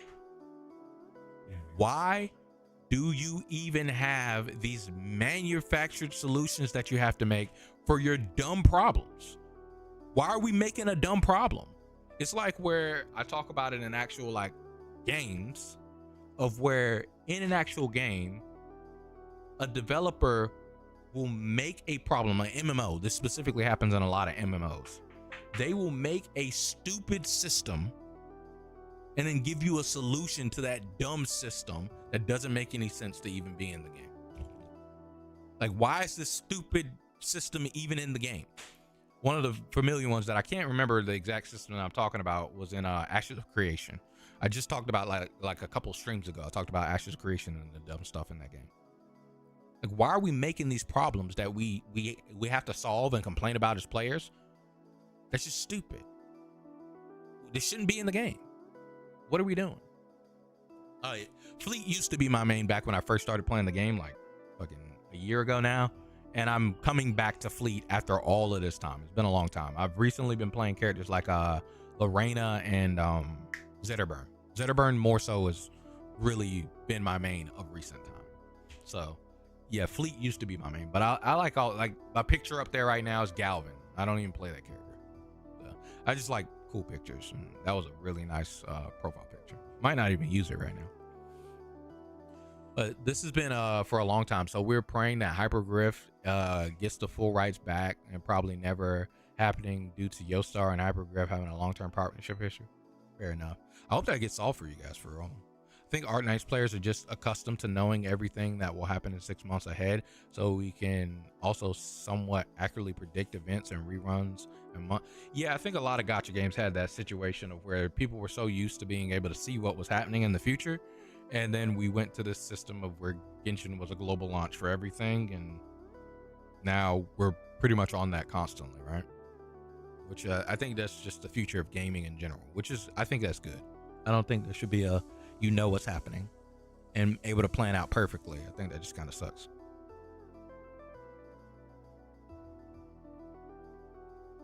The no pity carryover might just be be from Arknights having no carryover either, so they tweaked it a bit and left it in. Yeah. I mean, this might be, if we want to give them grace and say this is why they planned, this might be why they thought of it, instead of just saying that they're fucking money hungry. Yeah, you're probably right. It might just be something that they're like, I don't get why these other gacha games have this pity carryover between banners. We're gonna do it like we did it before, but let's put something in here for those people that like that thing. Maybe. Like, doesn't HSR have yeah, it has Genshin Impact's gacha system. Like HSR, Genshin Impact, ZZZ, they tweaked the numbers slightly, mind you. So like all of the basic fundamentals of the pity are in all of these 3D styled S gacha systems, and a lot of newer S gacha systems that look like this. But they tweak the numbers. They play with the numbers a bit. They either increase the amount that you can they increase the amount of which you will see a 5-star, or they decrease the amount of which it takes to hit the pity. And it's not like super huge tweaks like, oh, this one is 60 while this one is 80. No, Genshin is 90. It's a 50-50 in Genshin, and guarantee after that to go to the 180 amount, which again, these numbers is math. You don't ever really hit these big maximum numbers. You have to be, if you're that unlucky that you hit these big maximum numbers, play the lottery, please, because you're a lucky dude. It may seem like a reverse, but you're lucky if you hit these maximum numbers. You usually don't. So, but beyond that, the weapon banner is similar. It's a slightly less number because it's a weapon banner, but it's like for Genshin, it's like a 25-ish something of a split. So like you have a chance, they usually put like 3 5-stars on that weapon banner. There's the targeted 5-star, which you have the highest percent chance of getting, and then there's the less of the other two, and it's like some slightly less than 50% amount for that one, and then the other ones you have a chance of hitting as well on that weapon banner. And then if you don't hit it, just like the other banner, it's guaranteed on the next one. You have the target that you get to choose between one of the 3 or one of the 2, however they do it now. They changed it so many times because it wasn't guaranteed originally. HSR, I believe it's 70 for their guarantee inside of their character gacha, but it's 50-50, just like Genshin.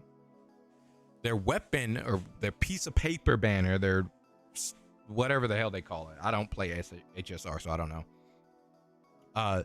Theirs is a 45. It's like excuse me. It's not a 45. It's like a 75-25. Like a 75% chance that you hit what you get, 25% chance that you don't, or something like that. ZZZ is an 80 for their pity, and then the weapon is also an 80 as well. And 50-50, weapon is 50-50. And then Wuwa is, I believe, 80 as well. Weapon is guaranteed though. They don't have any pity, or excuse me, they have pity, but they don't have any rates on the weapon banner. If you see a 5-star shine, you got that targeted weapon on Wuwa. So There's that one. There's like Reverse 1999, which also has a system. Reverse 1999 has also been so long for me. I can't even remember the rates of that one, but yeah.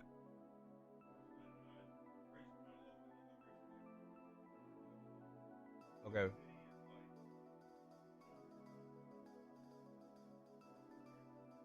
$60 or $70. Okay. Yeah, there's no weapon in it. Yeah, the papers in Reverse are free. So my roommate plays Reverse 1999 every now and again, and he says it's like 60 or 70.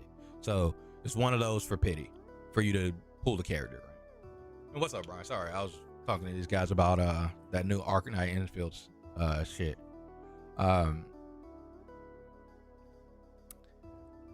Yeah. So I think that like all of these systems, and this has been standardized over the past 6 years. And again, you don't have to do what the standard is. I don't want you to do what the standard is. In general, I want you to improve and do better. Like shout outs to the Do It Night Abyss team for just removing gacha from their game entirely.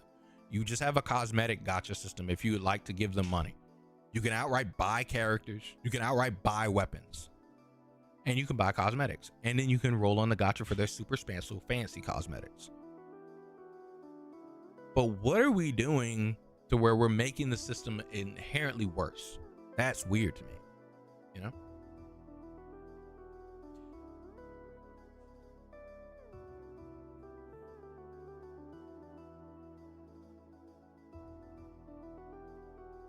People from the mainstream might never touch FGO, DBL, and other gacha systems suck, but they barely change it. Yeah, absolutely. Hey, look, those older gacha games that have them, they're stuck in their ways and they're the way that they are. I wish they were better too.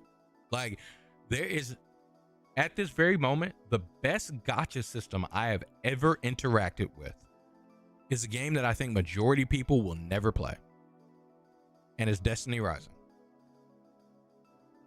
You might ask, why? Why is it Destiny Rising? Destiny Rising is a looter shooter. It's Destiny made by NetEase, the most money-hungry company you could ever fucking think of. It's a looter shooter. There's no weapon banner inside of Destiny, mind you, because it's a looter shooter, so you can't, the pulling for weapons is crazy. But no, you pull only for characters. It's a 50-50 for the character, but it's 60 pity. So literally on the 60th pull, you get that character. Wow. You can fail, and you just go back to 60 and you get it. So 120 pulls. This 120 pulls that exists inside of Arknight Infield is right over there inside of Destiny Rising. And all it is, again, 60 pulls. Now, do I like gacha still at that point? I'm like, ooh, I love Destiny Rising. No, I don't like gacha. I don't want to have to spend money so I can get a digital asset when I could spend $120 on a video game and I could play that game for multiple times over. I've come past those points where gacha games the gacha systems make sense to me. But the thing is if I really like Destiny Rising, I could turn on Destiny Rising. I could play Destiny Rising for hours and hours and hours and save up like we do smart as we do free to play gacha players. And I could say, hey, that cool new character is coming back around or new character is coming out.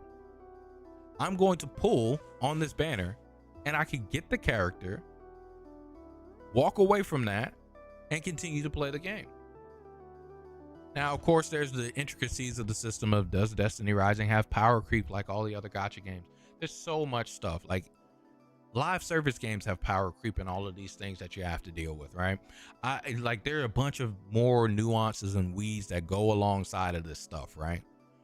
But at the end of the day, we can have the system of where you monetize your game and make money, not be uber garbage, and say that you reset in every 17 days. The only way that you can pull on the weapon banner is for you to pull for the character or to directly spend money, because it's directly spending money. It's not, you can't use the in-game currency that you collect. You have to spend direct money in order to get this weapon banner, or pull on the character with your in-game currency that you might have already pulled. That's dumb. Like, why are we making, just like, again, what Keenan said. King Lemur said, manufactured solutions for manufactured problems. It's like, what are we doing? And we as players, I'm not saying don't play Arknight Infield is a terrible game. I'm saying we as players should complain about that. The argument shouldn't be between players whether this is a good system or not and whether this is better than the other system. We should say, hey, I'm going to still play Arknight Infield. I like Arknight Infield. I'm going to have a good time with Arknight Infield, but I understand, yeah, that's stupid and we shouldn't have this as an issue. It's cool for you to play Arknights Infield. Nobody's going to be mad at you about it.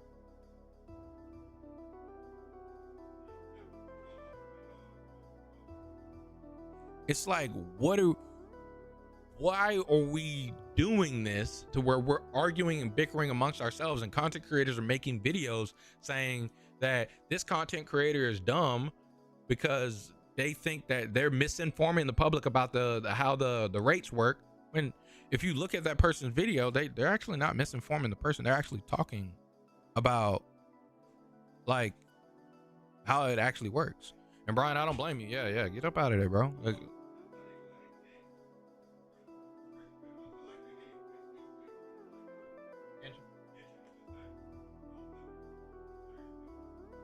yeah, I mean, that's fair. Like, if they had better multiplayer, I absolutely would be turning on that game with you and playing with you, man.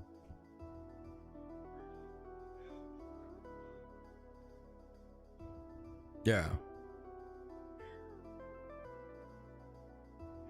I think they're actually selling solutions to self-made problems. Yeah, absolutely, Kenyon. It's actually crazy. Manufacturing a problem so you can sell a solution. 100%.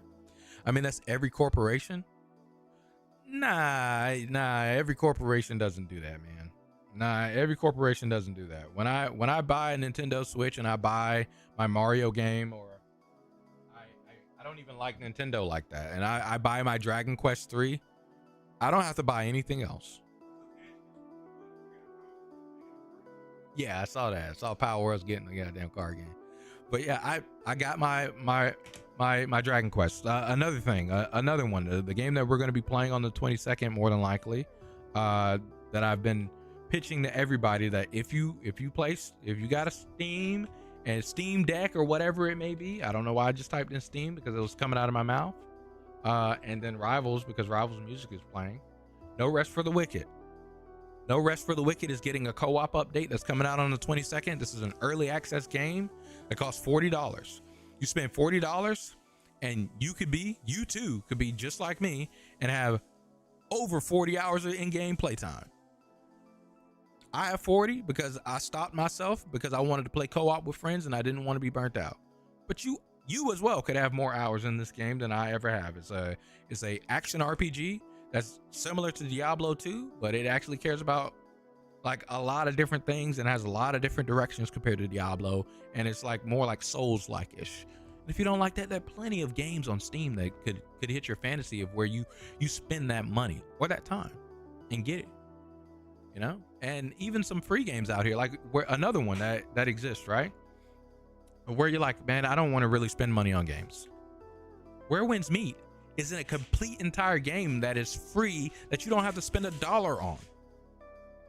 It's so fun. It's literally amazing. I've spent 55 hours of in-game playtime on this, and I've spent money because the game's so damn fun. And they aren't making problems for me to pay my money to solve them for them. I don't even have to pay them a dime. I just give them my time.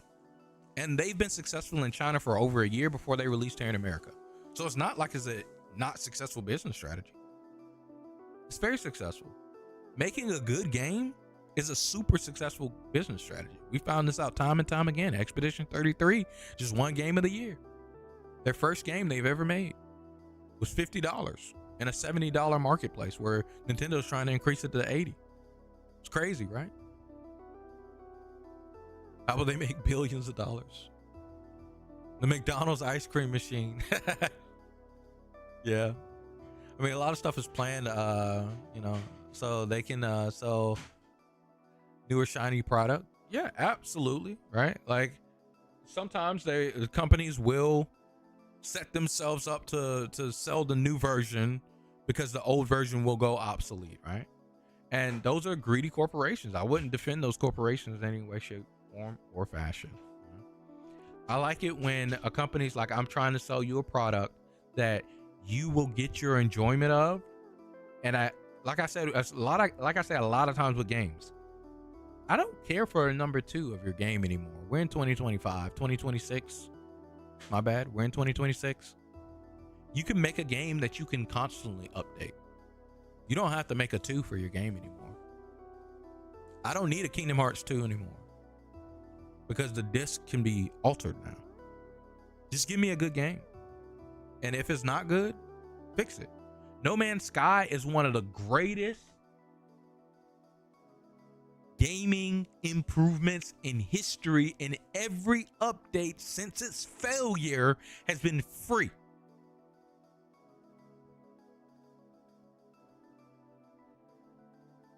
And this game doesn't even have in-game microtransactions. You can't buy anything in-game in No Man's Sky. And every update of No Man's Sky since its failure has been free. And they're still going. This is crazy. That's crazy work.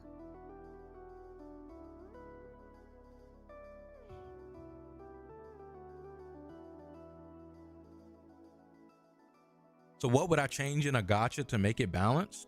If I wanted to maintain the gambling aspect of a gacha game, what would I change into it to make it to where I felt that this was okay to siphon money from people in this way? I would give them a actual gachapon. Do you know what a gachapon actually is? I assume since you're talking about the McDonald's ice cream machine, I assume you're from America. You remember when you, maybe, I don't know how old you are. I don't want to like flex my age or nothing like that. I'm old. So back in the 90s, when we were young, we would go into like the Dollar Generals, and we would go into stores like even the Walmarts and the Krogers, and in the front, they would have a bunch of these machines with toys in them that were inside of these plastic little orbs. And in Japan, that's a gachapon machine. That's all it is. It's Japanese for these machines. And you would put in a quarter and you would turn that thing, and out would come one of these things randomly. And let's say that one of these machines, because all of these machines were not licensed machines, they were stealing product. But you would look in that machine and you're like, that looks like Mario. I want Mario. That wasn't Mario. That was Jario.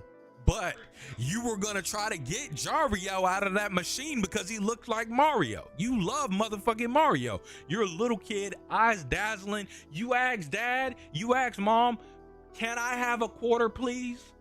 And then you run over to that machine, you put your quarter in, and you turn that motherfucker. Out comes Yoshi. That's not Yoshi. That's Bochi.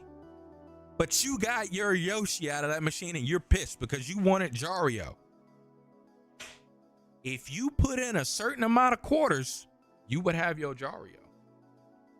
That's what I would do to the gachapon systems of these digital fucker games. 60 pulls, man. You guaranteed get the thing up off of there.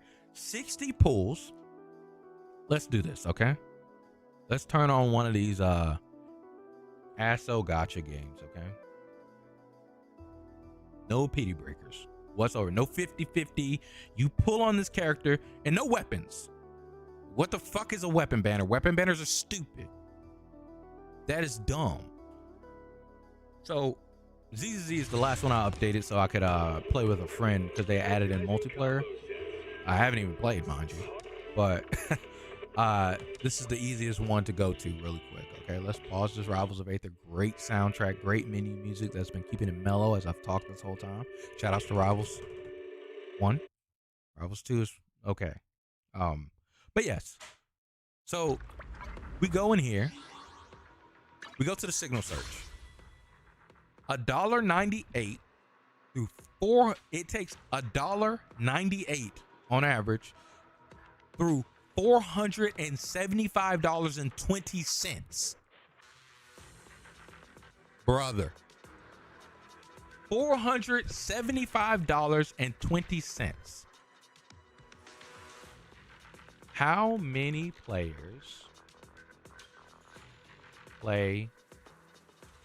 Let's do ZZZ since we're looking at it. Zenless Zone 0. Let's see if this, I don't even know this website, but let's see if let's try to trust this shitty website. That's user engagement. Daily active players. Around 150K to 250K. So let's give a generous, okay? Let's give a generous 200K players. They have 200K players, let's say. Let's math a little bit, Sean. Let's say on average, we meet somewhere in the middle, and let's say it's like $200 per character. That's kind of what I average it out to if you're spending money to try to pull one of these characters. Okay? $200 per character.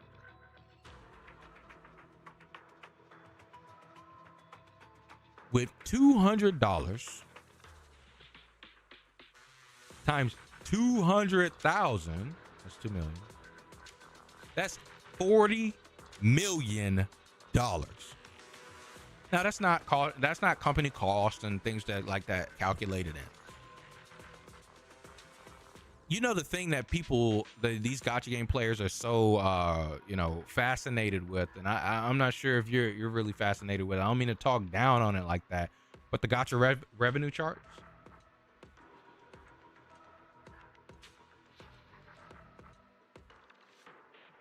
That, you know, has been shown it's not really accurate. But here's the revenue monthly report for December, right? December 2025, right? Love and Deep Space made $82 million. Genshin Impact made $40 million. So on average, all across 200,000 players, they got $200 a piece. Pokemon Pocket made $36 million. $33 million from Zenless Zone 0. And this is monthly, right? So November, 30 million, 20 million, 40 million, 13 million. I don't care what someone says. If you make this for 12 months, you are cooking. You're paying employees full-time salaries and you're good. 40 million in 30 days is crazy. It is, Kenny. It is.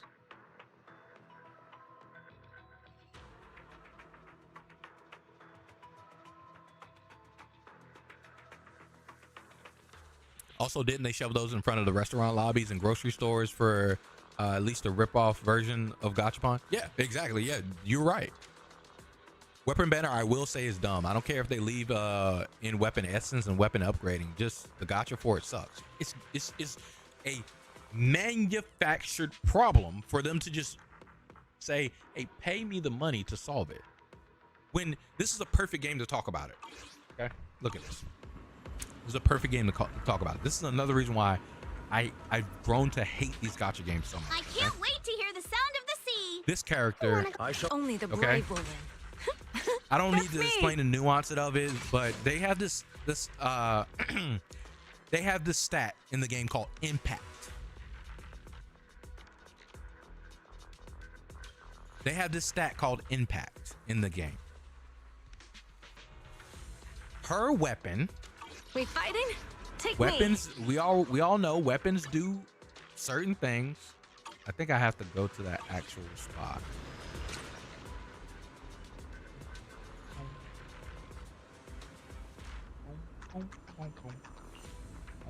Oh, you're up early. You got any questions? Come find me anytime.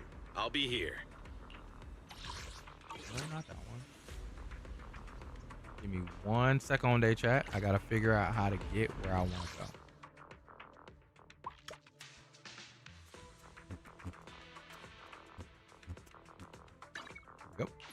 Here we go. Here we go. Here we go. You're gonna see this example that I'm talking about. Okay. Good morning. So, Anything you'd like to buy? We have some limited well, I edition actually items in think I stock. can see it inside of a. Oh, here we go. Database. Okay, this is her weapon. Okay, the one on her banner when she runs. It gives impact %. This is the stat that it gives you, and I brought up that impact because that is an important stat for her. She cares about impact. Only the brave will win. Her type of hero is a defense hero. These weapons are tailored towards Take me. a certain type of hero, as you can Since see. you're here, why not treat yourself to something nice? For characters with the defense specialty. She's a defense specialty. Now, let me do this, chat. Can I filter? Yes, I can. Defense. Oh, sorry. So these are all the defense weapons in the game. Remember, her important stat is impact.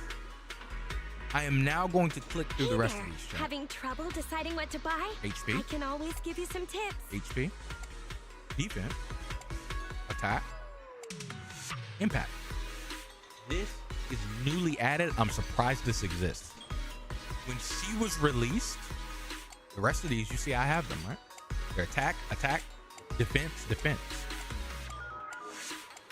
There was no 4-star impact W engine in the game Having trouble outside deciding what to buy? of the battle I pass. can I always believe. give you some tips. This might actually be the battle pass. No, I don't think it's that. I don't think so. But yes, there was none in the game. So the only way for you to have a properly functioning one is just like mine. Did you Look at get mine. what you were looking for? Mine, I Wanna have hear a see summary it. That's fighting? how I brought her up. Take me. Her equipment, not greatest equipment.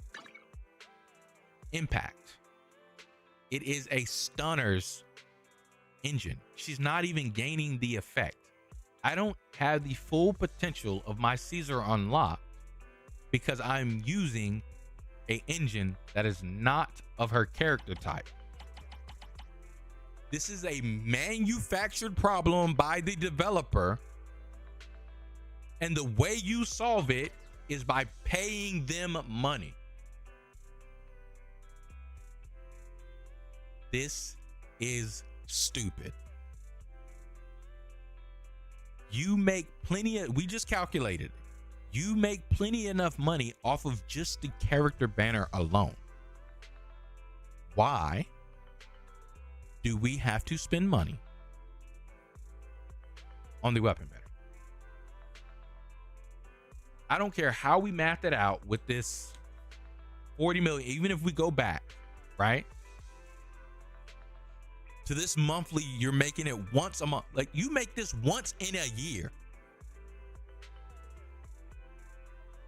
The employees of Hyoirei, the employees of Joestar, the employees of even the other one that currently has Arknights now, the Cybergraph, are not rich. They're not. If we divide this by 50K, an average salary, that's 800 employees you could technically have at average. And of course, you're not going to have 800 employees. CEO got to get paid the big bucks. You can't have 800 of these employees. You got to get paid. You got to hypergraph. Yep, exactly. You got to get paid the big bucks. But this is just from 1 month of income. You have enough. And again, this chart that we see here is not correct. This gotcha revenue monthly report is only from one. We could go to like the actual site, Sensory Tower, and they tell you all the details of where they get this information and what it is calculated by. But if you read it, it is not of what the total encompassing gross value of the game actually is. So we don't know the actual 100% numbers of what they brought in that month. This is just a guesstimate. Okay? So it could be more, it could be less. Considering the fact of what they're going off of being a mobile market only, when these games are also on PC and they don't have that information, I would highly bet that it's more. I can't guarantee, I could be wrong, but I would bet that it is probably more than these projected values. So, if that's the case, and we're going off of lowballing these numbers, probably, you can afford 800 medium wage employees in America. They're damn sure not getting paid more in another country. So you can afford American employees at an average wage. They're living a decent life. What are we doing paying them all of this money? That's crazy. You don't even pay Amazon this much money. Now Amazon gets it because of how much da da da da da da da da. But the pool for one character, one digital asset, one of this, you pay to Amazon in over a year. I think Amazon Prime is like $15 a month. I do the annual one, guys. I don't. Let me see. Let me see what my annual subscription is. Let me show you guys my credit card information and my social security number while I'm at it too. 1 second. Make sure you get your pens and pencils out, boys and girls.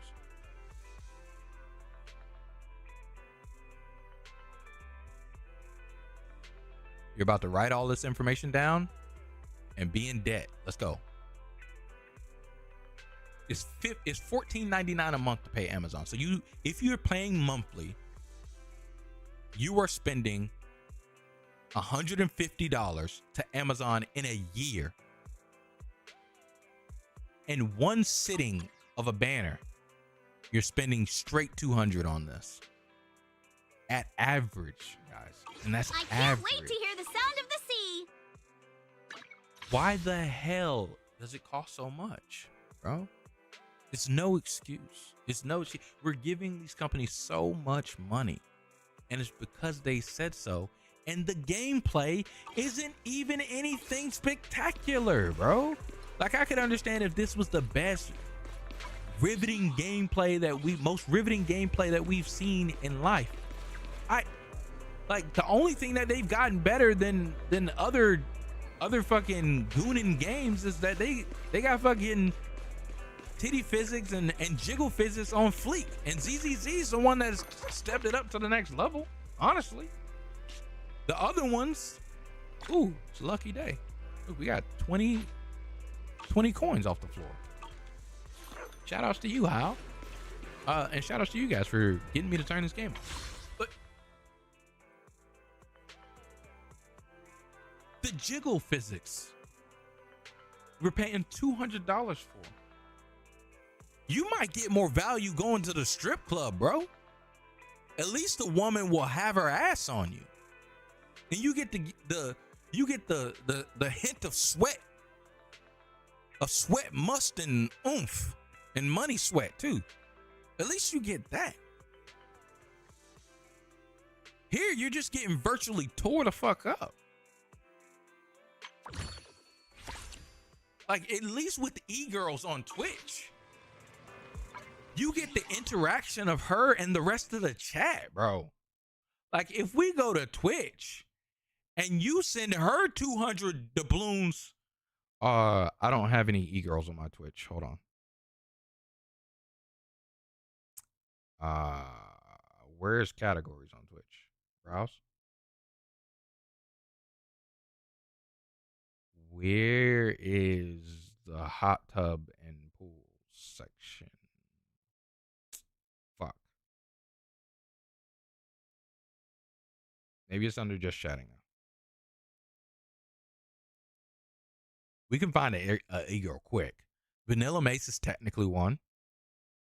I don't like her though, so we're not gonna click on her stream. I don't know that streamer. You know, I don't want to be rude to some random e-girl and just like click it and call her an e-girl, and she's actually like a, you know, a wholesome streamer, you know. But you guys get my point. Like, at least, oh, Strawberry Tabby. There ain't no way that we can't talk. Free. It's literally free. She's interacting with chat and everything. Oh, my shit's fucking up. The fuck? But she's here. You donate that good money, San Diego. you might get her to read your chat. This might be more worth your money.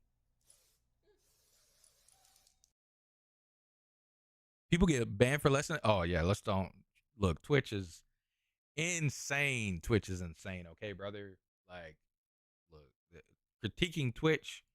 Oh, I got the skin, chat.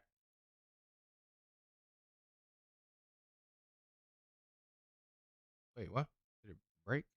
You're now eligible to get Challenger Reina for Rivals 2 to get your loot claim dropped by an inventory page. This reward is no longer available. What the fuck? Bro. Whatever, they'll figure it out. People will complain because it's broken. All right, but yeah, you guys get my point, man. You guys get my point. What I would do to fix gacha games, if I had the ability to make a gacha game, I would make one that is like insanely good. I would include a battle pass, but again, the battle passes too. Like, let's not even, dude. There's just so much to complain about. There's so much to shit on about these shitty games. The battle passes are garbage too. How the fuck are we in 2026? Genshin started this shit, and the battle passes are buns. If you're buying a battle pass in a gacha game, you're tripping. It is no reason to purchase this. The weapons are garbage. You don't even use these weapons on characters inside of these gacha games. What is it? Is it this? New Eridu Pass? New Eridu City Fund gives you all of this, right? So you get some currency for the premium side, right? Yay.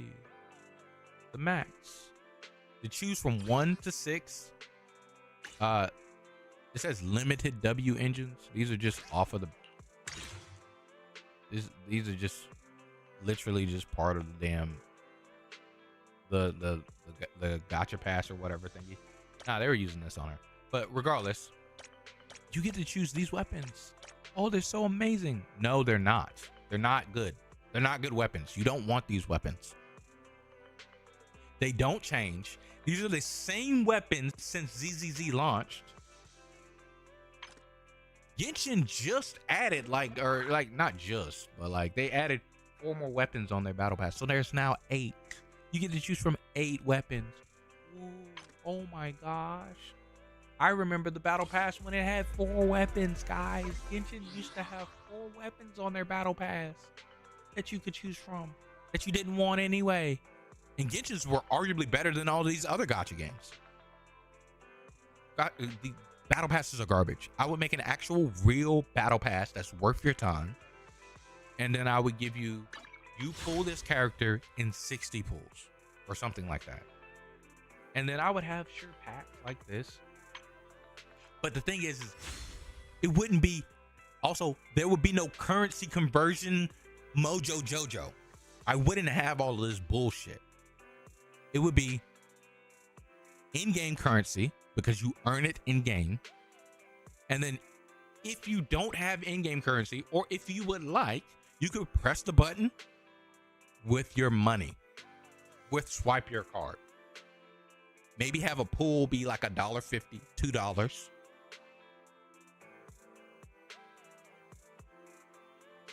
That makes sense. Like, that makes sense. But of course, I'm talking from a person that isn't money hungry. I'm okay with making the amount to help me sustain and live my life so I can continue to play this game or to make this game if I were a developer, right? If I were a person making this. But that's not what big corpo, what big money hungry developer teams that are trying to fund their own project are looking for. They're not looking for that. They're looking for more money. Your pockets being sucked up. That's what they want from you. And that's what a lot of these players give them. So, I mean, I can't stop them. Oh, sorry, I didn't put my credit card information up there, guys. Battle Pass being limited sucks, but they're fine if they aren't limited and just have non-paid materials. Yeah, absolutely. Like a great Battle Pass, an awesome Battle Pass. And something also that I would do with my Battle Pass is Rivals of Aether's 2's Battle Pass. Rivals of Aether 2 has a Battle Pass. Check this though, okay? I like the Arknights permanent game mode battle pass like reward system because it's permanent and has 0 pool currency. It sounds pretty cool. I've never seen it.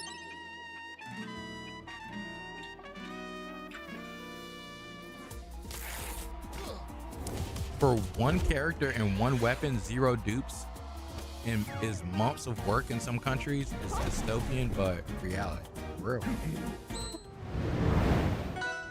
For real. For real, no cap. No cap. No cap. So Rivals of Aether has a battle pass. And after they warm the shaders up, which has been doing every time I turn the game on, what are we doing? Dan, please. Go into the store. You guys saw me redeem from it earlier because I played a bit and I pressed let me get my my level stuff. But Rivals of Aether Battle Pass is right here under events. This is the Battle Pass. This Battle Pass costs no money. Every season they update this Battle Pass. This is in-game money. Actually, you have to spend money to get what's called Aether Bucks. But they give it to you on the Battle Pass. I think it's like a total of 150. That's 200, 250, 250. And then you can change the active event. So look at that. This is the first Rivals of Aether Battle Pass. You can go back to the first Rivals of Aether Battle Pass. I still haven't completed it. But you can turn your Battle Pass to this one to level it up. I want to change my active event. I want to go to the next one. Look at this one. This pool party one, I haven't done. But I could activate it and run through the rest of this battle pass in order to complete it all so I can get my 250 Aether Bucks and collect all of the money. I don't miss out. So this is what a battle pass should be, to show your support to the game. Now, of course, I would have it to where you have the premium track and the freemium track, right? I ain't that nice. I ain't Rivals of Aether nice. But I would allow you to go back to the previous ones, especially ones that you purchased, and you could just run through the track. You can buy that one even if you align.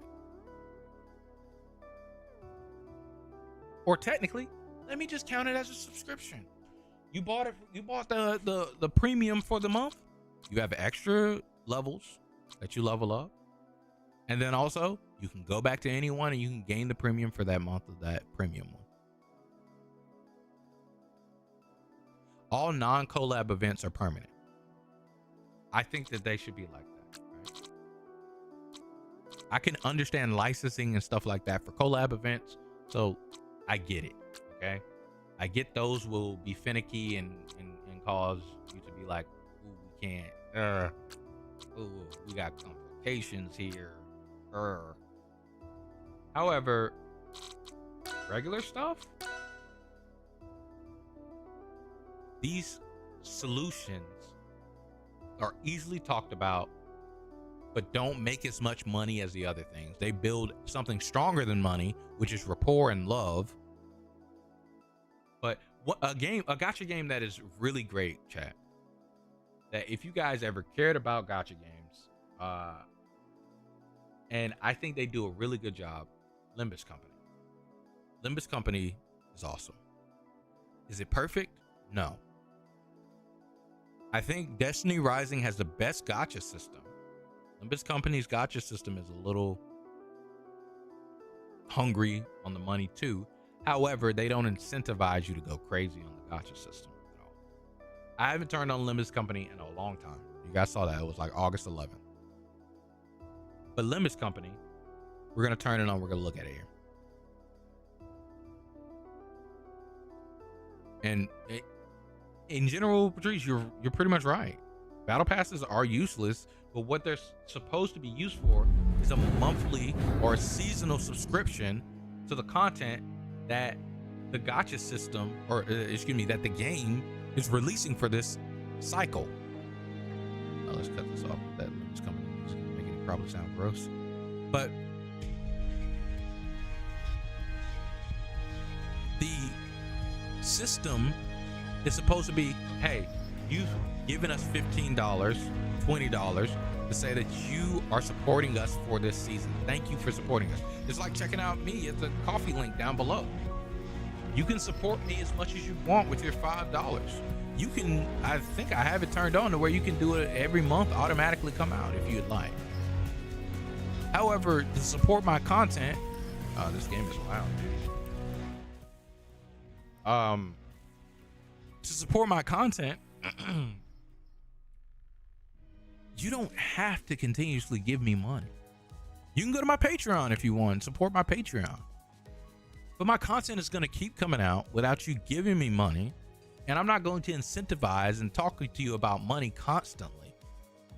It's right here for you to see if you'd like. That's the one that I care about the most because it's coffee themed. Y'all know I love coffee. I make coffee all the time. You know, chat, I've been thinking about this whole entire time. I'm not gonna lie to you. I've been thinking about this whole entire time making another cup of coffee. I've been thinking fucking hard as hell about it. And I'm probably gonna do it, man. I'm telling you right now, I'm probably about to make another cup of coffee. And y'all gonna look at me crazy. I'm drinking coffee at 11:38. But it's alright. Because it don't affect me like that. I go to sleep off coffee. Okay? But yes. You don't have to siphon money from people to give them content. Do I have an espresso machine? Nah, I use I make pour overs. You know what? We making coffee. You got to experience.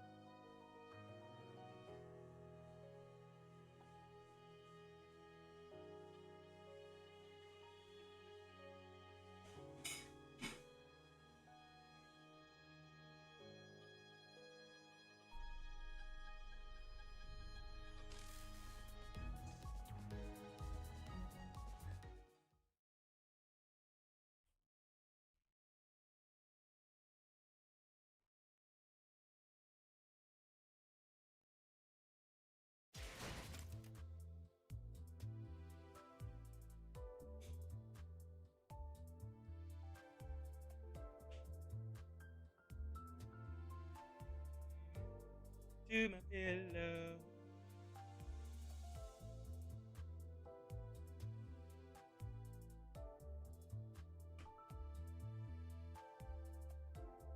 Was that intentional?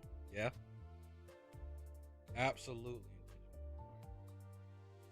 He knew what was up. He was like, yep, he's talking about making coffee. Go ahead and put him on it.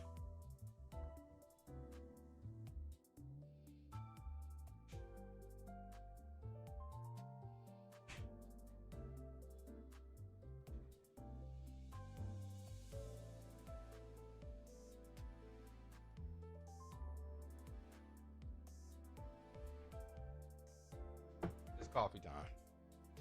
It is now. Damn. There's a new season out. I haven't even played it. No. All my stuff. All my stuff. Okay. We'll talk about this gacha system.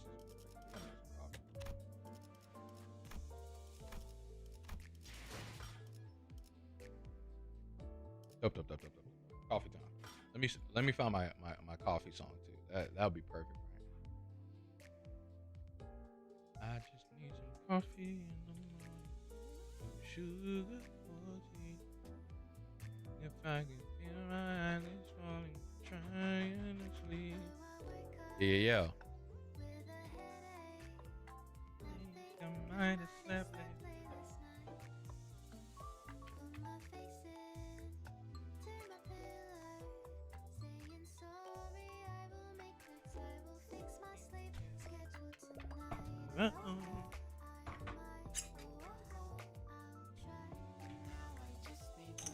I got the electric kettle over yonder, chat. You guys don't see that, but you guys are gonna see me dispense some coffee in here. Let's get with it. Zero out the scale. We do 17 grams of beans.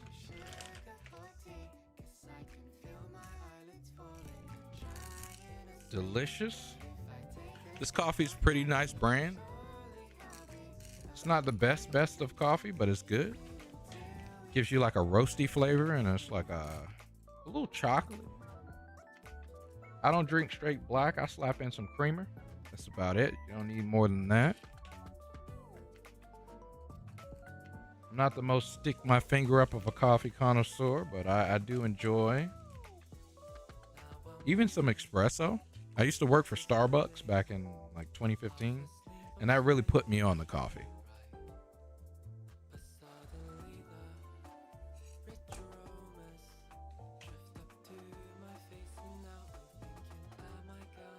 This one don't look good, chat. Some of the beans don't look the best, so you just grab those and you take them to the side. Out of a whole bag, you might do that with like maybe a good 10 or so. We got 17. Now we pour here into the hand grinder.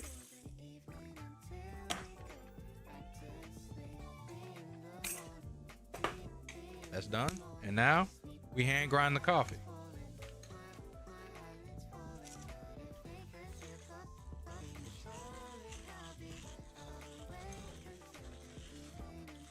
What's up, Leon? Welcome into the stream. How does it does it? How you doing on this fine Tuesday? So you joined mid-convo. What was the statement or topic with Infield about the battle pass? So essentially, Fish had asked, how would I balance or pretty much run a gotcha game, if you will? And I was giving them examples and things and talking about battle passes and how I would personally handle certain battle passes and how I would go about making the gotcha system a healthy gambling situation, if you will. Okay.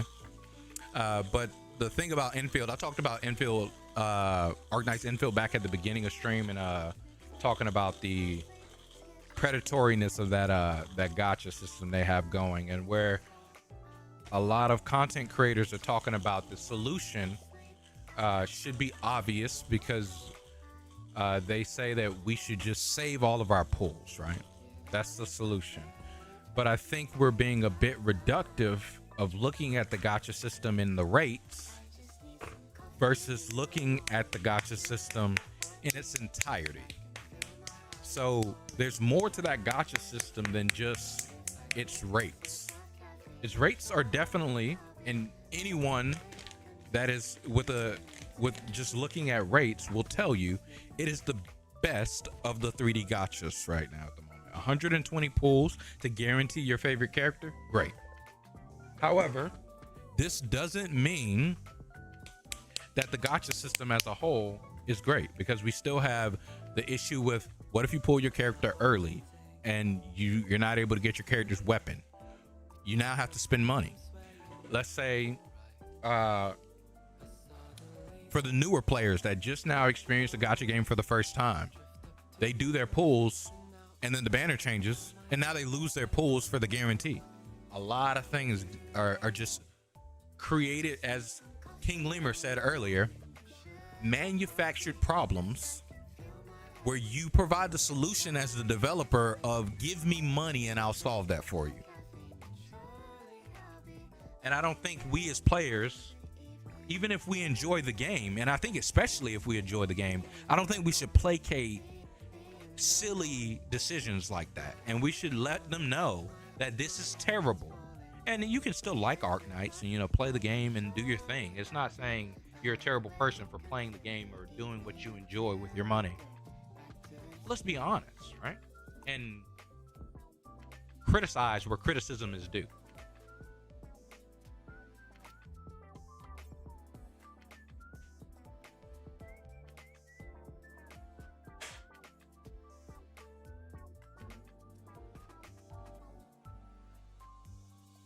Hell yeah, hell yeah. Now we get the pour over section.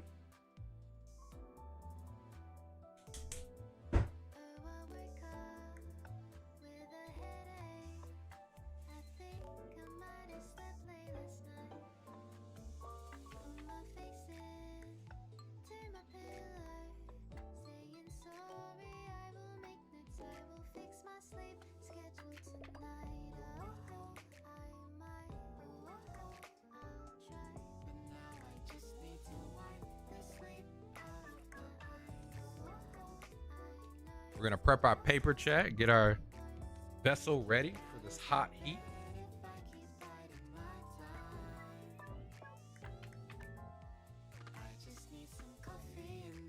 Wet our paper, swirl it around in the vessel.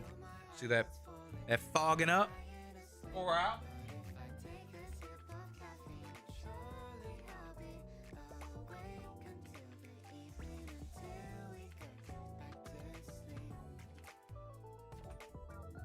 Now we got wet paper. Reset here. Rebalance our weights. Now we have ground coffee. And it smells so good, chat. I don't know if you guys have ever smelled a bag of coffee. Delicious, y'all. So let's put this in here. About the correct weight. Be stingy. Make sure we get 17 grams. There we go. Get our 17 grams. On the spot. And now we're gonna pour to wet our grounds, and then we're gonna let the grounds, what we call, bloom for about 45 seconds.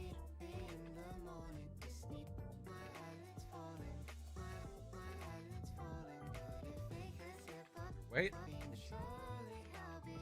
Oh, kind of missed the spot. Just a little teeny spot.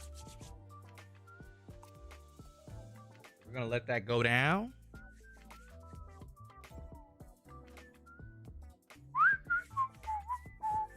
And this is good coffee, even though we're letting it bloom for 45 seconds, okay?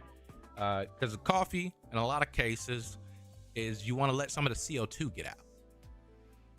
Yes, dirty bean water. It is happening, okay? We're going to have a whole cup of dirty bean water.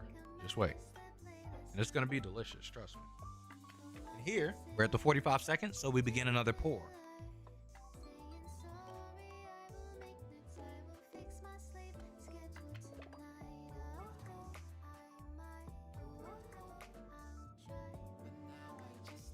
You don't have to do this. I like to let it bloom twice for about, I'll do the first one for about 45 seconds and then the second one for maybe about like 20 to 30 seconds.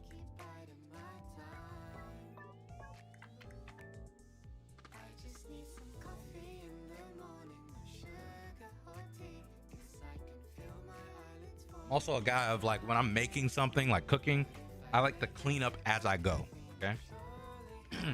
So we hit 30 seconds. Now we're gonna do our final pour.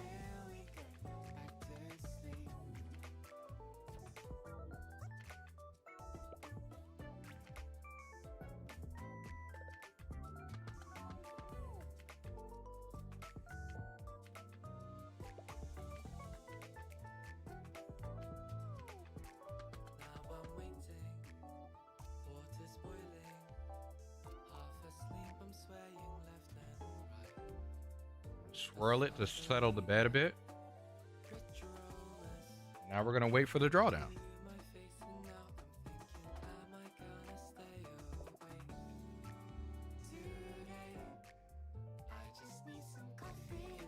And this is our cup. This is the same cup we used earlier. Put this stuff up.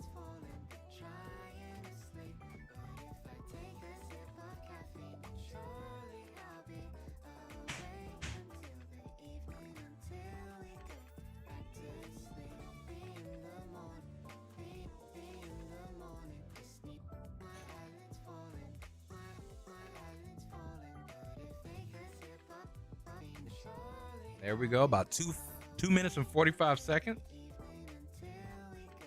Give it a sniff. You always want to smell it. It smells so good, chat. We got dirty bean water.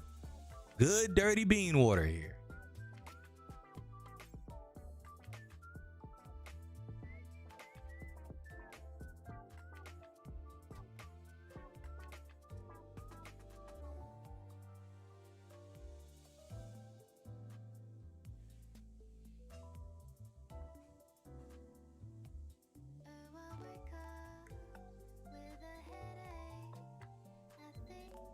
All right, let's show you guys the pour.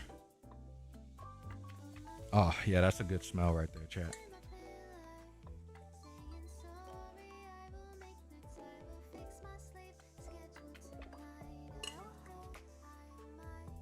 And if you ever want to taste just black coffee, people drink black coffee, you want to really aerate the taste because the taste is a lot through the smell.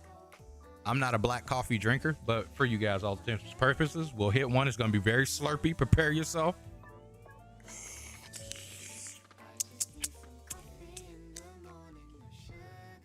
I can taste a little roast, a little chocolatey, and very acidic. And that's usually what you get from coffee. You're going to get the acidic balance. You're going to get as long as it doesn't taste sour, if you will, but it tastes very acidic, chocolatey, and a bit roasty. And so now what I do is I hit the creamer to cut all that back.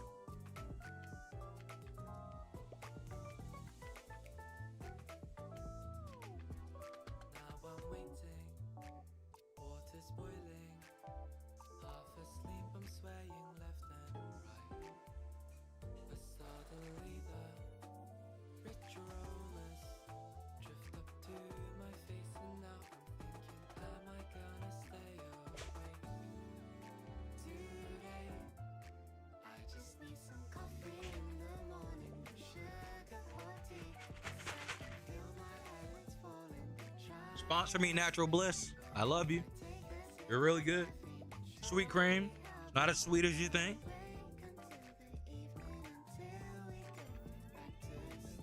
One line here. Wow. It's good enough. Enough creamer, right? Decaf? No. I don't do no decaf.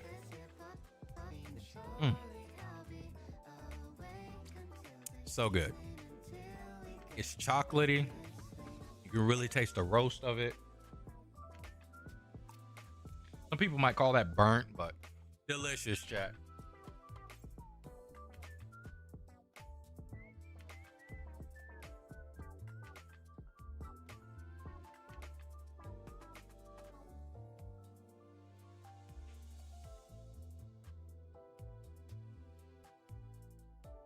And everything's put away. We did it, chat. Hell yeah. Made a cup of coffee. Make sure I'm straight. I think I might have showed you guys yesterday. But we got a doll. We got a peak doll. You guys know French slop? Got a peak doll. Surprisingly, during this time, coffee makes me sleepy. I could hit. Oh, I just not noticed there's stickers down here. Oh, wow. I did not notice it was in here. Hell yeah.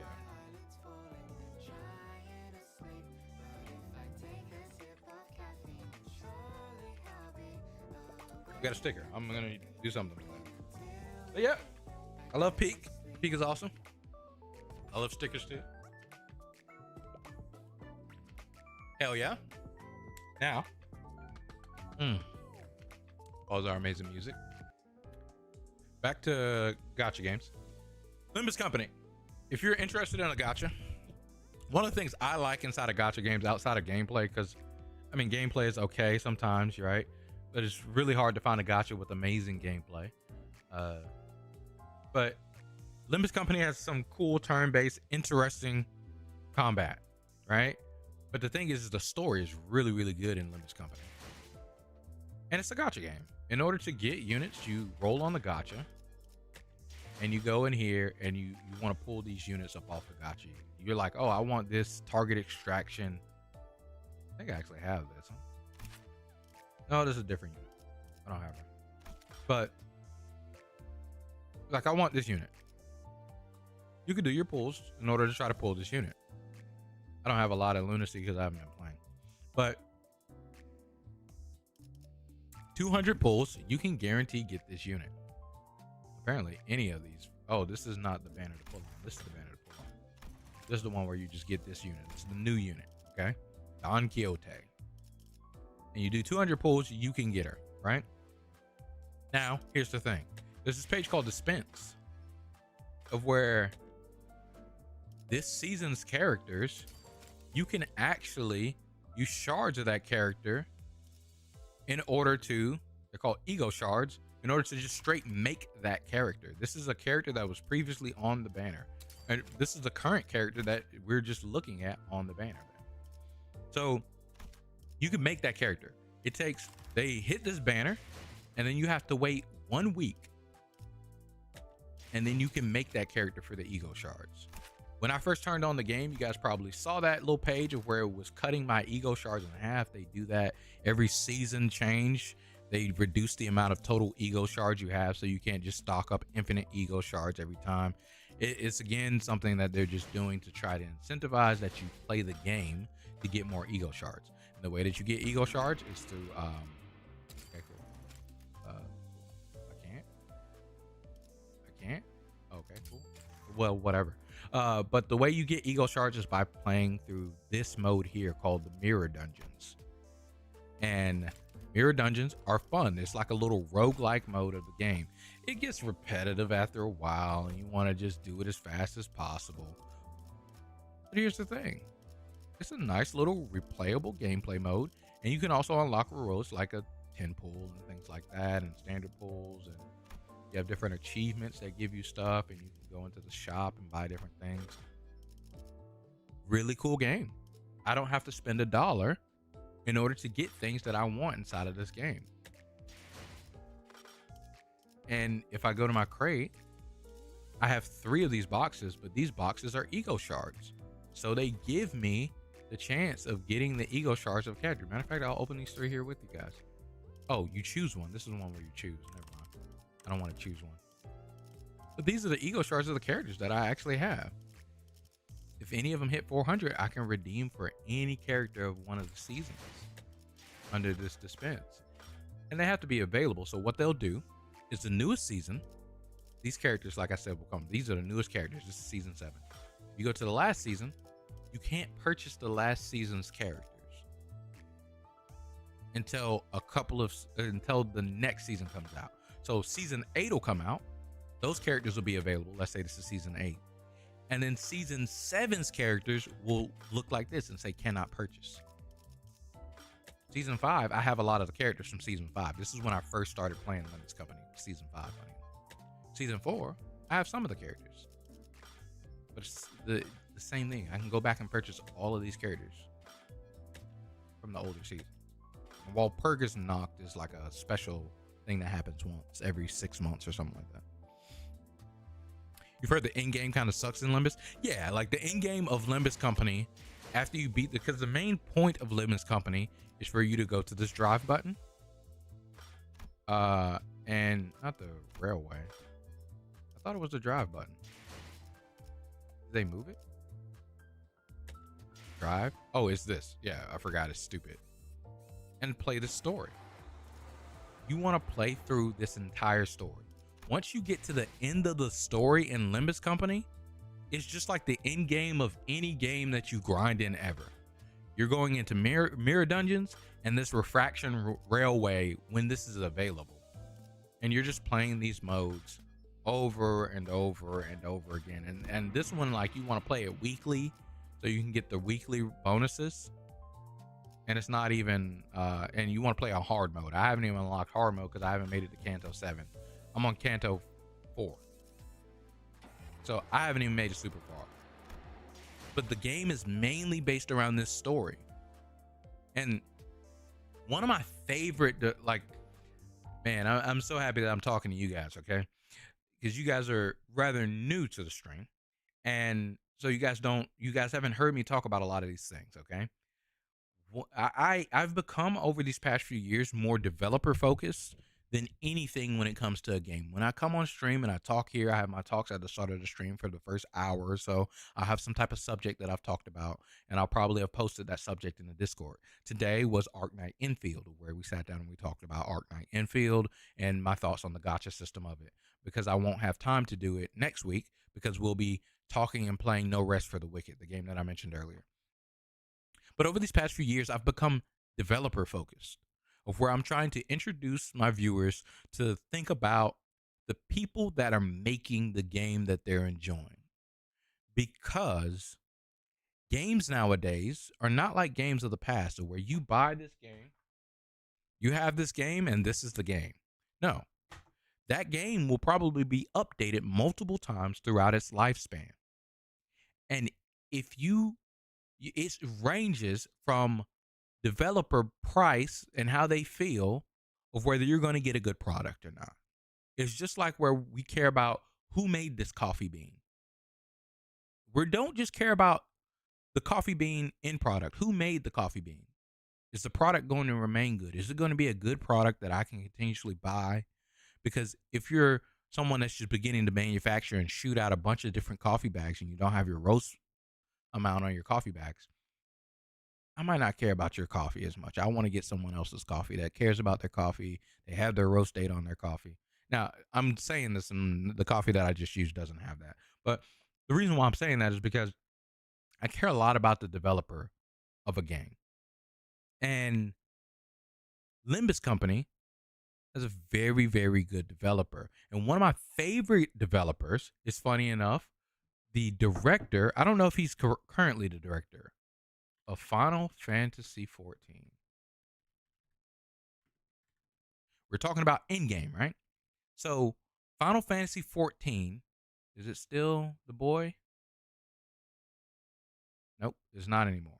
So in the past, the Final Fantasy 4 was Yoshi P. And Yoshi P was interviewed and asked, what does he think? Oh, that is Yoshi P. Yeah, it is Yoshi P. So I just never seen his full name before. So Yoshi P was asked at the end game of this MMO, this massive, extensive MMO that you're supposed to spend the rest of your life in. What do you want people to do when they finish your expansion, Yoshi P? And he said to that interviewer, go play another game. Go play another game. There are plenty of games. Right now in my Steam library, I want to say about 300 and something games. In chat, if we went through each one of these games, there are some of these games I've played for less than 30 minutes. Some I haven't even installed. This game, I played for 4 hours. That's nothing. This game, I played for 43 minutes. I spent money on this and I played this for 43 minutes. Let me see if I can find another one. I played 70 minutes of this game. Steam sales, yeah. In a lot of cases, it's a Steam sale that I bought the game on. And when I played the 70 minutes or the 40 minutes of the game, it's not that I played it and I'm like, okay, cool, I'll come back to this one day. I might not. I didn't like this game. It was worth a try. No, I enjoyed the game. I had a good time. Dead Space is a older game. I bought this game for plans to play it as a horror game on stream. This was a different case, but like the other game, the Beyond Contact, this game is fun. I turned it on. It was fun. I just haven't been back to it. The last I turned it on was January 30th, 2023. Bought it on a Steam sale. It was a great game. Go play another game, is what Yoshi P, the director of Final Fantasy XIV, said to that interviewer. One of the best MMOs on the market is telling you, if you reach end game, I don't want you to continue to turn on my game and continuously monotonously just play the end game of my game of grinding gear, da da da da da. Play another game. Limbus Company is the same thing. Once you beat the story of Limbus Company, that's what they make that game for. Go play another gacha game. There's plenty of them. There's Genshin Impact. There's ZZZ. There's fucking Honkai Star Rail. There's Honkai Third Impact. There's plenty of them. Go play another one, man. So that's a lot of what I do here on stream, where I just sit down and I talk to you guys about some of the games that I think is worth a lot of your time and your life investment. And some of these games don't even cost you that much. One of the ones that I've played the most this year is Peak. Peak is now $7, I think, but originally it was $5. Yeah, it's $8 now. But originally it was $5. And it's so good. I've played 70 hours of this game. I have so much fun with this game. And like I keep mentioning, I'm about to have so much fun again with No Rest for the Wicked, and I've already played it for 40 hours. And if you're not a Steam person, if you're more of a console person, a PlayStation person, or just a mobile gaming person, I do have recommendations there as well, and I'll talk about those as they come up and stuff like that. But care about the developer, care about the person that's making the game. And that's why I've talked so bad on the game of Ashes of Creation. I guess I didn't have to go away from Steam in order to look at that, because it is on Steam now.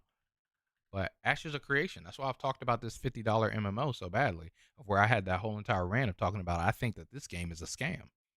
Hasn't even come out yet. So really pay attention to who's making your game.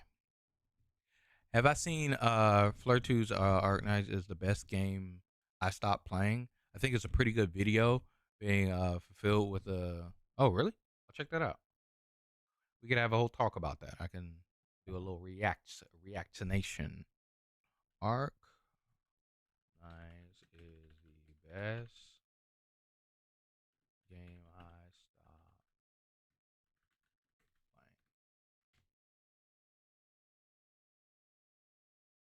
This. All right. Yeah, I'll do a react to this. It'll probably be next week, because I stream every Monday, Tuesday, mind you guys. But man, what are you doing? I'm gonna put this in my my log of stuffs. My log of stuffs, my office, and we'll do a talk about this. Arknights is the best gacha I stopped playing. How old is this video? 9 months ago? I think I've seen this channel before. YouTube, what the fuck? All right. When you said YouTube, what the fuck?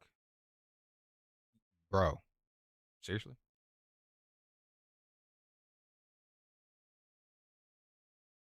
You gotta be kidding me.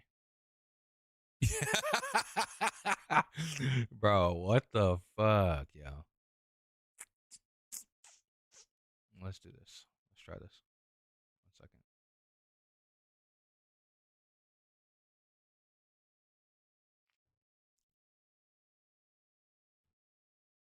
Bro. Dead ass? Hold on, let me press refresh. Man, stop. Okay, we made it. We passed the checkpoint, chat. YouTube's getting worse and worse lately? Hell yeah, dude. Okay. All right, chat. So, yeah, I think I saw like one of his videos about Honkai Star Rail. Just click this. I think I saw one of his videos about Honkai Star Rail. Yeah, we'll definitely check this out then. We hope you got E2. Jesus. Honkai Star Rail is boy. Boy, GG's on that one. Yeah. Yeah, chat. Man, you guys have been awesome tonight. I appreciate you guys for coming through, laughing, talking with me. Hey, Bokini. I'll check this out later. Watch this probably as I go to sleep. I always show love to the boy. Yeah, chat, you guys have been absolutely awesome. Hey, look, I've been here with you guys for 4.5 hours. Hit the like button if you haven't already. Subscribe to the channel if you're new. Great content is here. I really do appreciate you guys. So check out, chat.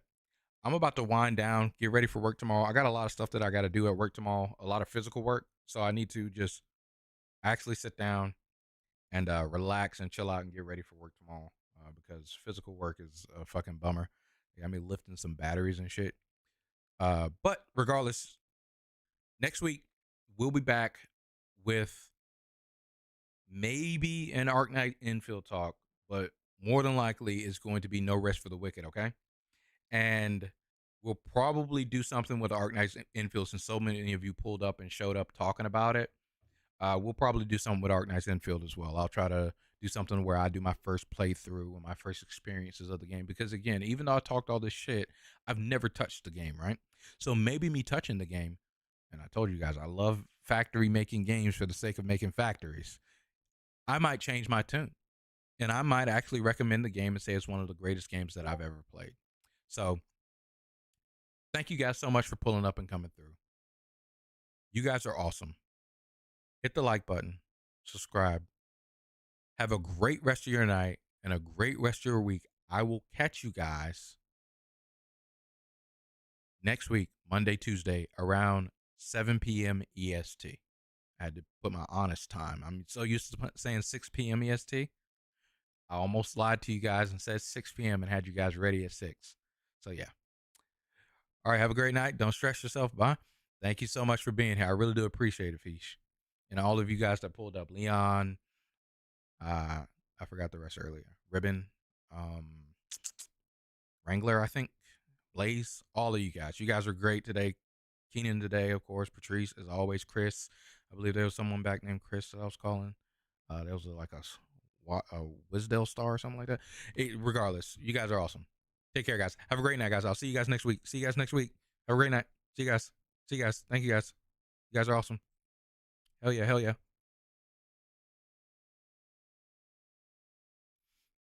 Down to play some games. I'm trying to level your Reina.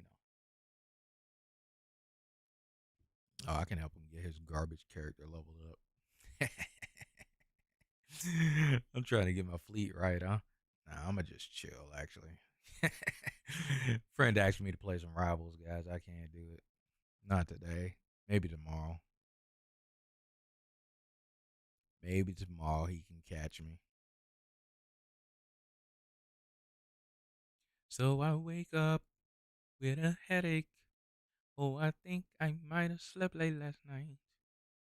Turn my face in to my pillow.